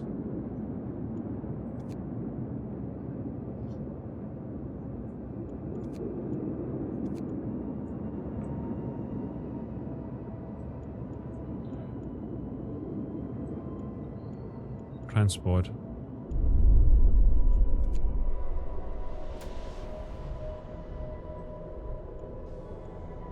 Homeless people.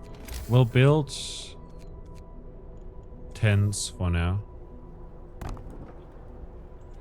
Also go over here into adaptation. And we can feed the sick people extra rations to help with the recovery. Or overcrowding. Discontent will rise. Using the extra capacity will cause discontent. Capacity is doubled. Let's do with overcrowding. Listen, everyone. New law is signed.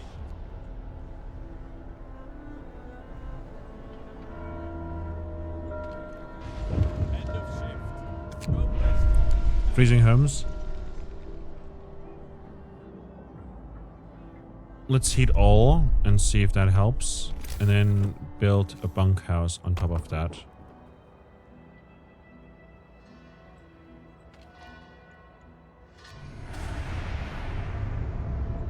Has the generator been off the whole time? That explains a lot, actually.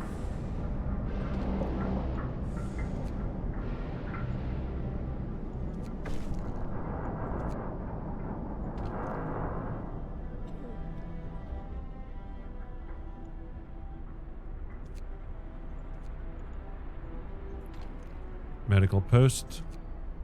Turn it on. Engineers. Put a max. Add another one to the soup kitchen and also turn it on. Medical post. Turn it on. Let's turn these off. Need to research stuff. Flying hunters. Need steel for that. Don't have the steel for most of these anyways. We need steel works. Max these out for now.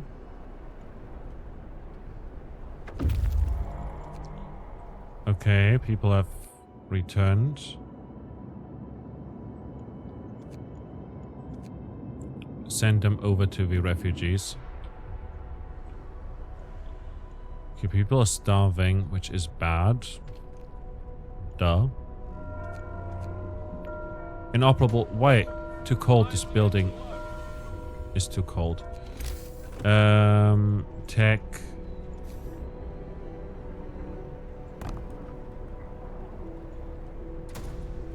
Just build that for now, I guess.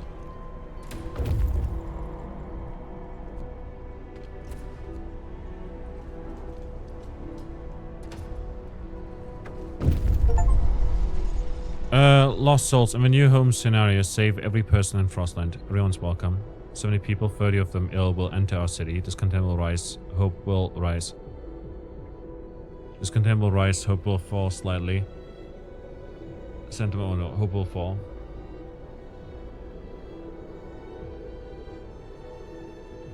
Only the healthy ones.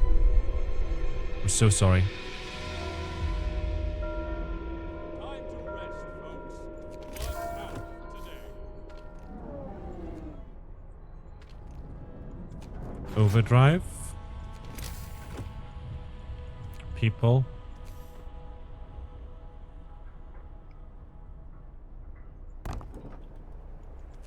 Build bunkhouse. Actually, hold up. Stop it. Just build the bunkhouse from the get-go.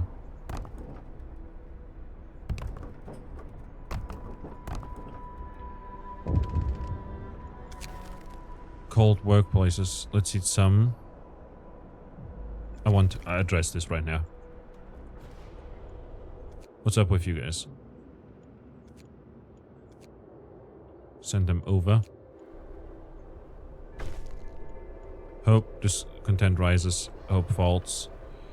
But we can pray. We can't pray.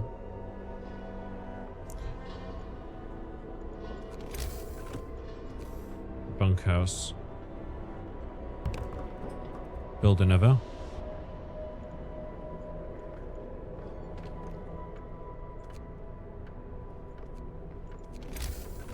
And then food. Cookhouse. We need to build another.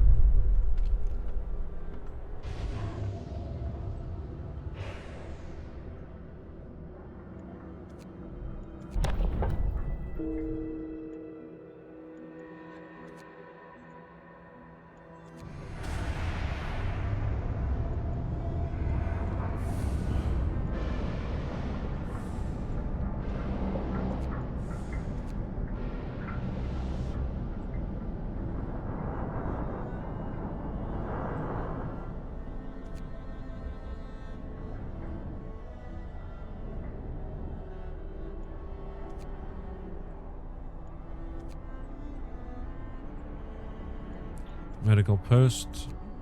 Can put extra care here. There you go, child. Turn this on. Utilize for dead. Medical outpost. Turn this on. Add new research. Do we have steel? Now we're missing wood. Let's go.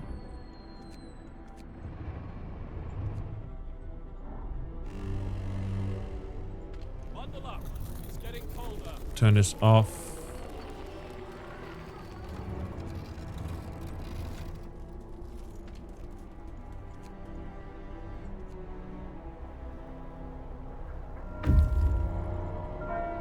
Get to work. We can get laws in place again, like the fighting arena. You know. Triage. We'll be able to dedicate all our efforts to healing those who can recover quickly at the cost of sacrificing the more severely ill.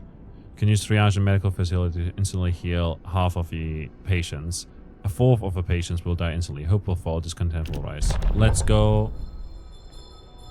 More dead people means more War has passed. dinner.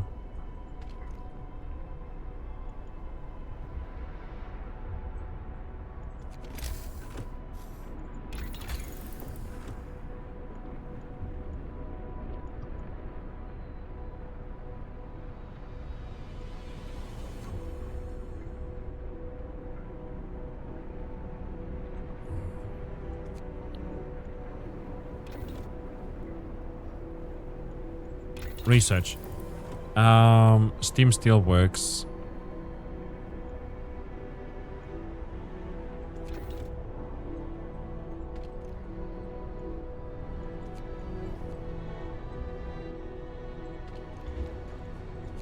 Max. Max. The pits as well.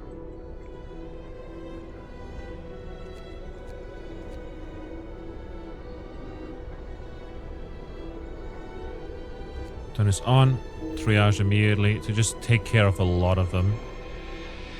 Immediately. Pray. Second wave. 25 of them ill, 25 gravely. 70 people.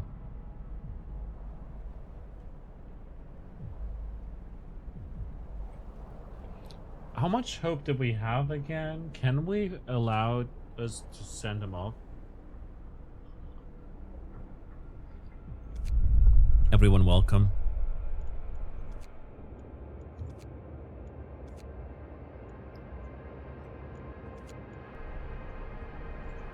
Whatever.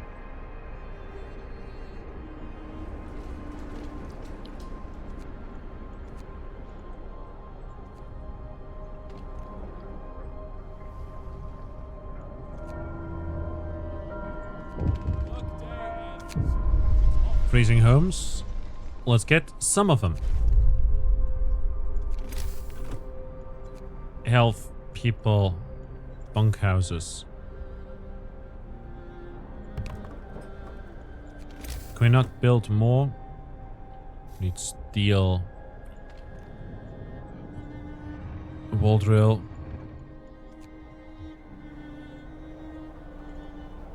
Gathering post. Coal mines. Coal thumper. Infirmary. Faith keepers, let's go.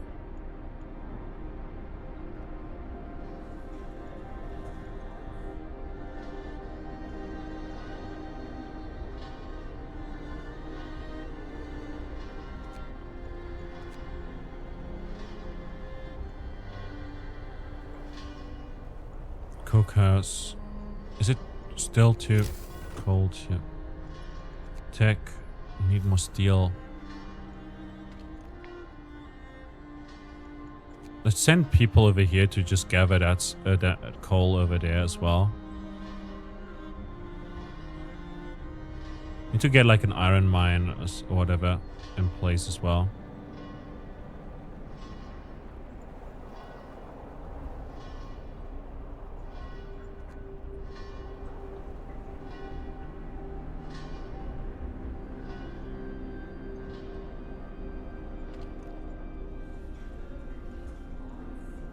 It will fall when the procession starts after midnight. Or will rise when the ceremony begins. Discontent will fall when the ceremony begins. People may be injured.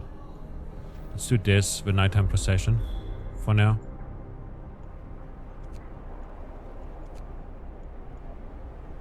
Salvage some resources over here. Bunkhouse. Coal pile.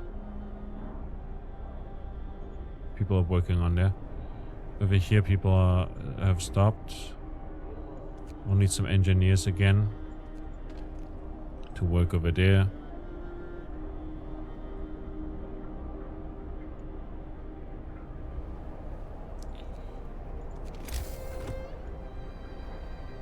Steam hub requires 20 steel. We don't have that.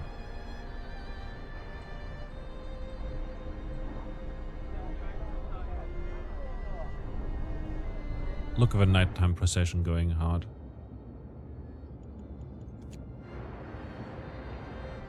Okay.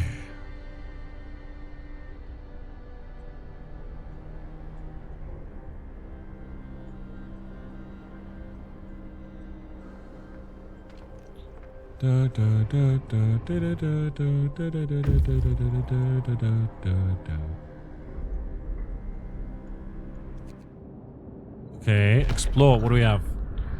We marvel as the thick slabs of ice that have been crushed and swept aside by the American dreadnought Hephaestus. Soon, we might be able to learn how it managed to accomplish such feats. We can see huge silhouettes in the distance, which might be its sister ship, Prometheus. Carry on, there's nothing else here. 12 hours to arrive over there, that's fair.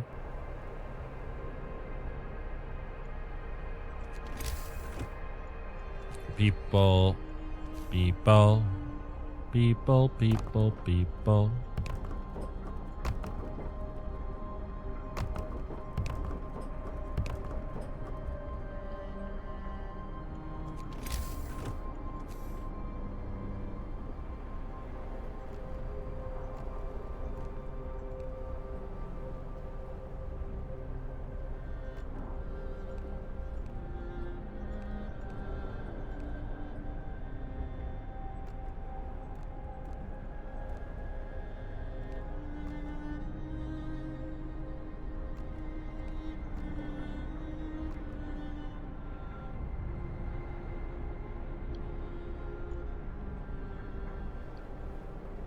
Steel works.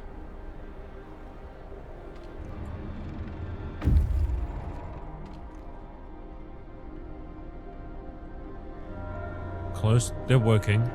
Fantastic. Time to get to work.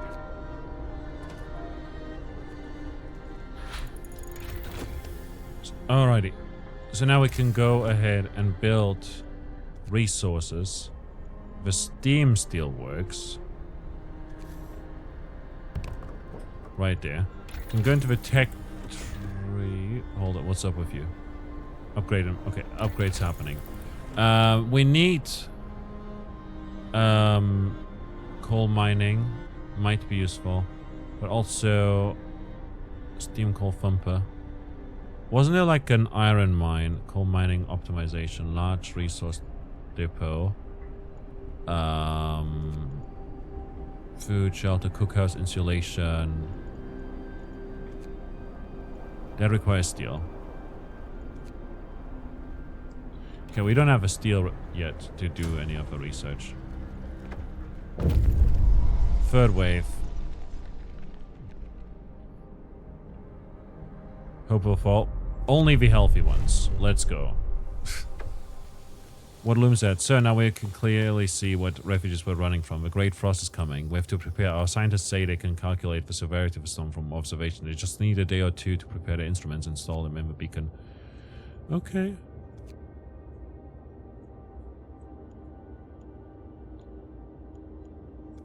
Deep hollow.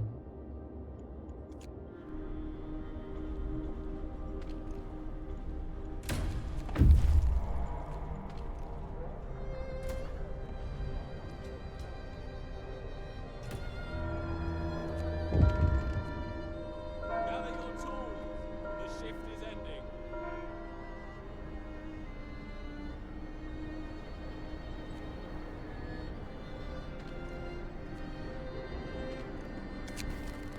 We'll open a new infirmary. We can do that.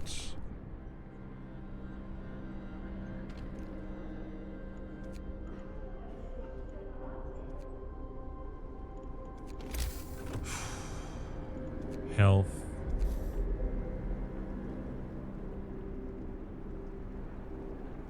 Right next to where the people are buried. A snow pit. Cookhouse. Where's our hothouse? On. Utilize dead. Fantastic. Charcoal kiln. Closed. Let's go. Just work. Work it. Jerk it, jerk it. Explore. Discovered supply depot. Also get resources. Fantastic.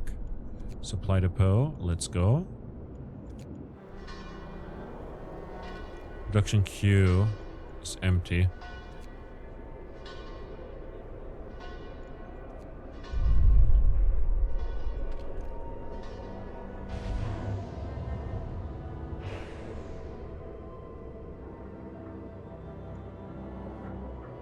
Uh, 100 wood, okay. 50 coal, okay. 1 steam core and 100 steel. We can't do that.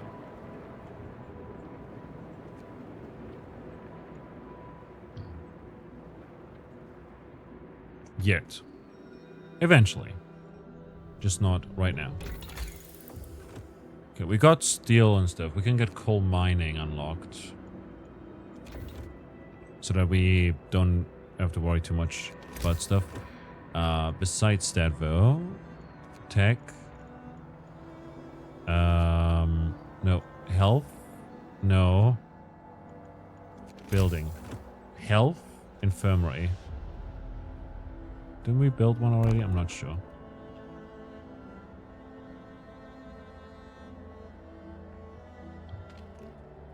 The generator's down. Of course it is. There you go.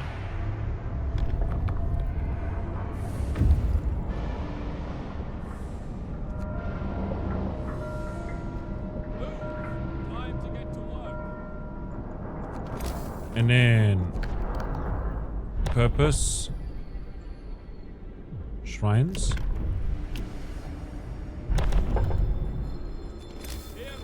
Hear me.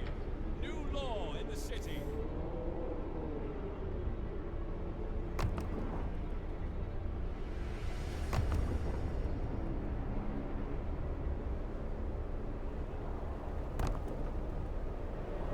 All right.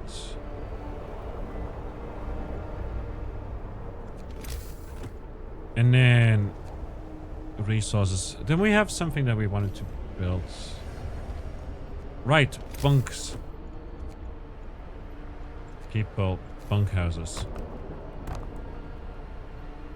Then we'll need more steel again, but that's gonna take a moment. And then we can build. Shrines built. Hope rises. Fantastic.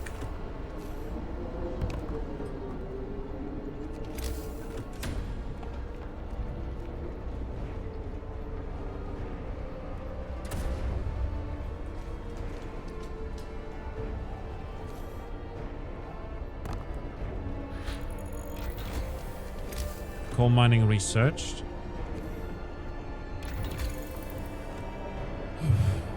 Exploration and industry.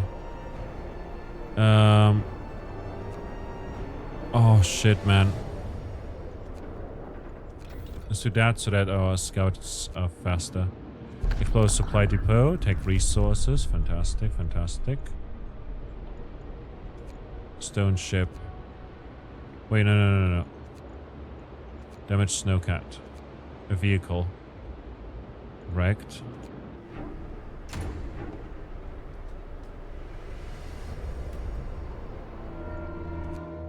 We're out of steel again. Yeah, transport. The shift is ending. Storage is full.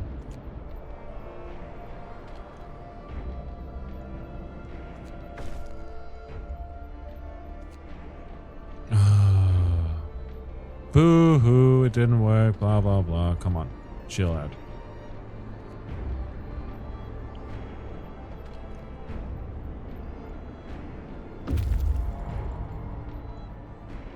Infirmaries. Come on, why is it not working? There we go. Explore damaged snowcat. We found some supplies inside a wreck. Alright, got a lot of steel. Ruined warehouse.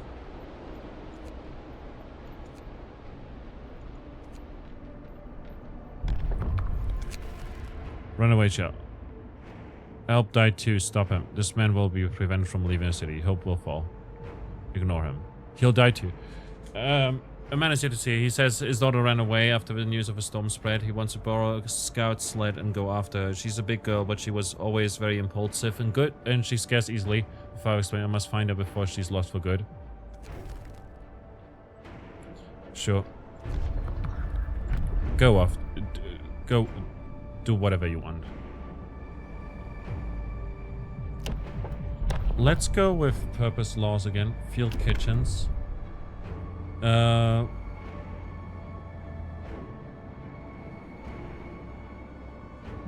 House of healing. Listen, everyone. New law. Resources coal mine. We can't build just yet. House of healing. Requires steel.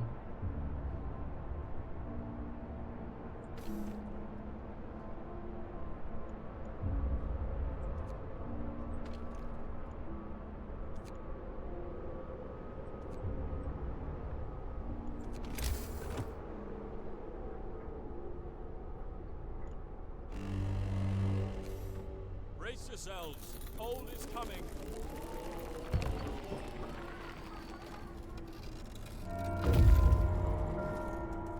Work time. Get moving.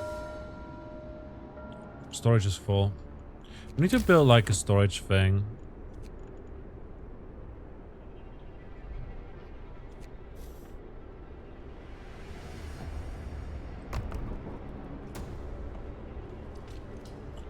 House of healing. Can just work normal people. Nice. House of healing built. Hope rises. Fantastic. Explore the warehouse. Take the resources. Is there more? Honestly, let's just return home. These guys are waiting as well. Explore the deep hollow. Bring the winter to our city. There's a lot of children.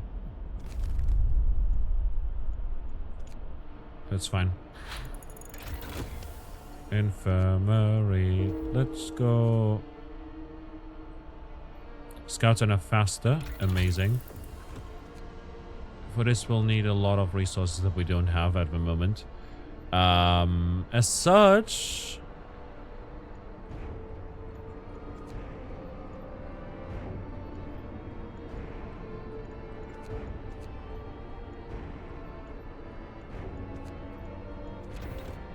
Let's get that for now. Coal mine.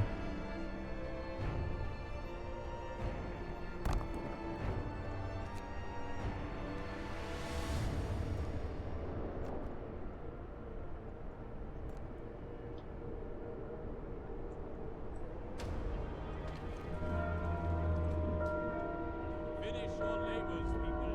The workday is up.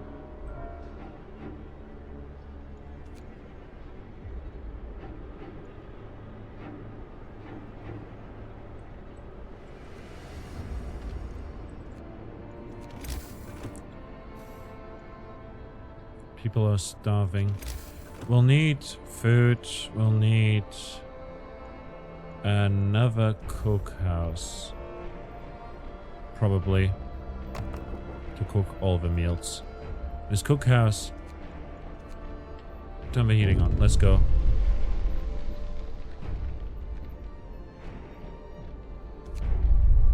Ask faith keepers to calm them down. What can we do? Temple. Hold a sermon.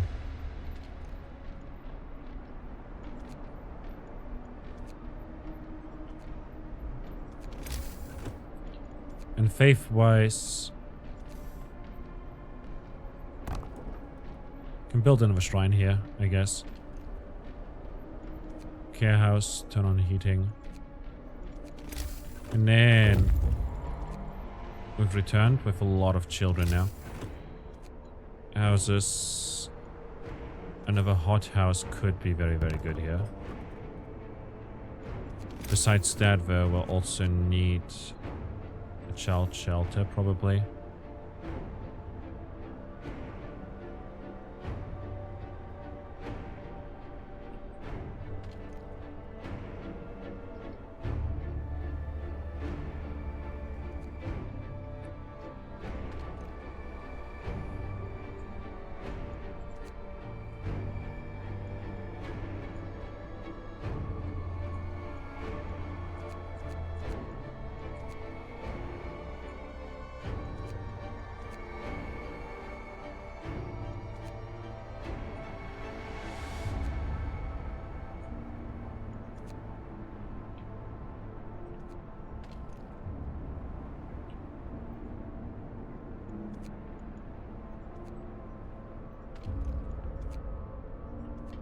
Another hothouse. Get going. Time to earn your bread.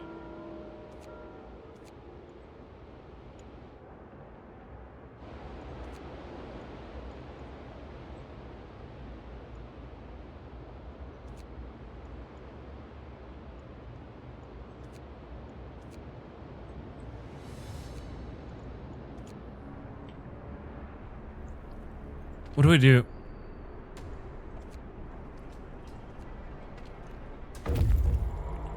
They've returned with a lot of resources. And using those resources, we can then get tech going.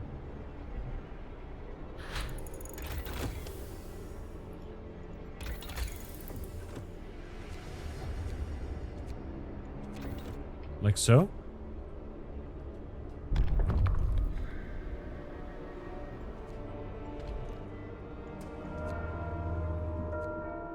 Finish your labors, people.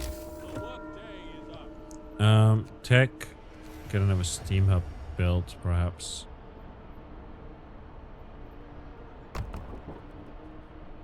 Here and here.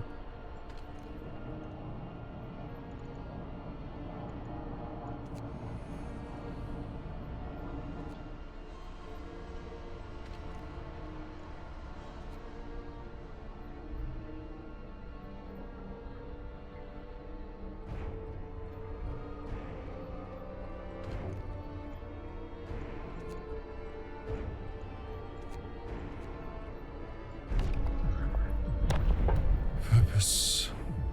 Field kitchens. Law. A new law has passed.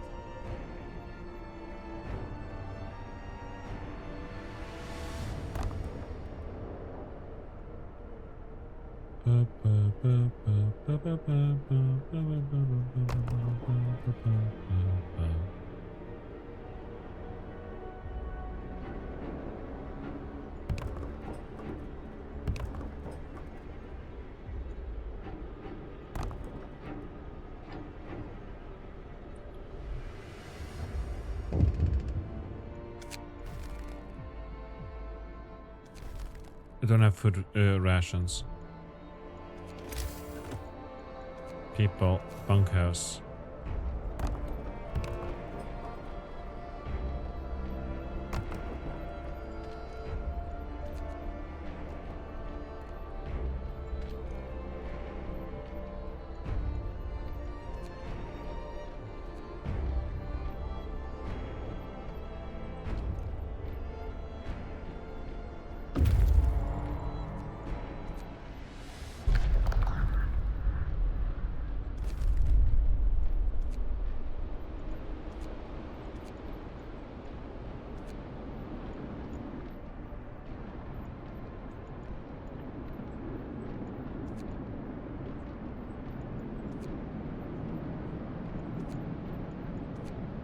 Let's have them head over there.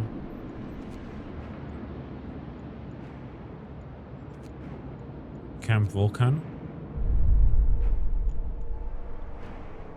Like, you know, over here it's a pretty game, it's great and everything, but when you look at it, I literally can't tell what's happening or where I'm supposed to go, etc., you know, or where my buildings are. And it's not a thing that I had much of an issue with in games like Tropico, for instance, you know. Stored resource, coal.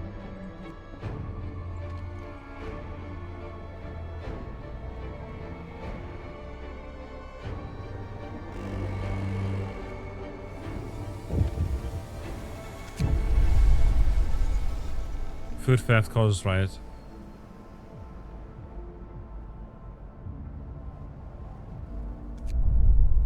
Banish them.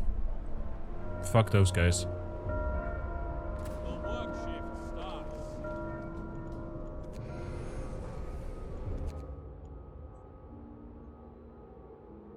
What's with you guys?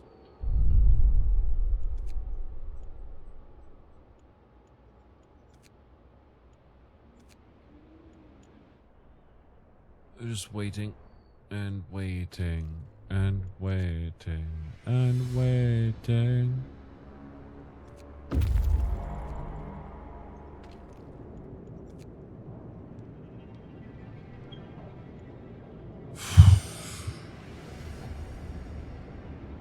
This is rough, man. It's getting really, really annoying as well. Hello there, you're kind of doomed as is. It needs better management from the start. You just landed to my stream. Don't know what you have already done. It's not an easy game. It needs a few hours to get to know the mechanics and all the options you have. Hekanoop, nice to have you. Welcome to the stream. Yeah, I literally started today. And then we ended up yapping for an hour and a half or something like that. So I didn't even play that much.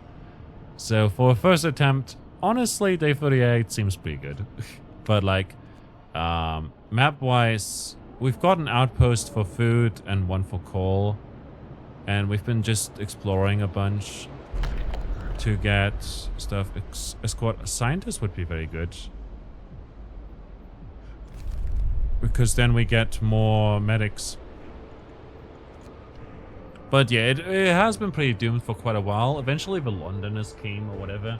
And for what it's worth, quite honestly, I feel like I turned it around quite well, but now there's a big cold wave coming.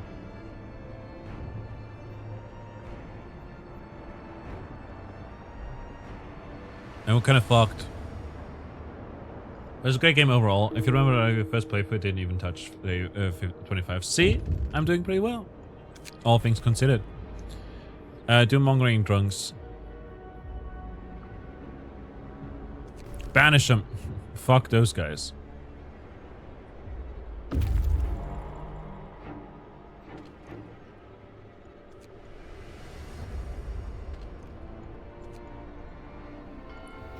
Pray, because we can't really do much else here.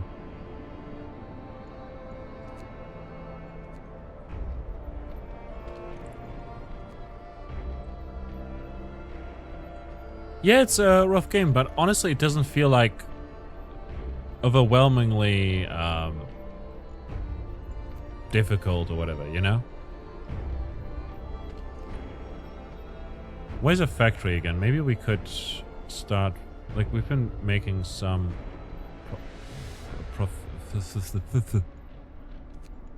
Let's just add these over here, I guess, for now, for the time being. Coal pile.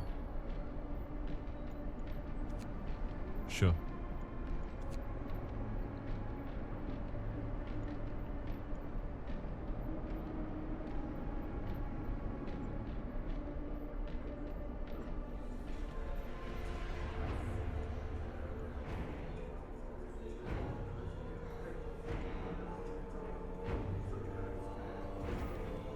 Fanaticism. Let's go explore, bring the sick to our city, leave them be. Screw those guys. We have too many sick anyways. Camp Meteor. Send them over. See if we can get some able-bodied scientists or something. Build 2 field kitchens. Didn't I build 2 field kitchens at least? There we go. 1 and a 2. What do you need? Oh, we don't have any food. Well, that's bad.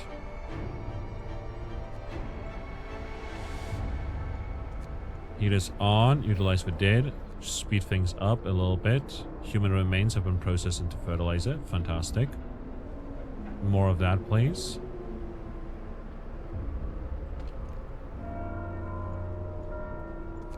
Work time. Get moving. Oh, there's my factory. 2 automatons requires coal.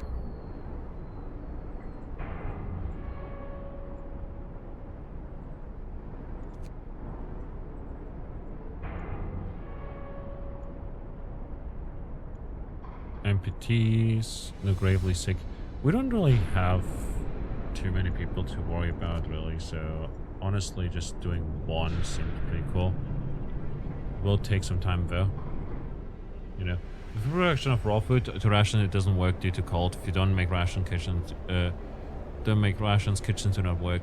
Yeah, that's, but I'm still just doing the goal so that I get the hope up, basically. That's sort of the idea right now.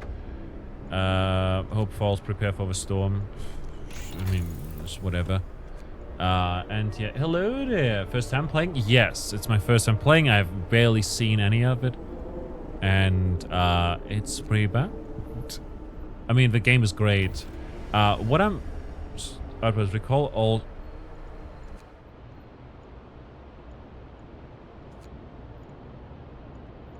How do they call them?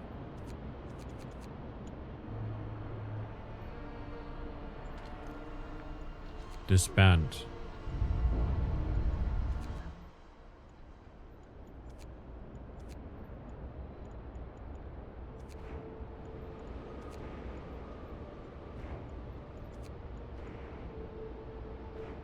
Rescue survivors from a snowball. Wait.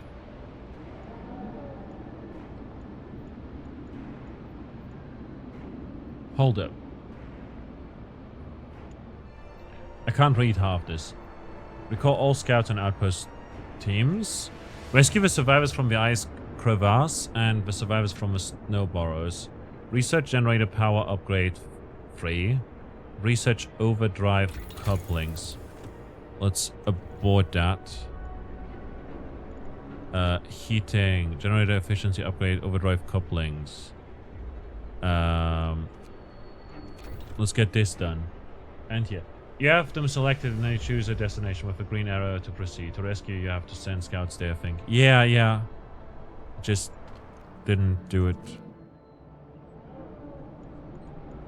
Snow burrows.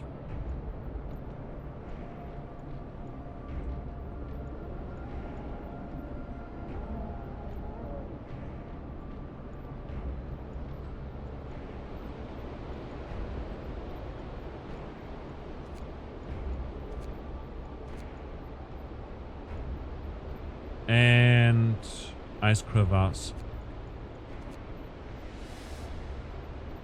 Actually, if I sent you guys over here, I think that's faster. 4 hours.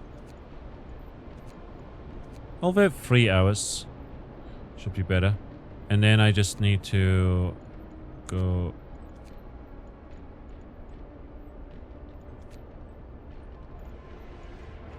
Do I need to dismantle them? And then send them to Venezuela. Exactly. Yeah, yeah. Pro tip, send scouts to any destination you have already been. They go there faster. Oh, I see, I see. That makes sense. Since they know the way already. We must hold on for a couple more days. Yeah, soon enough, we shall die. Give at least a week's worth of rations. Total of 1,700 food. Yeah, that's gonna be impossible. Pff, fuck that.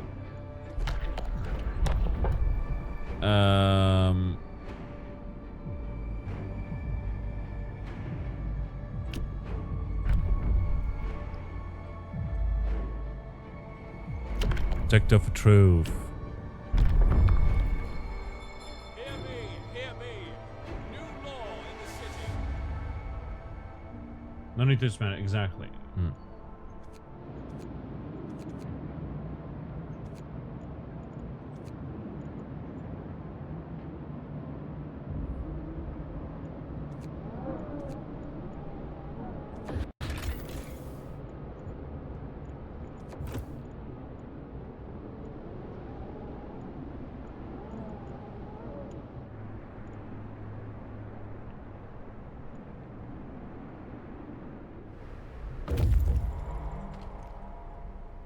Where is our food? Hold up.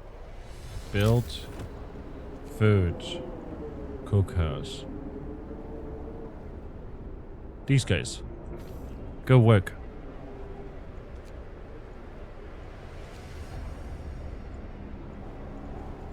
Go, engineers. I don't care what you cook, just cook. You gotta cook. It's time to cook.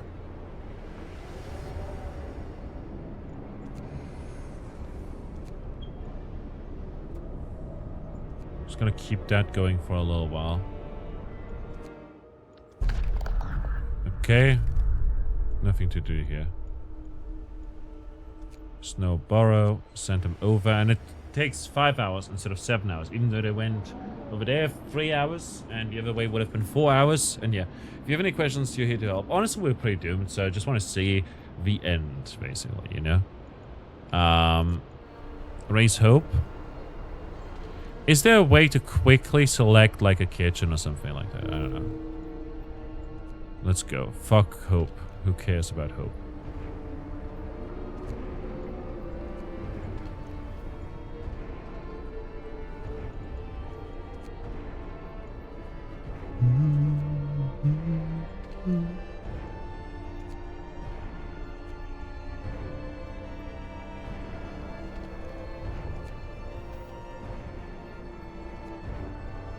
Kitchen.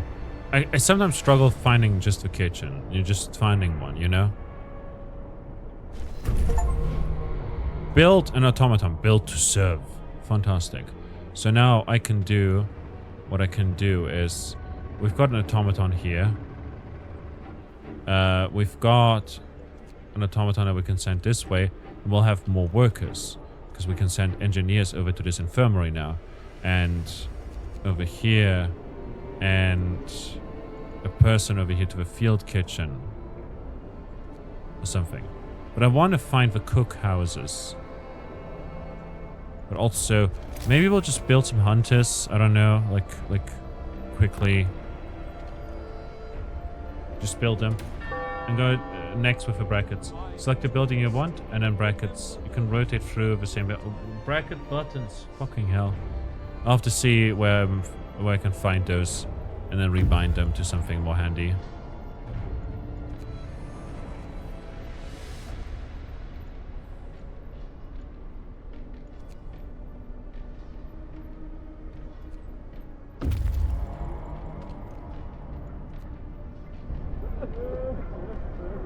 Look how the reavers of sin leaves them. It will soon be over and you'll be with us again. It hurts, doesn't it? I know it hurts. And so it should. Stop fighting, the pain will cleanse you. It's next to enter on the left.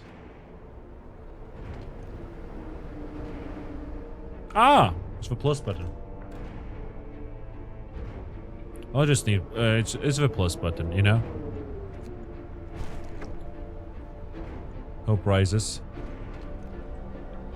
All mad. Okay, where's the... There we go.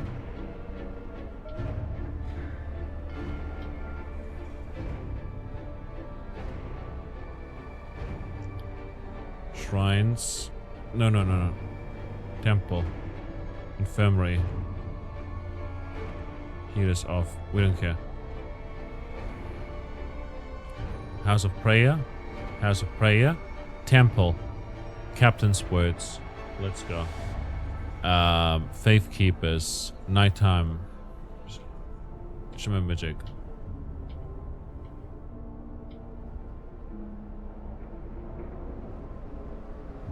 Field Kitchen.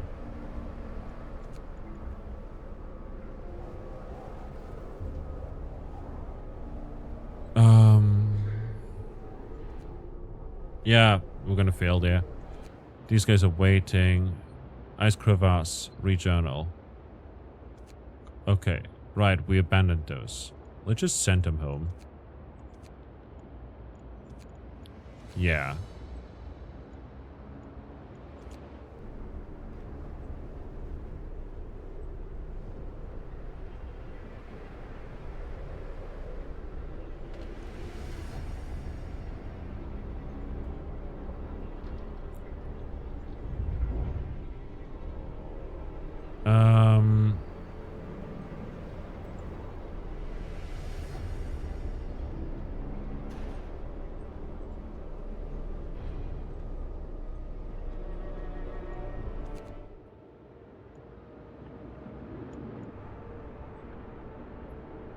We'll let them transport one more load. Work shift begins. May the Lord save all workers from harm. Force them to work.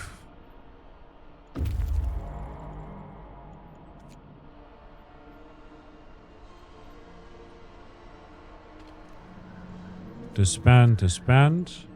Okay, yeah, seems like that's what they wanted us to do. Mechanical calculators researched. Fantastic. And then go research the generator power upgrade. Overdrive couplings.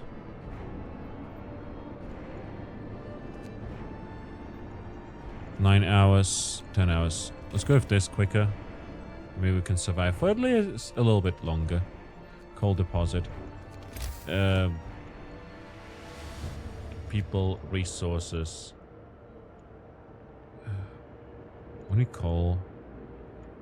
Let's get another coal thumper.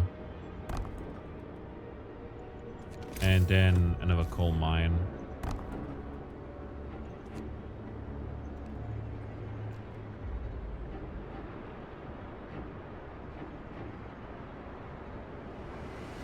Okay, we're getting another 800 coal over here.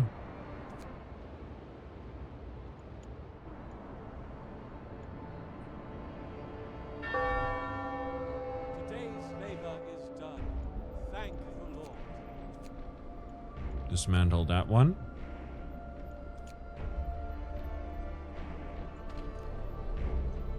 Outpost.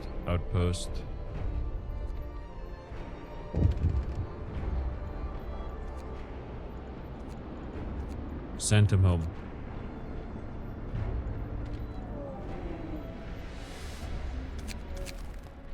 Heating is off. Yeah, I noticed. There we go. It's coal farm. Extract the coal, leave it next to the power as a coal. You have to gather it later. Yeah, no. You don't have coal to fuel it. Yeah. We just... I mean, we couldn't just add the automaton, to be honest. There we go. Fuel kitchen's not built. Well, I'm sorry.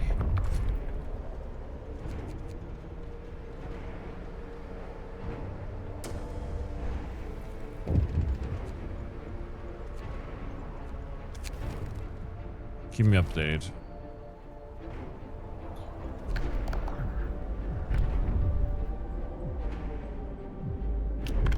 New faith. Some of the faith is also in the law. This the new faith, and there will be blood. Sir, people are rioting in the streets and demanding that you stop what you're doing. They say this isn't what our faith stands for. That you're destroying everything beautiful and pure about it to gain absolute control over our lives. They shout that this is madness and that you're a usurper, not our true shepherd. Roughly a quarter of our people are determined to fight. The others are silent. The new faith law will be signed. The new faith will not be signed. Let's go. New law introduced. There will be deaths. New law is signed. There is below close button and temperature icon. I'll check that out. I think you notice if you press O, you can see the building temperature. You don't have cold if you like. I didn't know that. I'll have to check that next time. He's our shepherd. He will save us. He's the voice. Our captain is the voice of God. For sure. The night of changes. Dawn breaks and the streets are silent. You've declared your laws, God's will, branding all who oppose you as heretics. Everyone who was a threat to the unity of our city and the new faith has been dealt with. 12 citizens died. The others have renounced their views. Hope will never be a problem again. No one will think in these terms anymore. It had been done. It had to be done. Then, in purpose, we can get this like in 3 days, and maybe there's an achievement for it. At this point, you know, I very much know. I see. Do we get like an execution platform now? Maybe not. It's fine. Can just execute him somewhere else.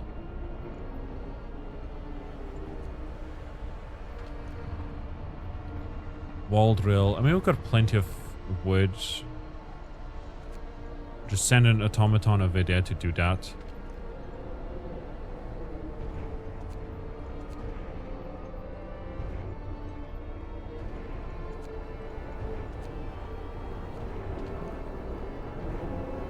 Nice. Faith. No. Cult. Yes. Yeah. Next to the gen. Press it. There we go. Care house, etc., etc. Yeah, I thank you for letting me know about that. I completely missed that, quite frankly. Temperature falls further. These guys are nearly here. A mob storms for stockpiles. We'll have wood for everybody.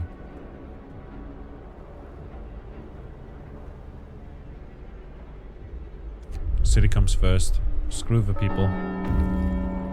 Work starts. All workers double your effort for our divine leader. Disband those.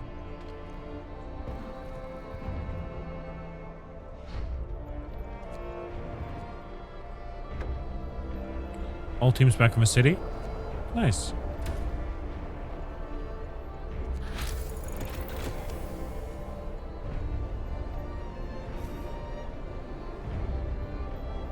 Overdrive couplings done. And generator power upgrade free. Once we've done it, we'll have something against the cold. Rescue survivors. Can't rescue the folks who are dead. Can build 1 to 2 resource depots to increase the capacity of resources. Yeah, we should probably do that. But also, I feel like we're pretty much dead here.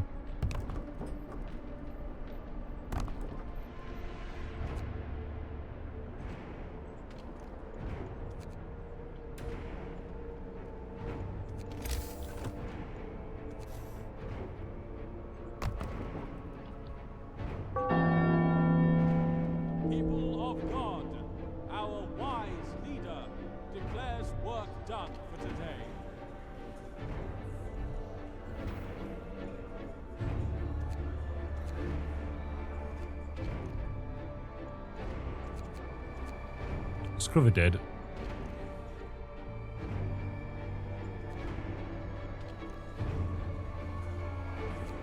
We need faith keepers. Alright, resource depot. Let's do steel and wood. There you go. coleslaw. You know nothing. JS. What is JS? What was JS from again? Was it Bioshock? No, right? No, Jon Snow. Jon Snow? You know nothing, Jon Snow. Winter's coming. Winter's coming for sure. Mild frostbite. I see. Yeah, was it Jon Snow? Game of Thrones? Yeah. Oh, generator's shutting down again. Bundle up. It's getting colder. Work shift begins. May Lord preserve our great leader.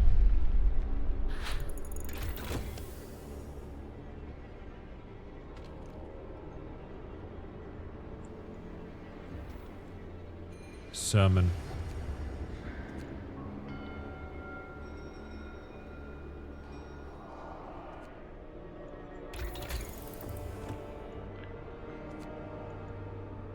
Oh, generator efficiency upgrade. I should have gotten that long ago.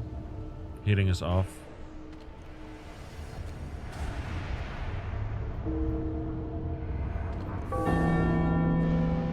Praise our inspired leader. You may retire for the night. Can you use overdrive for a little bit? Probably. Hope rises. Discontent falls.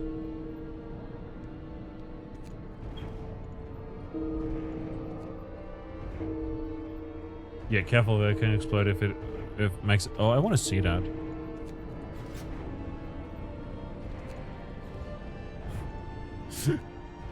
You have to turn it off. Don't forget. Yeah. I don't know. Like, this is a pretty doom run. -81. Fuck. Storm hits us. The city must survive. Survive a storm. But we don't know how long it takes. Work starts. All workers double your effort for our divine leader. Okay, now we use less coal. Must hold on for a little longer.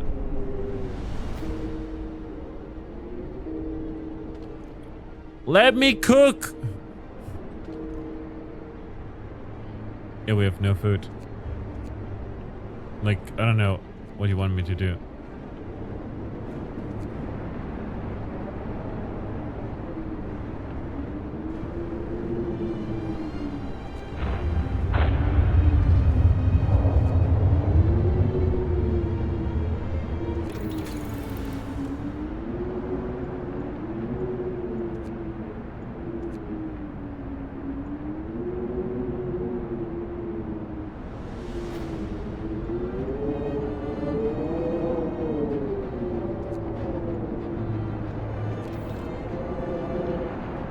Peak of a game, Visceral Key. Yeah, the music is great in this one.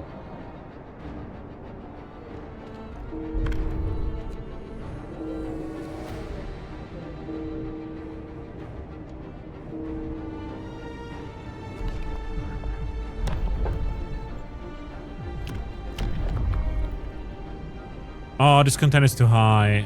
That's a bummer. But maybe if all the dissenters, you know, all the people that hate us die, you know, Rhino's best shit in the game. That, I could see this and the song from the beginning, from the intro, being like the best ones, for sure. Look, if more and more people die, we don't have to feed as many people, and we could maybe regrow our food. Also don't need to keep as many people warm. You know? Well, cookhouses, you know, we don't have any raw food at the moment. Free time, well, enjoy your free time.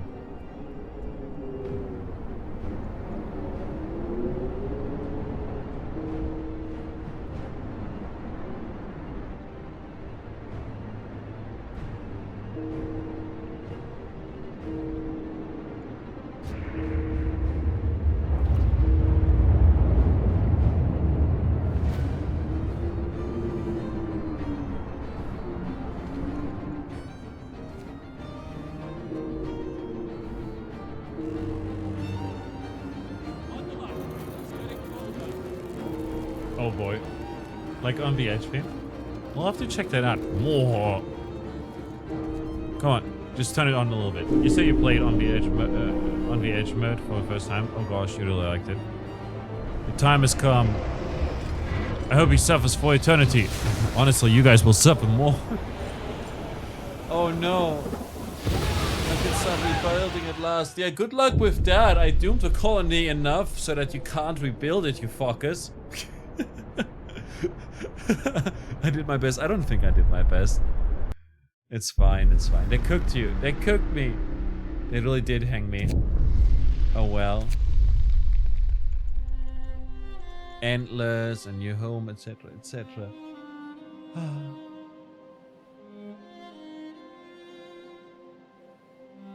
I like that they announced that Endless Vault for Moonlighter 2 is coming out. I love that they are doing this here because 11-Bit Studios is the publisher of Moonlighter, and which is developed by Digital Sun. Thanks for the follow, appreciate it. Welcome in. Nice try, mate. Thank you very much. That was my first try. We made it until like day, what was it? I don't know what the last day was, like 40 or something. I don't know. I don't know how much that means, really, but that was very, very enjoyable. And yeah. And you did great, for real. Thank you very much. Is there like a way to survive a storm or something like that? I don't know.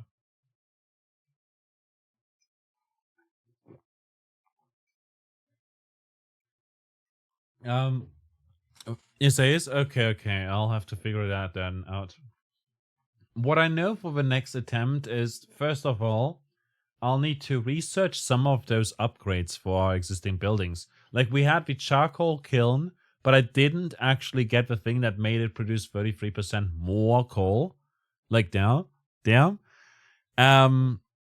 Besides that, though, there's some research I need to do quicker, including like getting factories unlocked so that I can then make prosthetics or make automatons to just take care of some of the more like the colder workplaces and stuff. Similarly, early on, like very early on, we had an issue with like medical centers, etc., etc. I need to figure out what the best layout is. We'll definitely do another attempt.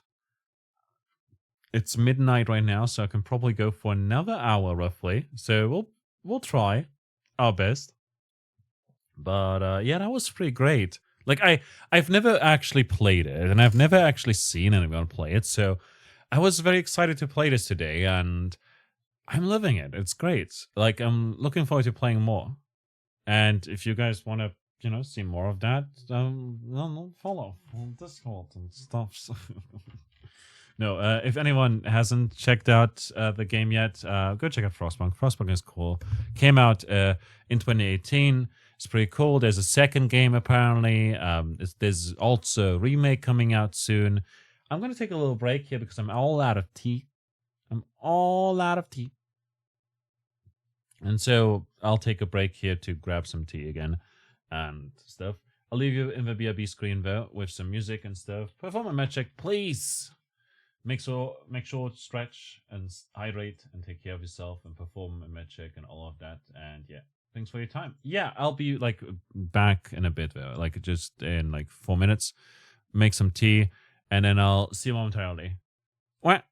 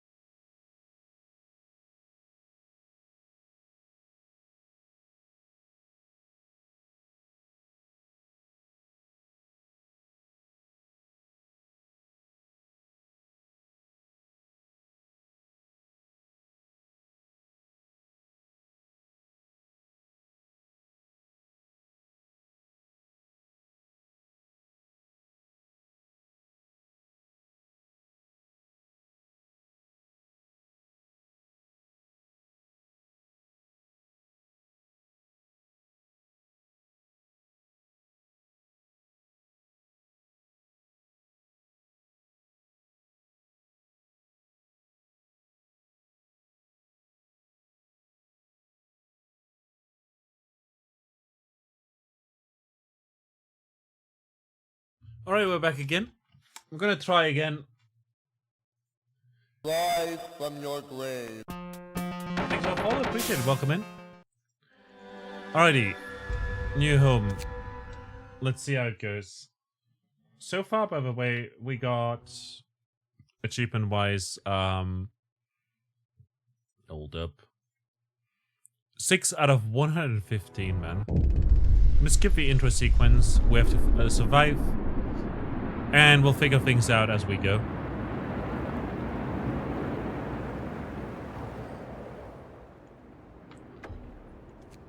Alrighty. First of all, what can we build for food and stuff? We'll need hunters. We'll also need a cookhouse. Before that, though, we'll need some wood. So let's send our people over there.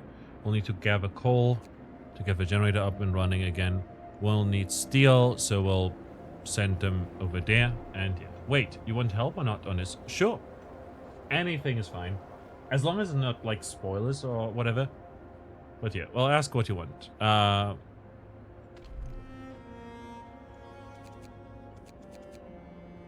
This time around, we'll place our cookhouse right here because we constantly, during that last time, I don't know how we managed to make it to like day 38 or whatever, with our food situation. So placing a medical center, like infirmary over here, and a cookhouse like close to a generator seems great, just to have the basics of what we need, you know? For health, a medical post right there is going to be very important. And then research and stuff, a workhouse can go over this way, probably. And then we'll just build our roads like so. And start working. End of shift. Go rest. I'll provide shelter for everyone. And thank you. Do we want to build tents close? They need, of course, heat, but you can increase the temp through tech. Yeah.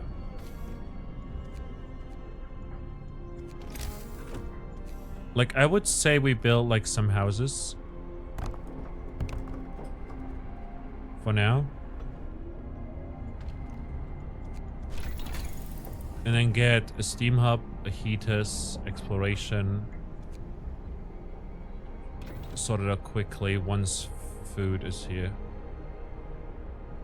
First things first, it would be houses. Yeah, definitely.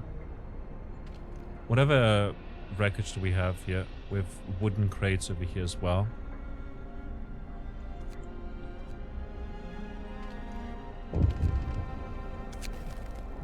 Open the book of laws. Work is needed. Do we do child labor? The child shelters were nice. Because they get sick at night if they're homeless. Yeah, yeah.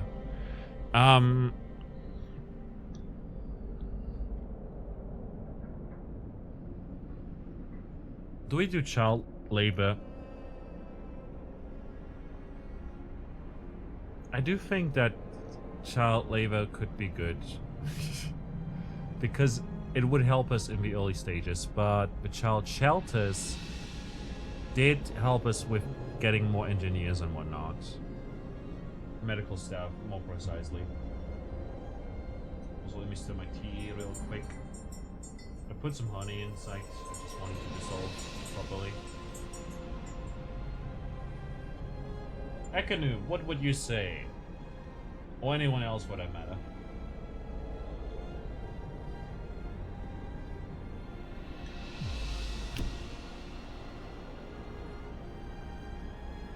Gives a permanent hope bonus too. Usually go shelters, yeah.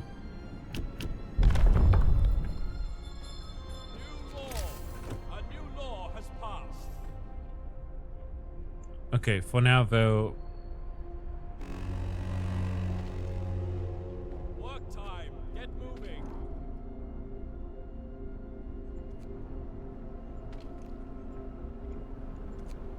None. Hunter's hut. Add research. The beacon. There we go. Then once we've got the wood,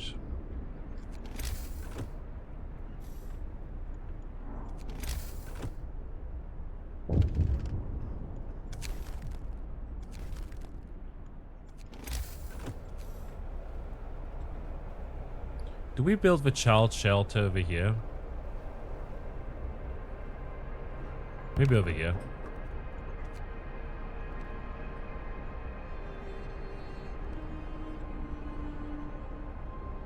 Further, don't mind. It's okay. Good.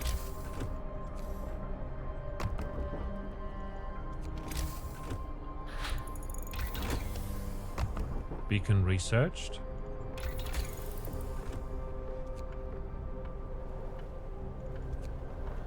Faster gathering.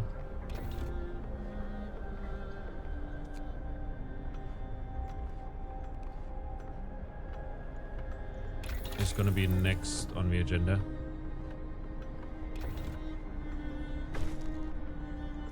Showing cat 4.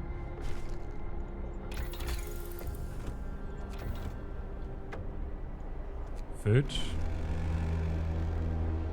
Finish your labors, people. The work day is up.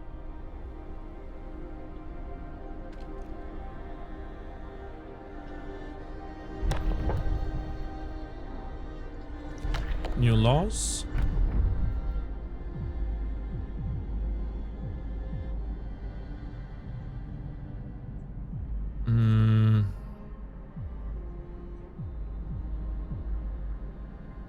How's this cold is coming on day 4? I see.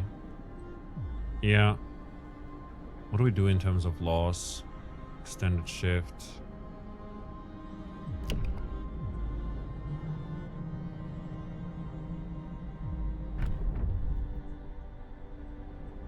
Yeah, not having red dots seems like a good idea.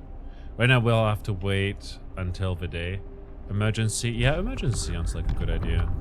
Because then we can make them work now. Hear me, hear me. New law in the city.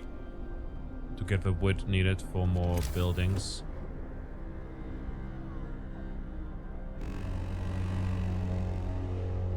Work time. Get back to work.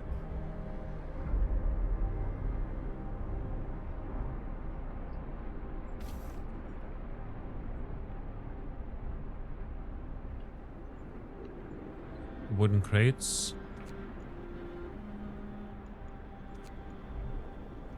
To fix extended shift, that's the goal, yeah. Yeah.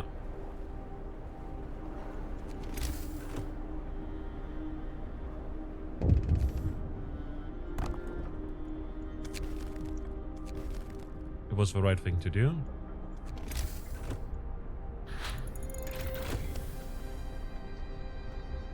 Faster gathering. Steam hub or heaters. Hunter's gear. Provide shelter. We still have 4 hours. Oh no, that's gonna be bad.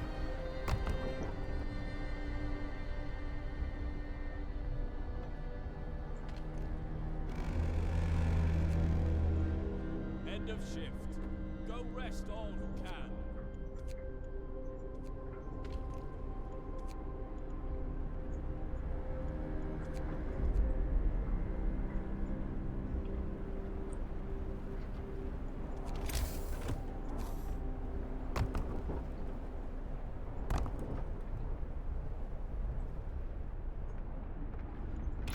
Research hunter's gear. Let's go. That was not good because they are exposed outside and more cold is coming. Yeah.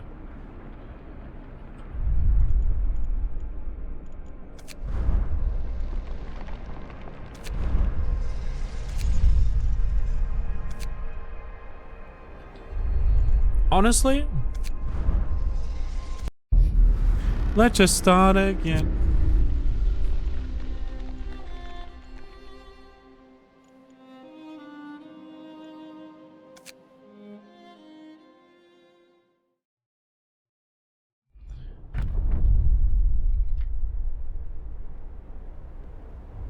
Because I need to get this.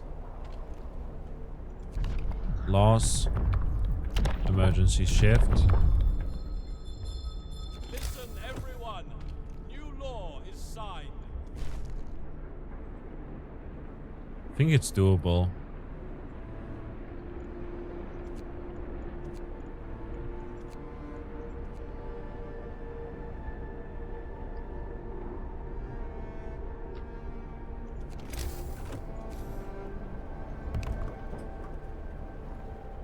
Pum pum pum. And then gathering posts. First houses. Yeah. Coal, wood.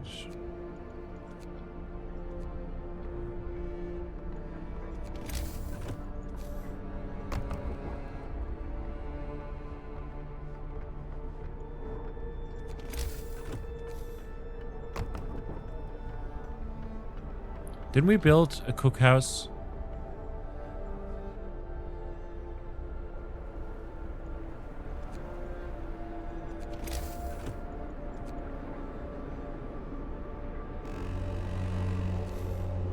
Get to work. Move, people. There's plenty to do. Yeah, hunters. I misclicked and selected those instead of.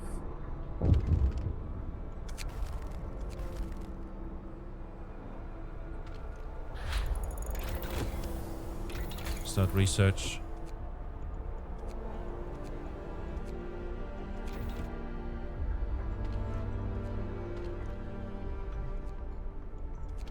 I wanted to build the cookhouse right here. And then people, let's build a house. Over there, I guess, for the last one. Pause that, and then build. Quickly. End of shift. Go rest all who can. Whatever. Quit. Build them far from Gen for more space. Yeah, yeah. Okay, so what do I do to... Can I go over here and build... Yeah. Fantastic. New home. That's what I wanted to do. I wanted to get the hope boost by doing that, but I built the cookhouse. I didn't build a cookhouse yet. Because we start out with a lot of stuff. Look, my advice. Yeah. Go for it.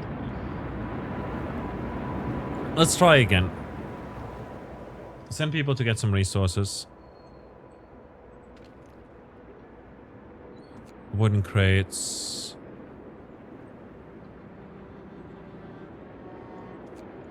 Wooden crates. Then build gathering posts. Next to piles of wood and coal and steel.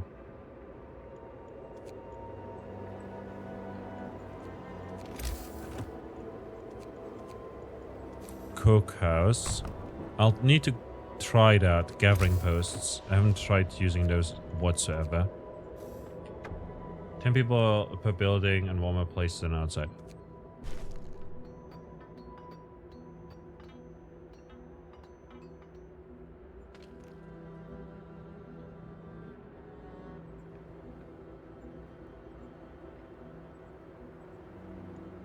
Actually, ignore these.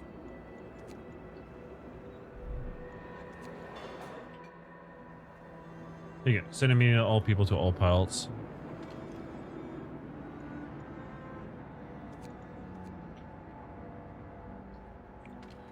Actually, no.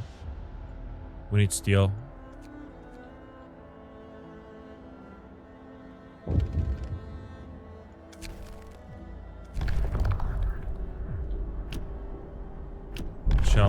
Shelters. New law. A new law has passed.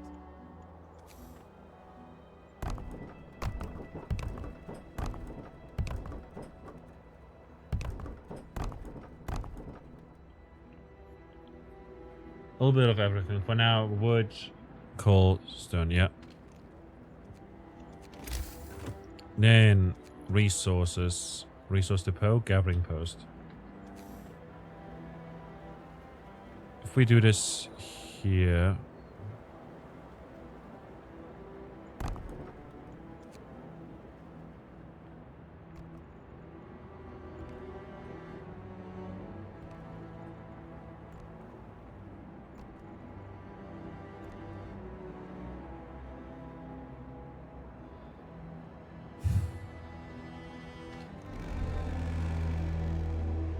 Workday ends. Time off.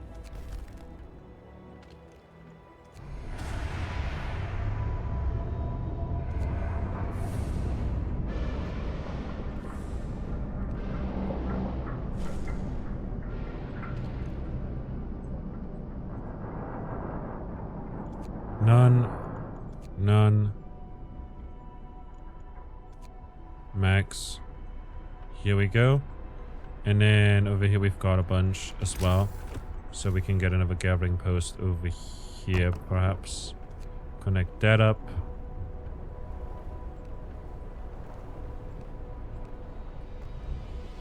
Like so.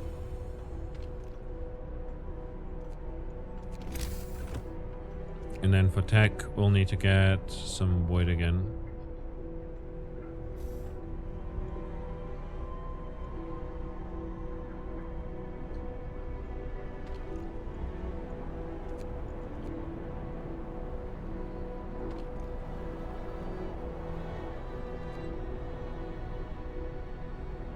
And then the med outpost. I would say tech first, to be honest, but we're getting sick people already, so we're doing that. But you're also saying it, then, yeah.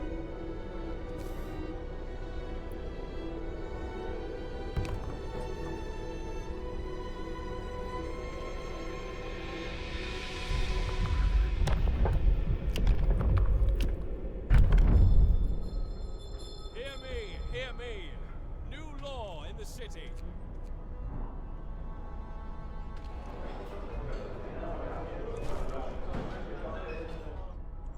And then we'll need to build the child shelter.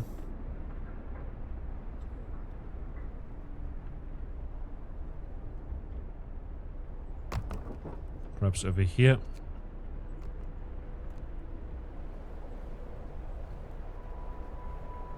From last emergency extended shifts. Yeah. Food. We're figuring that out. Hunters. I don't know. Let's just build them over here.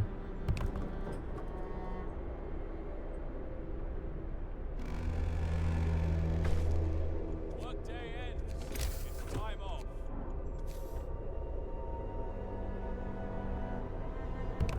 And these guys over here. Alrighty.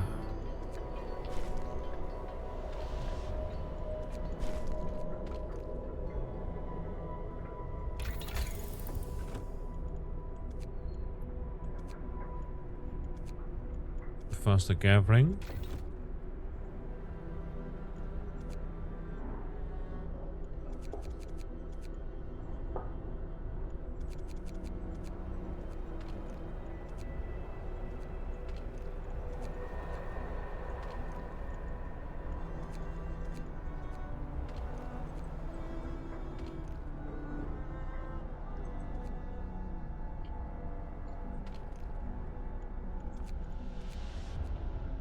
Nice. Press O to check temperature. Temperature seems good. And then research. Gather people back from pals, if any, before temp drop. Will do. Just gather this real quick. None.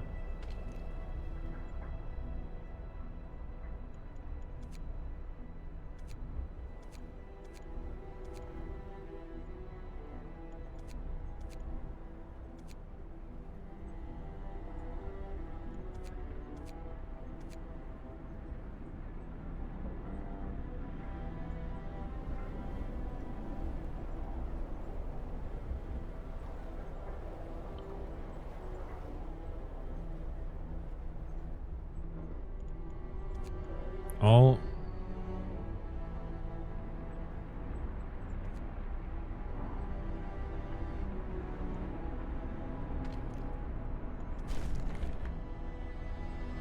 here you go. If you press Alt, you see where your people are currently. Oh, I see. That would have been good to know, perhaps a little bit. We'll do what we can.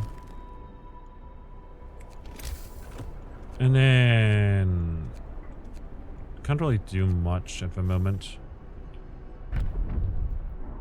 Introduce a new law.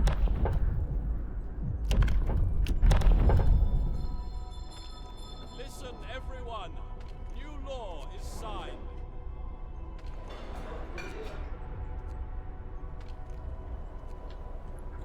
Like, these guys don't have anything to do anyways. Work time. Research. Hunter's gear. Although we need like the beacon. I'll do beacon first and then hunter's gear later.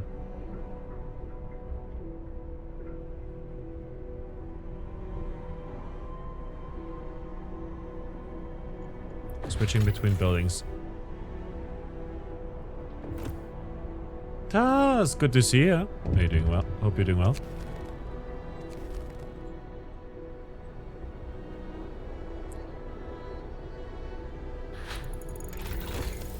And then food over here. And then the beacon can be built anywhere, right?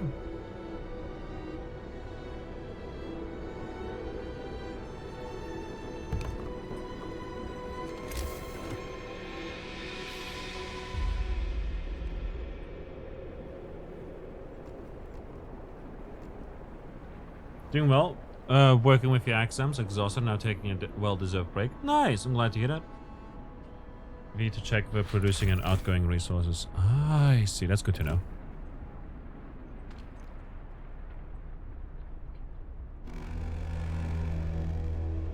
Workday ends. It's time off.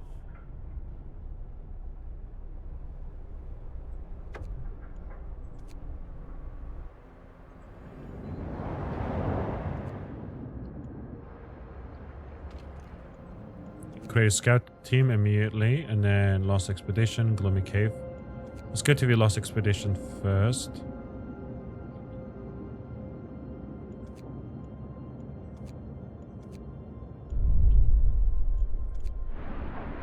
Because that way we'll get to the bridge. Usually you check V to see how much coal you produce and how much you spend.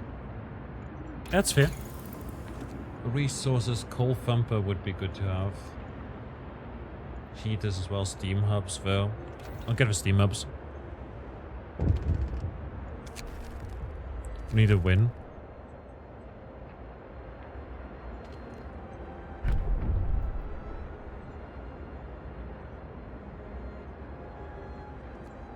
Don't really need hubs. Oh, well, I guess we'll learn it still. Fighting arena. What does that do? Nothing. Release tensions better than watching a few rounds of an all-out slugfest.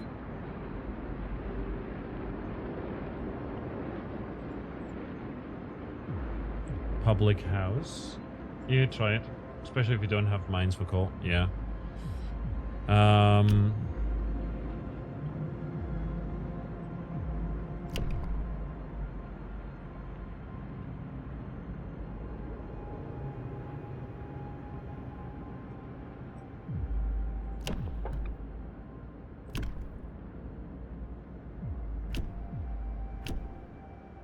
Medic apprentices for now. Thanks for the follow. Appreciate it. Welcome in. Cool name.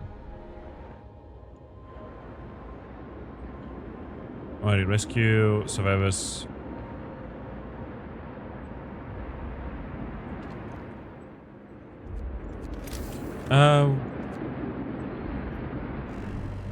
As you see the going route, just started a new one. My first attempt, which was a little earlier, went until day 38. So that was fun. Work time. Get moving. We'll let you play. Sorry for being intrusive. You're just excited. No worries at all. I don't mind it at all. Like, you're not too intrusive at all. And I don't have to do what you want, you know?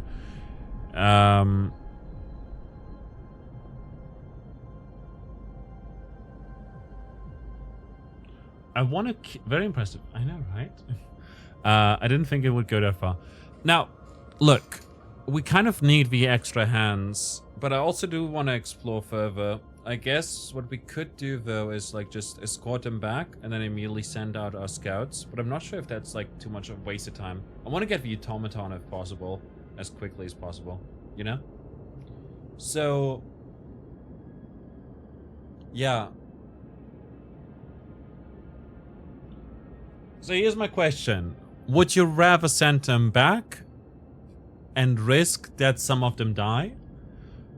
Or escort them to the city, even if it's less efficient?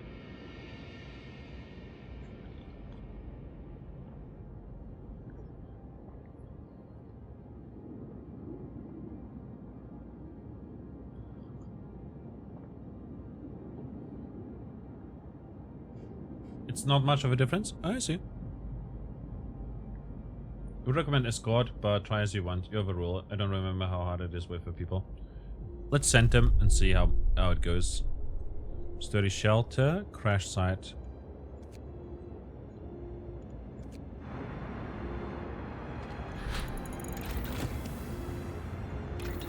Research.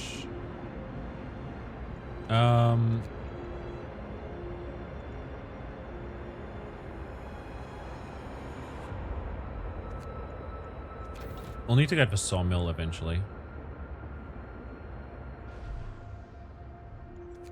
We'll also, for resources, we'll get another gathering post here and what's this? Coal and steel, and over here is coal and coal, coal and coal.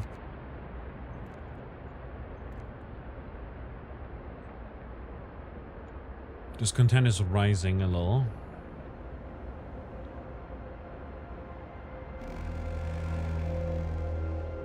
End of shift. Go rest all who can. Of course. Keep in mind your food and alpha cell will not work if they're too cold. Yeah, I know. I noticed. Explore. Fate of a Forgotten. Take resources. Fantastic.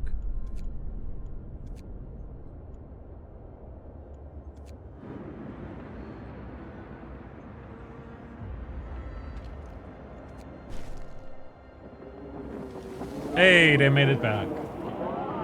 Escort Patricia. Yeah. I'll just explore a bunch. We'll look for the others.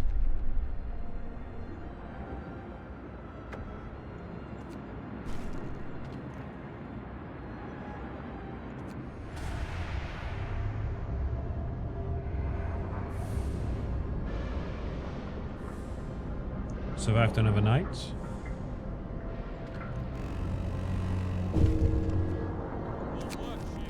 Death of overwork.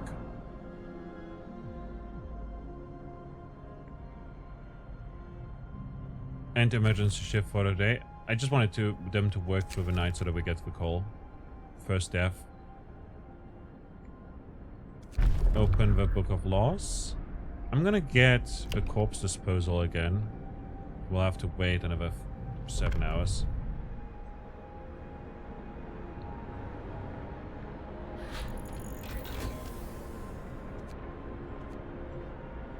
Sawmill researched. Steel works.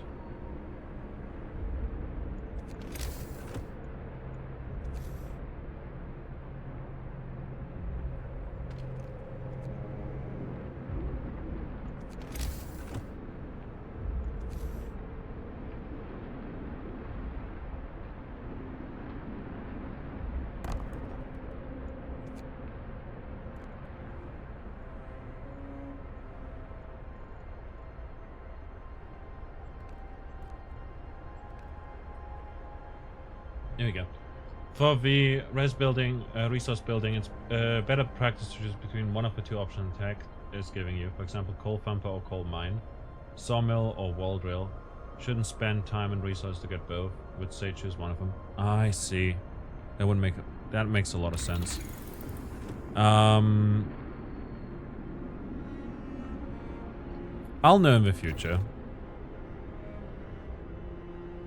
It's more so that at the moment, like, we won't have any more wooden crates. There we go. And then build a snow pit. Hear me. New law in the city.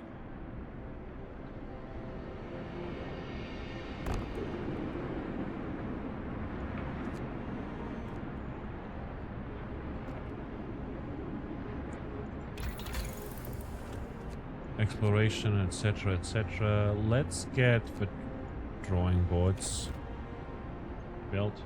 Maybe getting something to drink. Sounds good. When it's cold, under 20 to 30, use only gathering posts. Your people will die. Yeah. I mean, to be fair, we are doing that right now. Dismantle that building.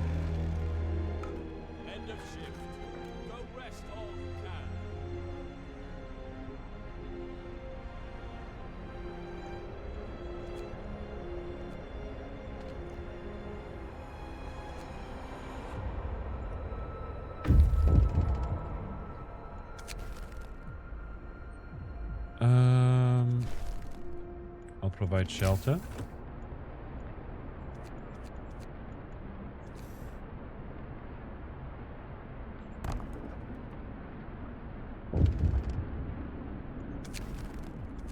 Thank you. Explore, take resources, steel bridge. Let's go. And that's where we get the automaton. None. Got this thing.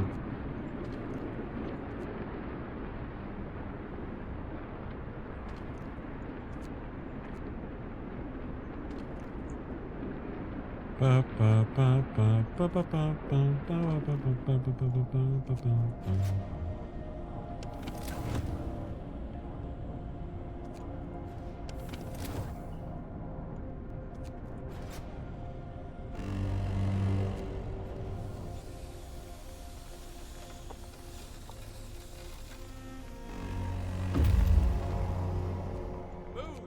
Time to get to work. Explore. Send it to the city. Send it to the city. We have a station, large convoy. 13 hours, 16 hours. Let's go over here to the large convoy.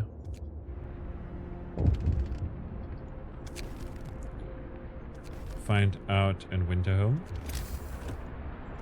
A snow pit we'll have to build somewhere. So we might as well build it here.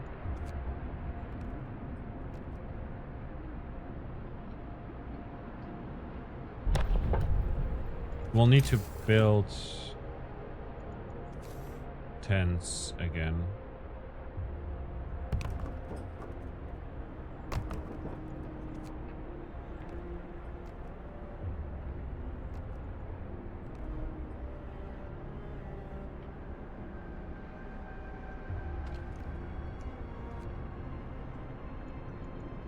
Another law can be built.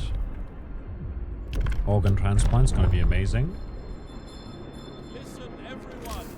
New law is signed.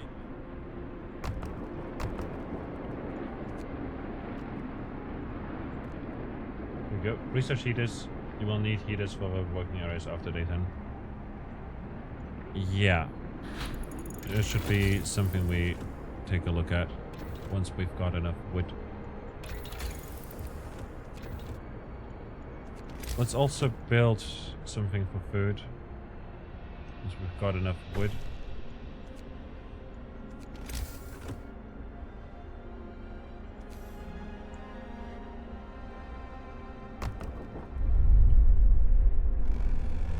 I mean, we have a workforce for it. Gather your tools. The shift is ending. Open it. I want to address this right now. I'm confident that stuff will get better.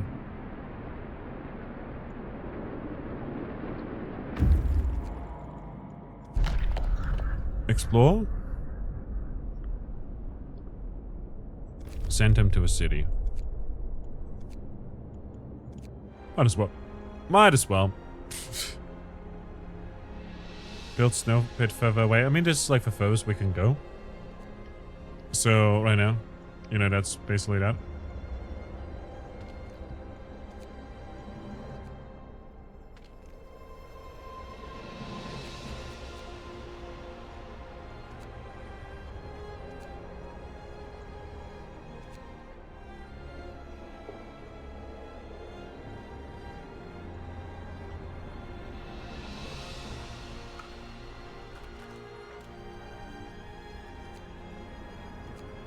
Dismantle that.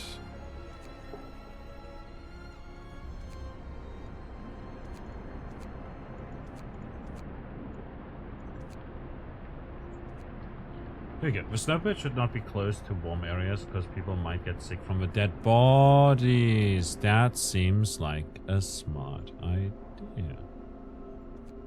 That is a good thing to know about.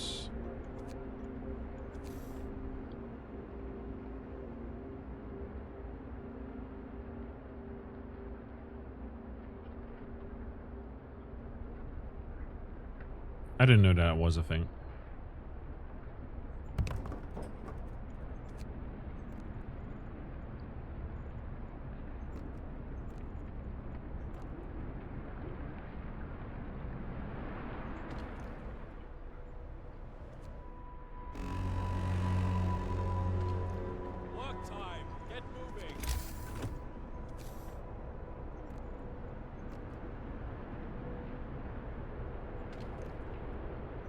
No wood. Yeah, yeah.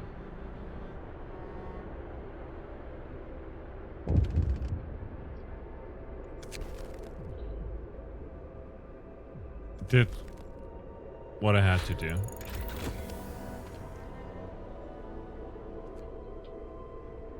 Heaters researched.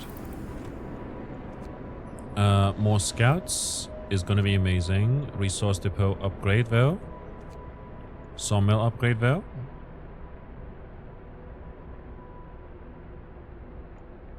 Charcoal. Full thumper. Coal thumper. Coal mining. Coal mining?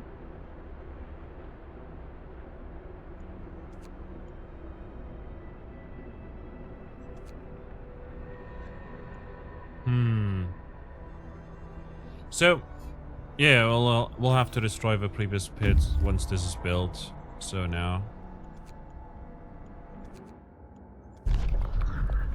take resources. We get one of those cores. There's the coal mine.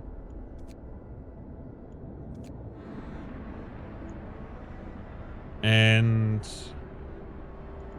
now as for research, the thing is, with a coal thumper, we can build it anywhere, and it will just give us resources, which is nice.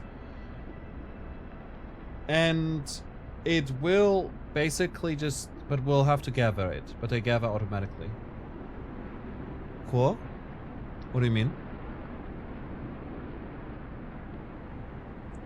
Coal mines need steam core, but they gather automatically. Pros and cons. Yeah, exactly.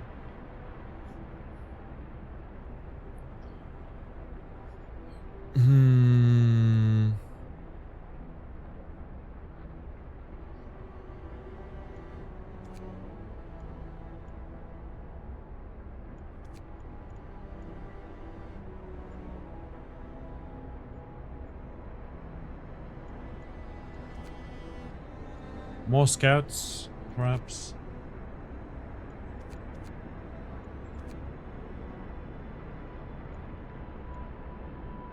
Let's get the medical post upgrade for now.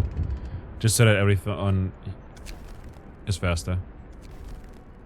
We'll have answers fast enough, soon enough.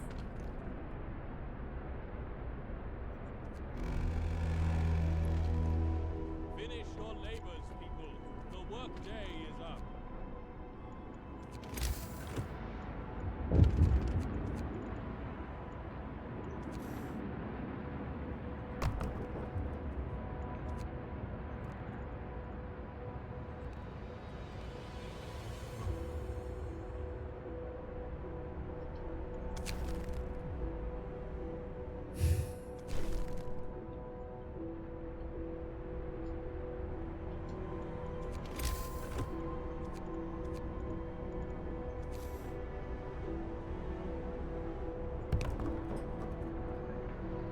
Just gonna build that for the time being.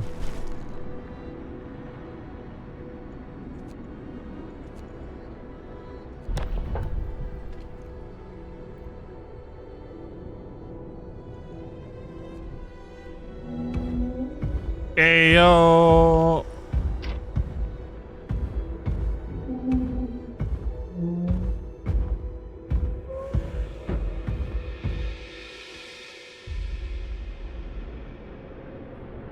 Let's go.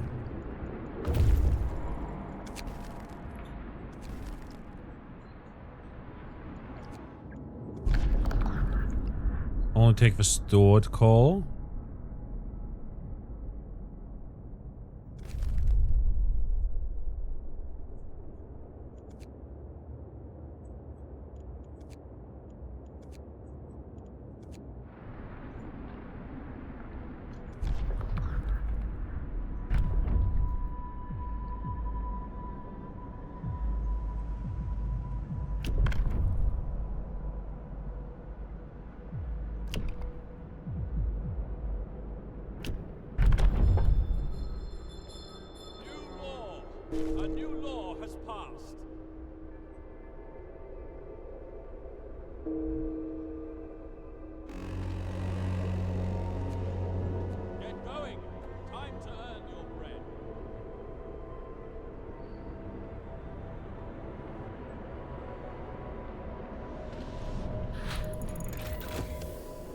Medical post upgrade.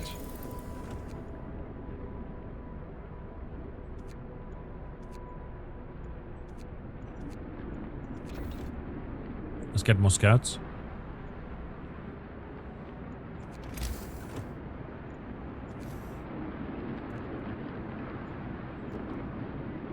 I think we get like resources back, right? I'm not sure.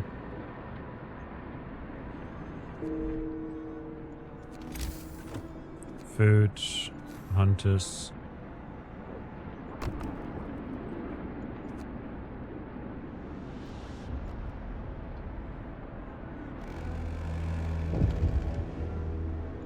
Gather your tools. The shift is ending.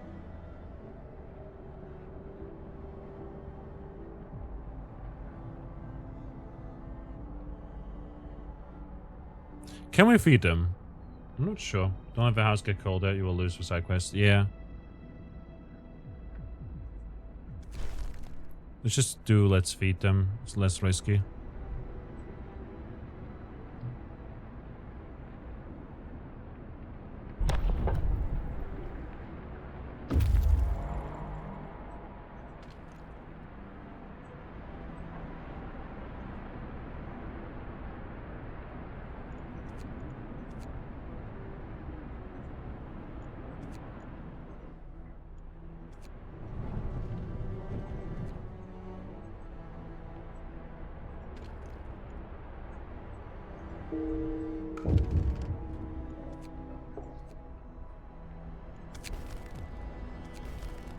Survivors reach the city.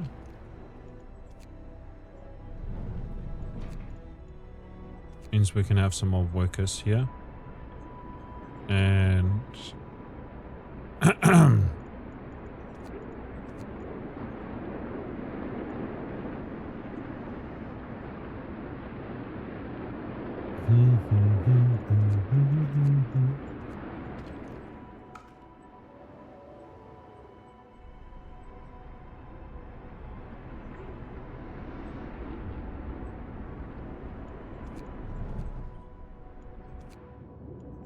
explore. We're on our own. We got steam cores. And then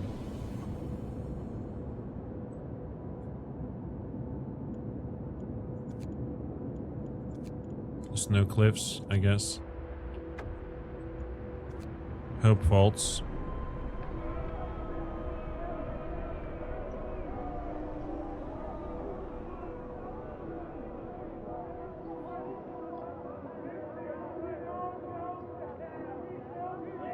Hope falls really badly. Must give them purpose.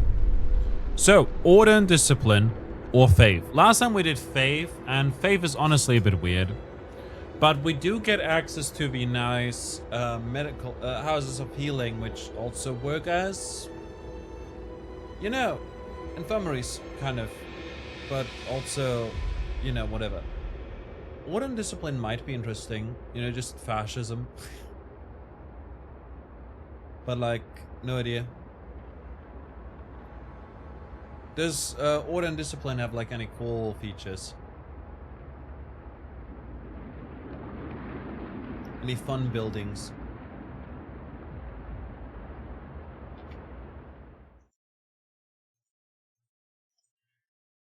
Any fun buildings? Any fun buildings?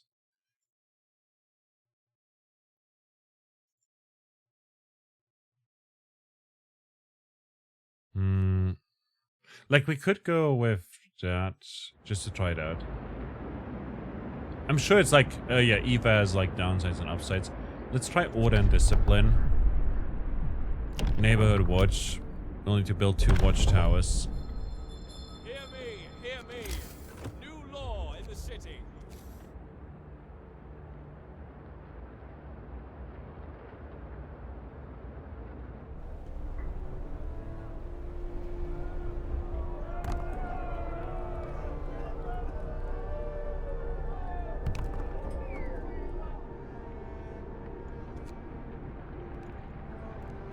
Seems like a good idea to avoid where it might lead.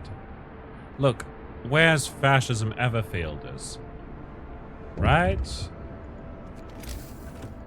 Did we get any cool buildings? Hunters, cookhouses, etc., etc. Calm down, we're not going to die. Yeah. Volondinus. Oof. It was pretty quick, you know, it's only day 9. Was it day 9 previously as well? Work time. Get back to work. Watchtowers. Hope rises. Good. Feed all the hungry. I wanted to get more food built.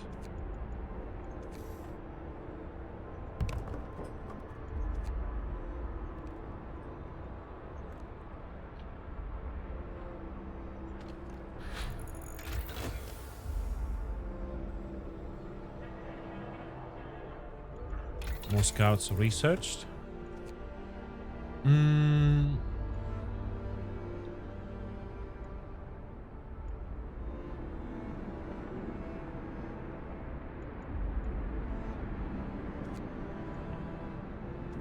Let's do the coal mining.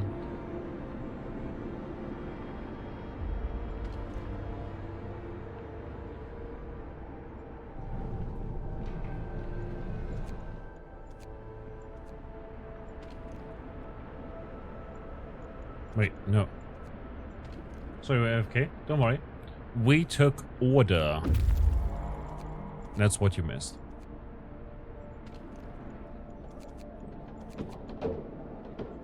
And we built more hunters. Nice. Freshwater springs, shrouded cave. This is quicker. And then I need at least 5 citizens. So we'll just get 1, 2, 3, 4, 5. Boop. And send these over to the gloomy cave. Fantastic. Does it make autosave? Cool. I think so. Should. Probably. Don't know if you asked anything. Yeah, I just asked what the downsides are to order. Aside from being fascist, kind of ish. Night is coming. Put down your We're still trying to feed all the hungry. There's a bunch of homeless people that we should probably take care of.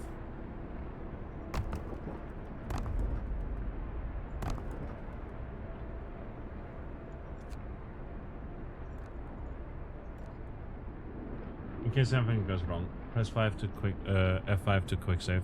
Ah, it's fine. I'm also a, oh, shit happens, we won't break it, you know? Oh, the Londoners happened as well. Hungry people were fed. Explore, freshwater springs. Send them to the city. Send them to the city.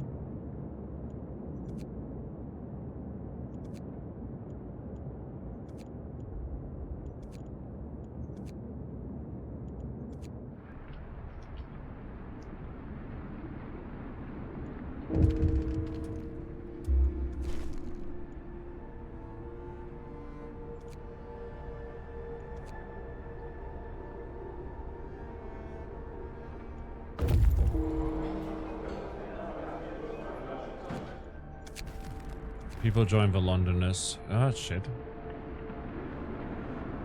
you like this kind of game? Of course.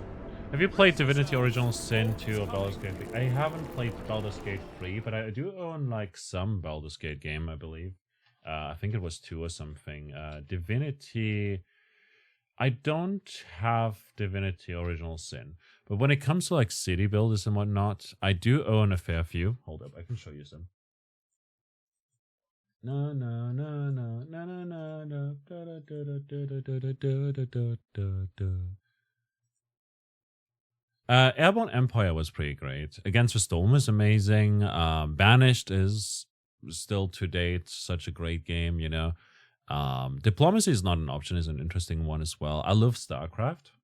It's more of an RTS game, but you know, it's still very enjoyable. Goblins of Elderstone is absolutely fantastic. Islanders was great. It's all obviously more puzzly and everything. You haven't played them. Which one do you recommend to see next? What do you mean? Out of like these games, I would recommend Kingdom Classic. Kingdom Classic is free. It's very, very good. Lenama is an interesting non-violent roguelike build game out of these, yeah. Universum is pretty good. Surviving Mars, pretty good. Per Aspera is pretty good. So, honestly, depends really on what you're looking for. Timberborn is very, very good. I play like 7 hours, it says here, but I also played a lot on my laptop. Offline while on the road, so yeah. Timberborn, you basically have these beavers and they run around and you plant carrots and whatnot to keep your colony fed, and you build aqueducts and whatnot and have to manage because there's a drought coming. And it reminds me of Frostpunk, but with less choices and less of a it's less, you know, the droughts get longer and longer. So you build up wells to have water and big dams and whatnot, and you need power and eventually some automation and stuff like that. You know, it's very, very good. And Timberborn also is an early access and is getting lots and lots less chaotic. Definitely less chaotic, more wholesome, I guess, but also it does get pretty rough. You can flood whole areas, as you can see right there. For what it's worth, the game is currently $33, but it's an early access and has been for quite a while now. And the price is probably going to increase even more over time. That said,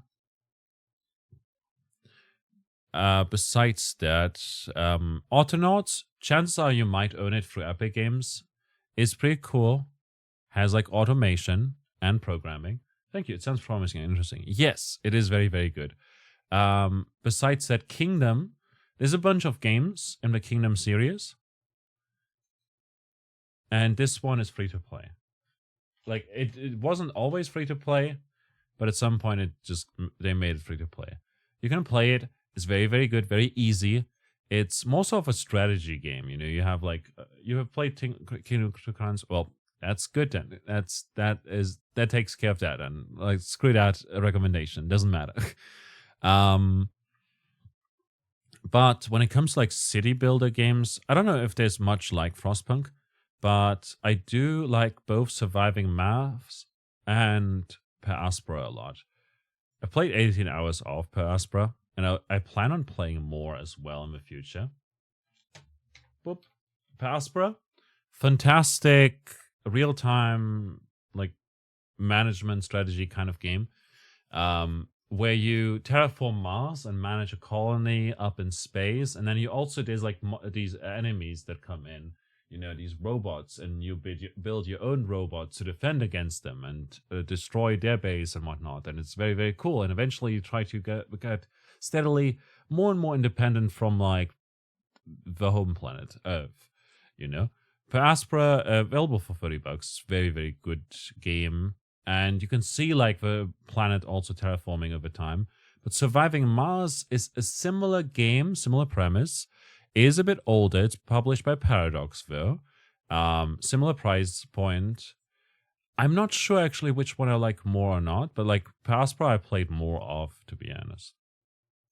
And this one was very fun actually, because it's more city builder-ish, you know, and has many, many different scenarios. So Surviving Mars or Per Aspera, if you like more of a story focus, and if you like more, if you like some action, Per Aspera is your go-to probably. But if you want to build cool cities and get resources and be more chill, but also strategic, have different you know, scenarios and everything to deal with, then Surviving Mars is probably what you'll enjoy more, you know. And besides that, hold up, we can go over here. Besides that, there is also, I didn't like Zombie Cure Lab.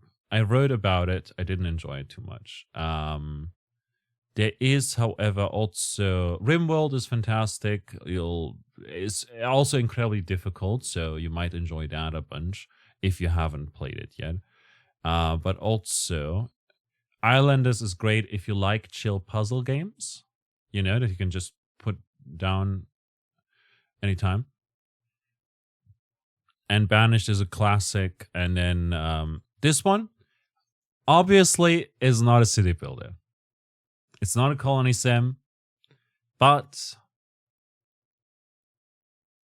if you like roguelikes, this one's great. It has a demo too, and you can check check out the demo. It's very good. It's obviously a very different game. If you like, however, very difficult games and stuff, this is the last recommendation here. I promise. By Clay Entertainment. Oxygen Not Included, absolute classic, wonderful game, incredibly difficult. I'll play more in the future on stream, but yeah. That said,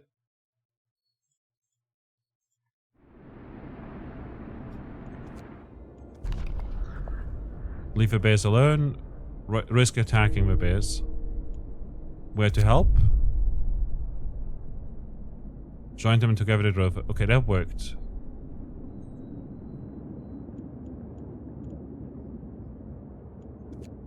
Nice. Thank you very much. Do you like the way you described them, that you give urge to buy them now altogether? No, like, take your time, play one. I am very much against... I'm gonna save the game here.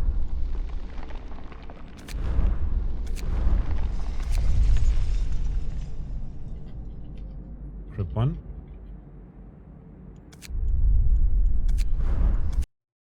Alrighty. So... we're gonna call it here, but we'll still chat a bit longer. Well, yeah, you prefer to focus on one game, give it as much effort and energy as you can. Yeah, understandable. Like, I honestly, for what it's worth, like, I don't have too many games that have a lot of hours in them. You know, like I've got. I'm starting to play more Gunfire Reborn again, which is very, very good. But yeah, I do write about games as well. It's free, like there's no ads or anything. I do it. I don't earn money through that. But if you like reviews and stuff, just check out the in detail category on there.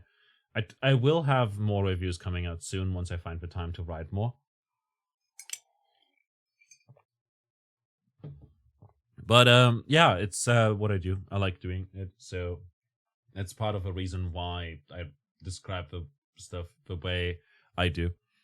That's what I wanted to say is there's a lot of different games out there. Oxygen Not Included. Honestly, so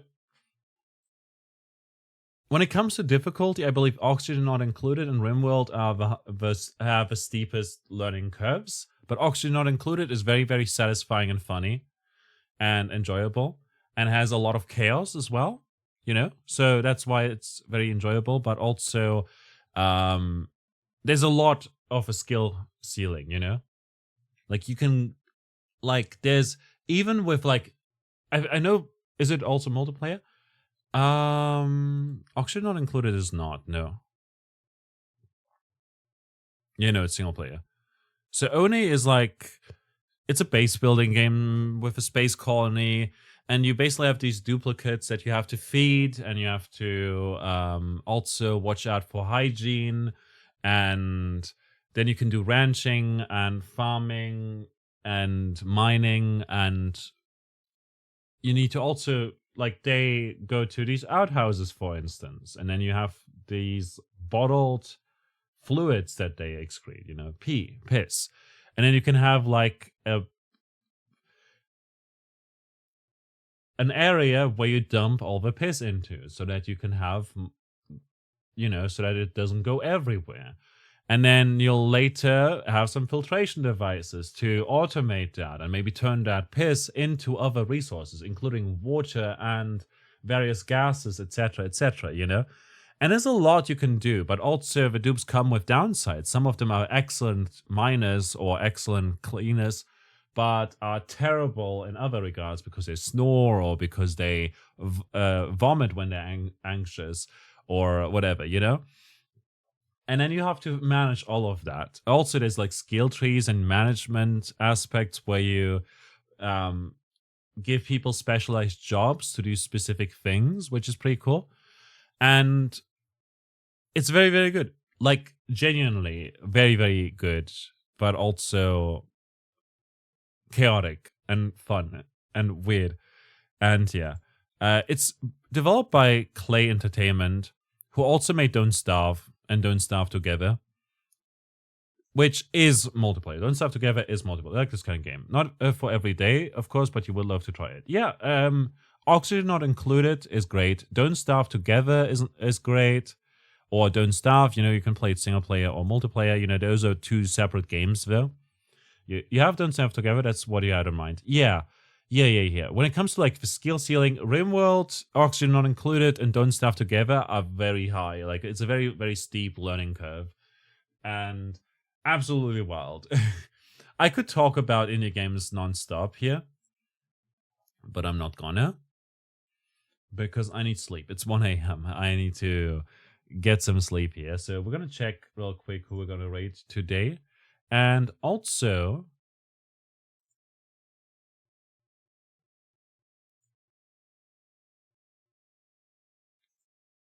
me too, you need sleep. Yes. Thanks a lot to everyone who's been hanging out today and everyone's been lurking and following and stuff. And Fur as well with a raid earlier. We'll be live again tomorrow. We'll be playing Pokemon Heart Gold, doing our randomized art lock, which is going to be pretty darn exciting.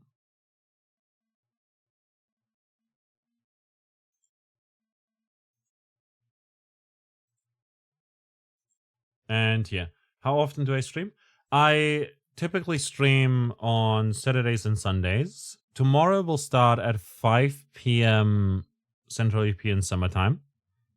And we'll be doing our Pokemon Art Lock, which will be every Sunday. And yeah, the rest is dependent on how uni goes and how much progress I can do. I'll try to stream on Monday and Wednesday as well. Wednesday in the afternoon and Monday in the afternoon or evenings. Depends really on how uni goes. I've got some essays to write for what it's worth.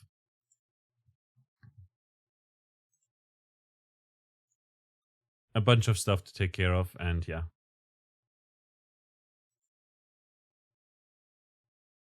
Let's see.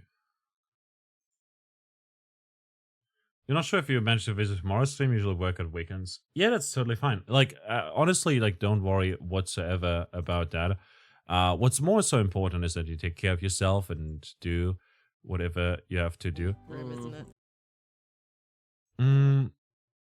Let's see who we're gonna raid today. I don't know what's happening over here. Not gonna lie.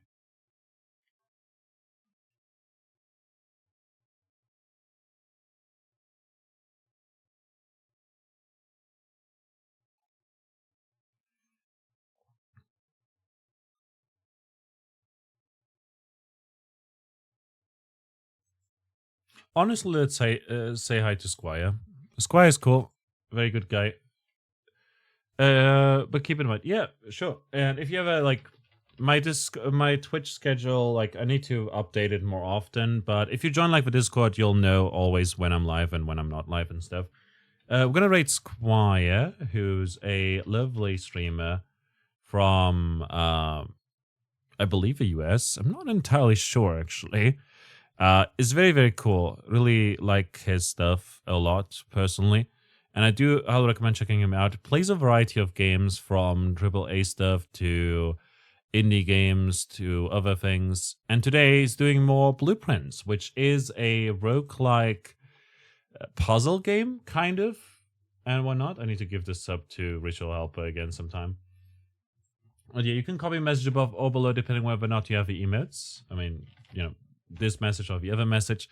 And yeah, Squire is cool. Really like his style of streaming and the community is built. And yeah, he's a good bean. I think you'll like it over there. If you like it over there, give him a follow. And yeah, I'll see you tomorrow, 5 p.m., which is like an hour earlier before we started today. And we'll be playing some Pokemon Heart Gold again with our art lock, which is a Nuzlocke where we also draw the Pokemons and stuff. And Then on Monday, Wednesday, Saturday, and Sunday, we'll do other stuff. I'll see you then.